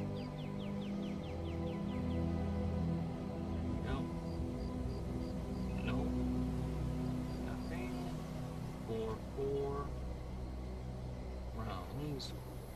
Whenever this feature is damaged by a opposing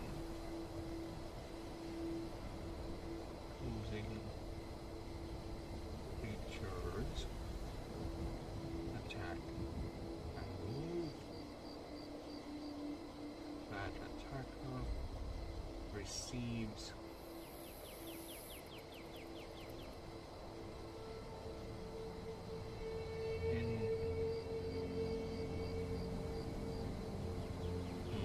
is it piercing? Yeah, try. No.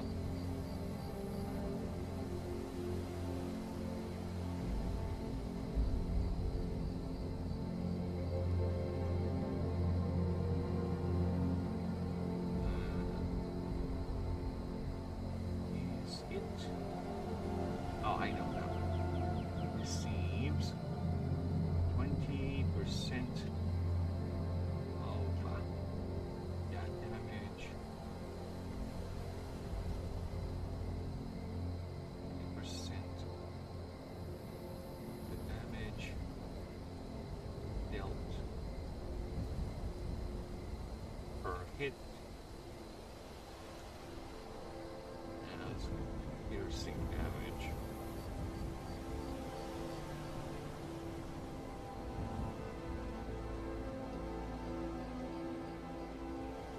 Okay.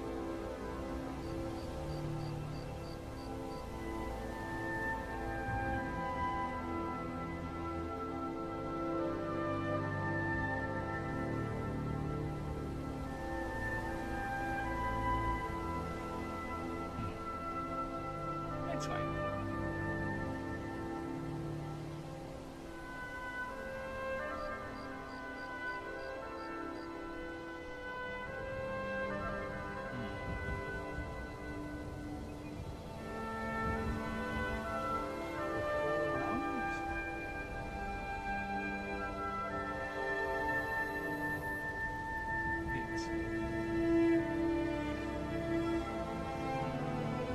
Hits is fine. 4 hits.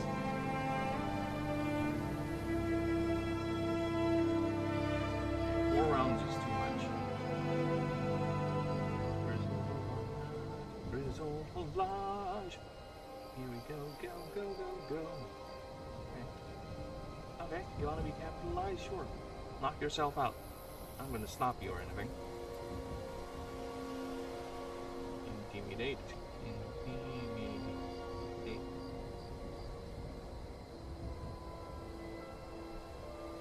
Level 7 we have Glowering.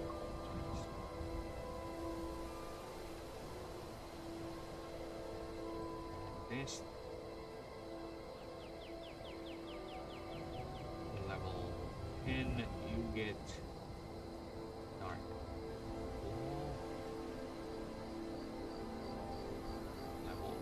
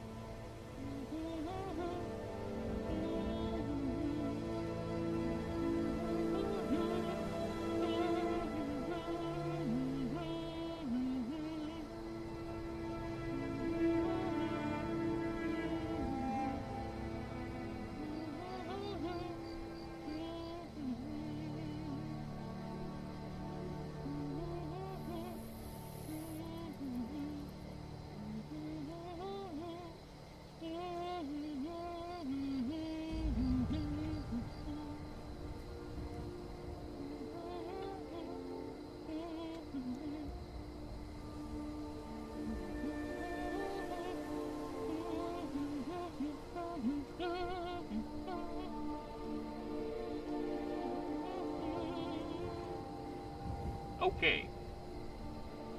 So yeah, I'm thinking very, very right off the bat, nothing but offense. Very, very angry bastard.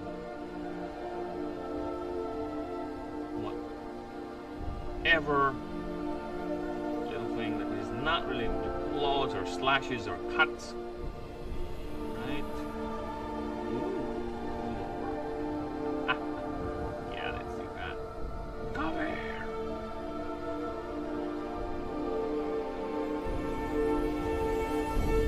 You rakes you in with the claws.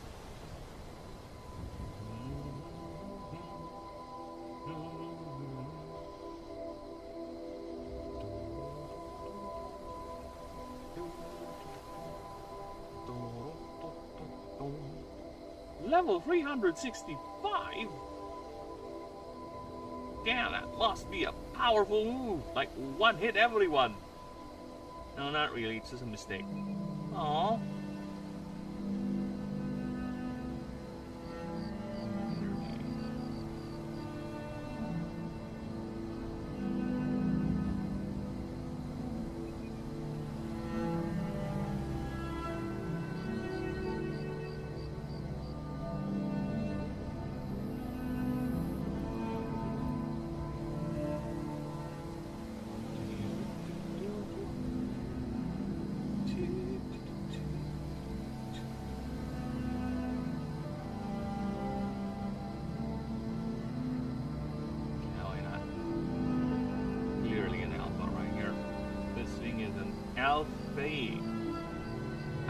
Alpha indeed, a Rooney.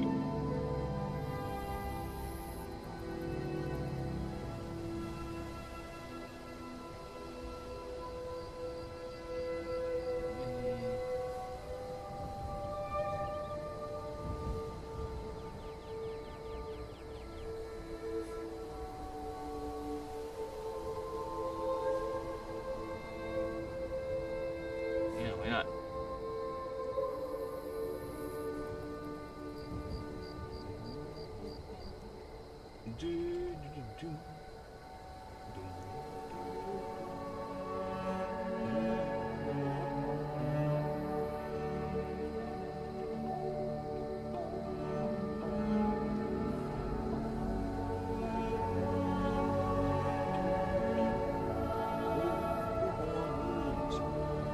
What moves will the tutor moves put you? A great and angry one. Many!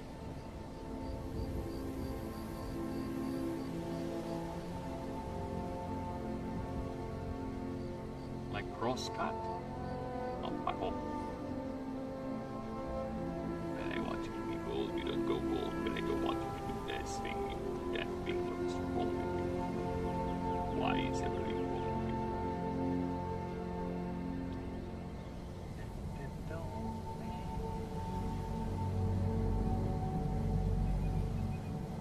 Oh my fucking god, do I have to press back every time?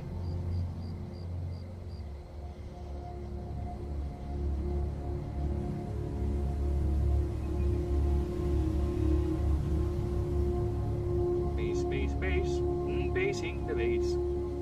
Base, the base. Did I give you Sonic Blast? Just double checking.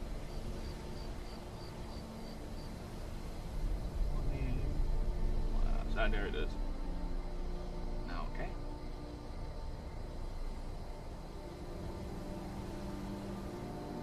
Flashbang. Lines you with the headrest.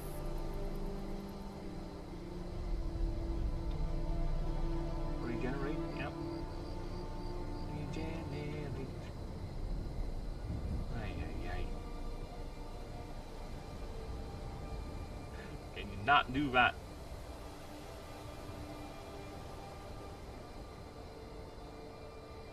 Moves.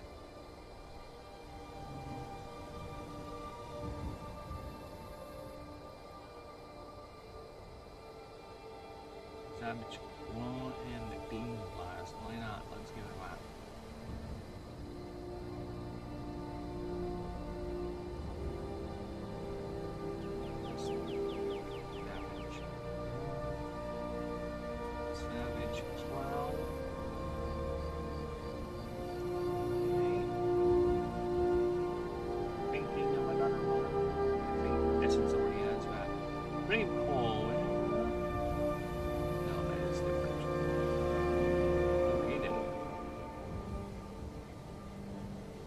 let's give it a rend first. Rend asunder. Then the new next type move.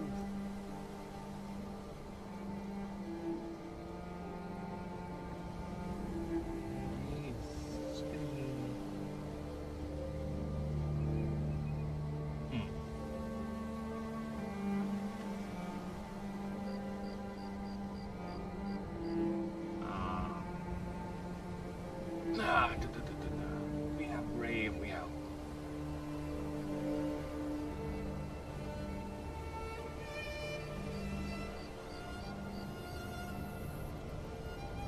Guillotine Slash, gonna be a 7 damage move, it's gonna be an attack, it's gonna be modal, and it's going to be a Nyx type.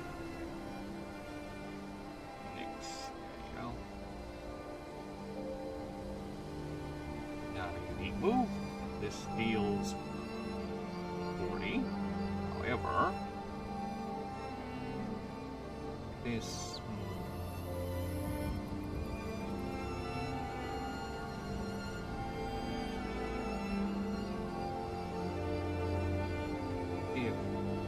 I'll give it another unique next move. Yeah, target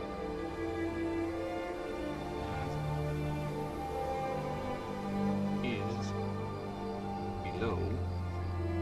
It is at or below 50% of max HP. This deals us 13 more damage and plus 5 rupture.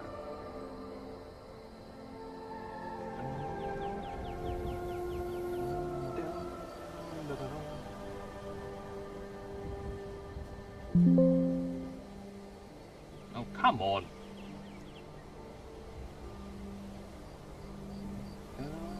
Down. Guillotine Slash. Ay. Another one is just... Come on, really?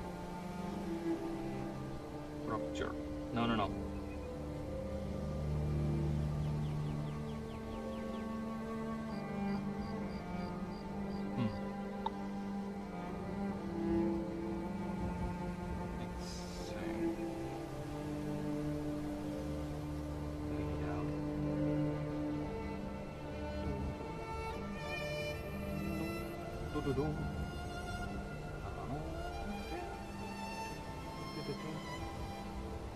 Lead out.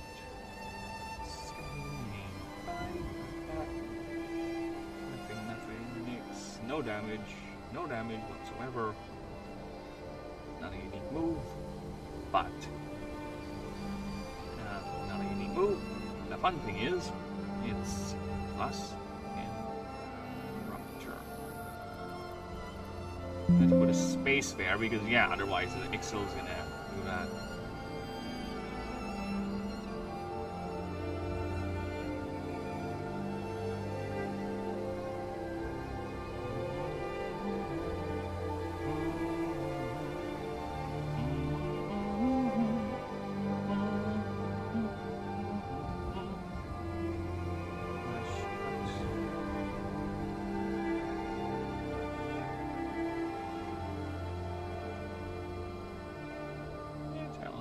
Let's give it that.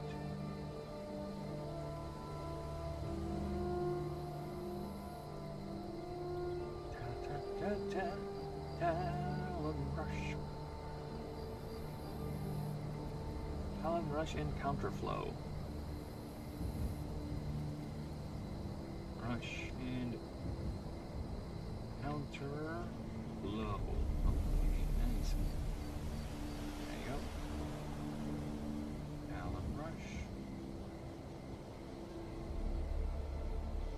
Nice. Next up, I think it's the EXP table. Okay, so experience table as Hekapsyche. Hekapsyche, give me your experience table. I want to eat the experience table of Hekapsyche. Come here, Hekapsyche. I desire your plumage, your florums, and your glorms. Give it to me. Ha ha ha ha. Give it to me, baby. Ha ha ha ha. Just about. Just about.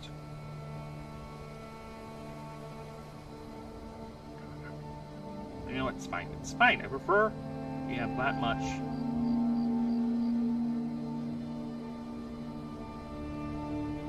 Oh yeah, I need to prep that, but I need... Will the AI get confused? We'll see. AI, I get confused. Resist. Resist. Able. For. Base. Mythic.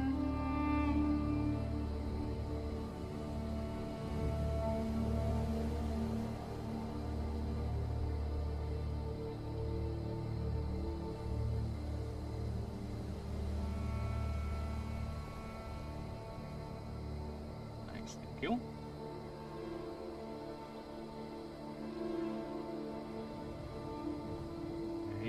Neutral, Fey.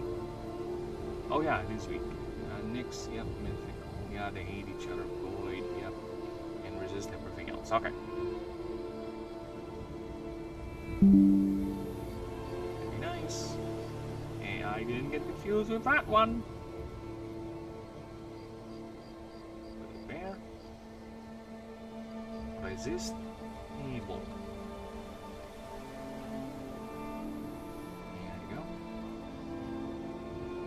Now, habitat is roughly not the same. I need a biome list. I do not know if you're updated, but we'll see. Biome list. Because this thing is going to be in Wartorn, that's for sure. Warscape. Need to see what other places this thing is can be found.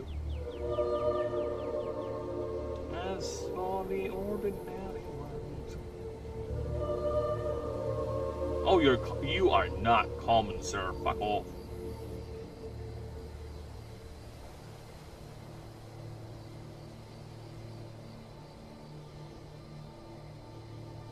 Hardly common. Hardly commonplace. How dare you? How dare you say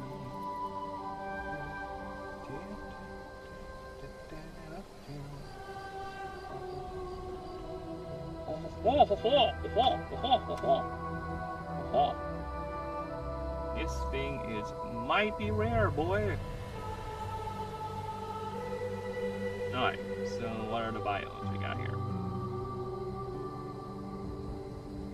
This thing basically lives where Mechabites are, but in addition, clear, saturated, mana storm, barren, warscape, yeah, it'll be found there. Warscapes. And lush, secluded glade, lab fields, rocky crags, slick plains, mountainous. Yeah, you'll be found there.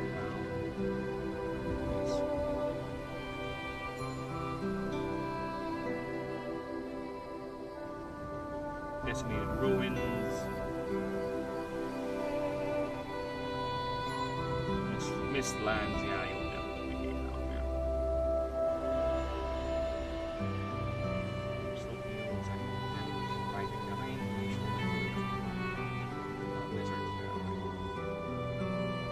looking out of the Blood Sea swamp, elegant underground behind.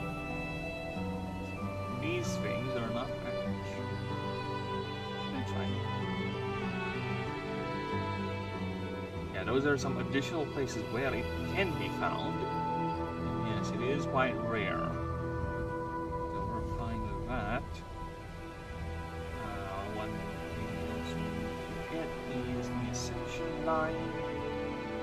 There we go, we ascended. Nice, then creature profile.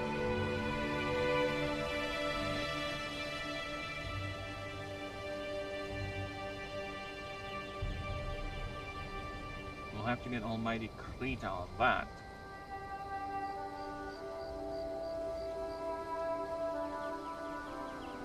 Oh, Krita! Come over here, why don't you? Now, I have several ideas on what to draw. Mostly it's it raging, right? I just need to think of it more formally. Yeah, less Tisby.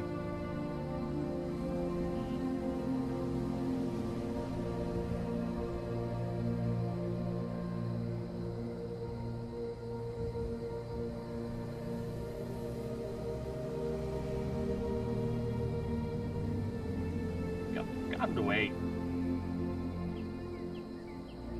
Get out of the way.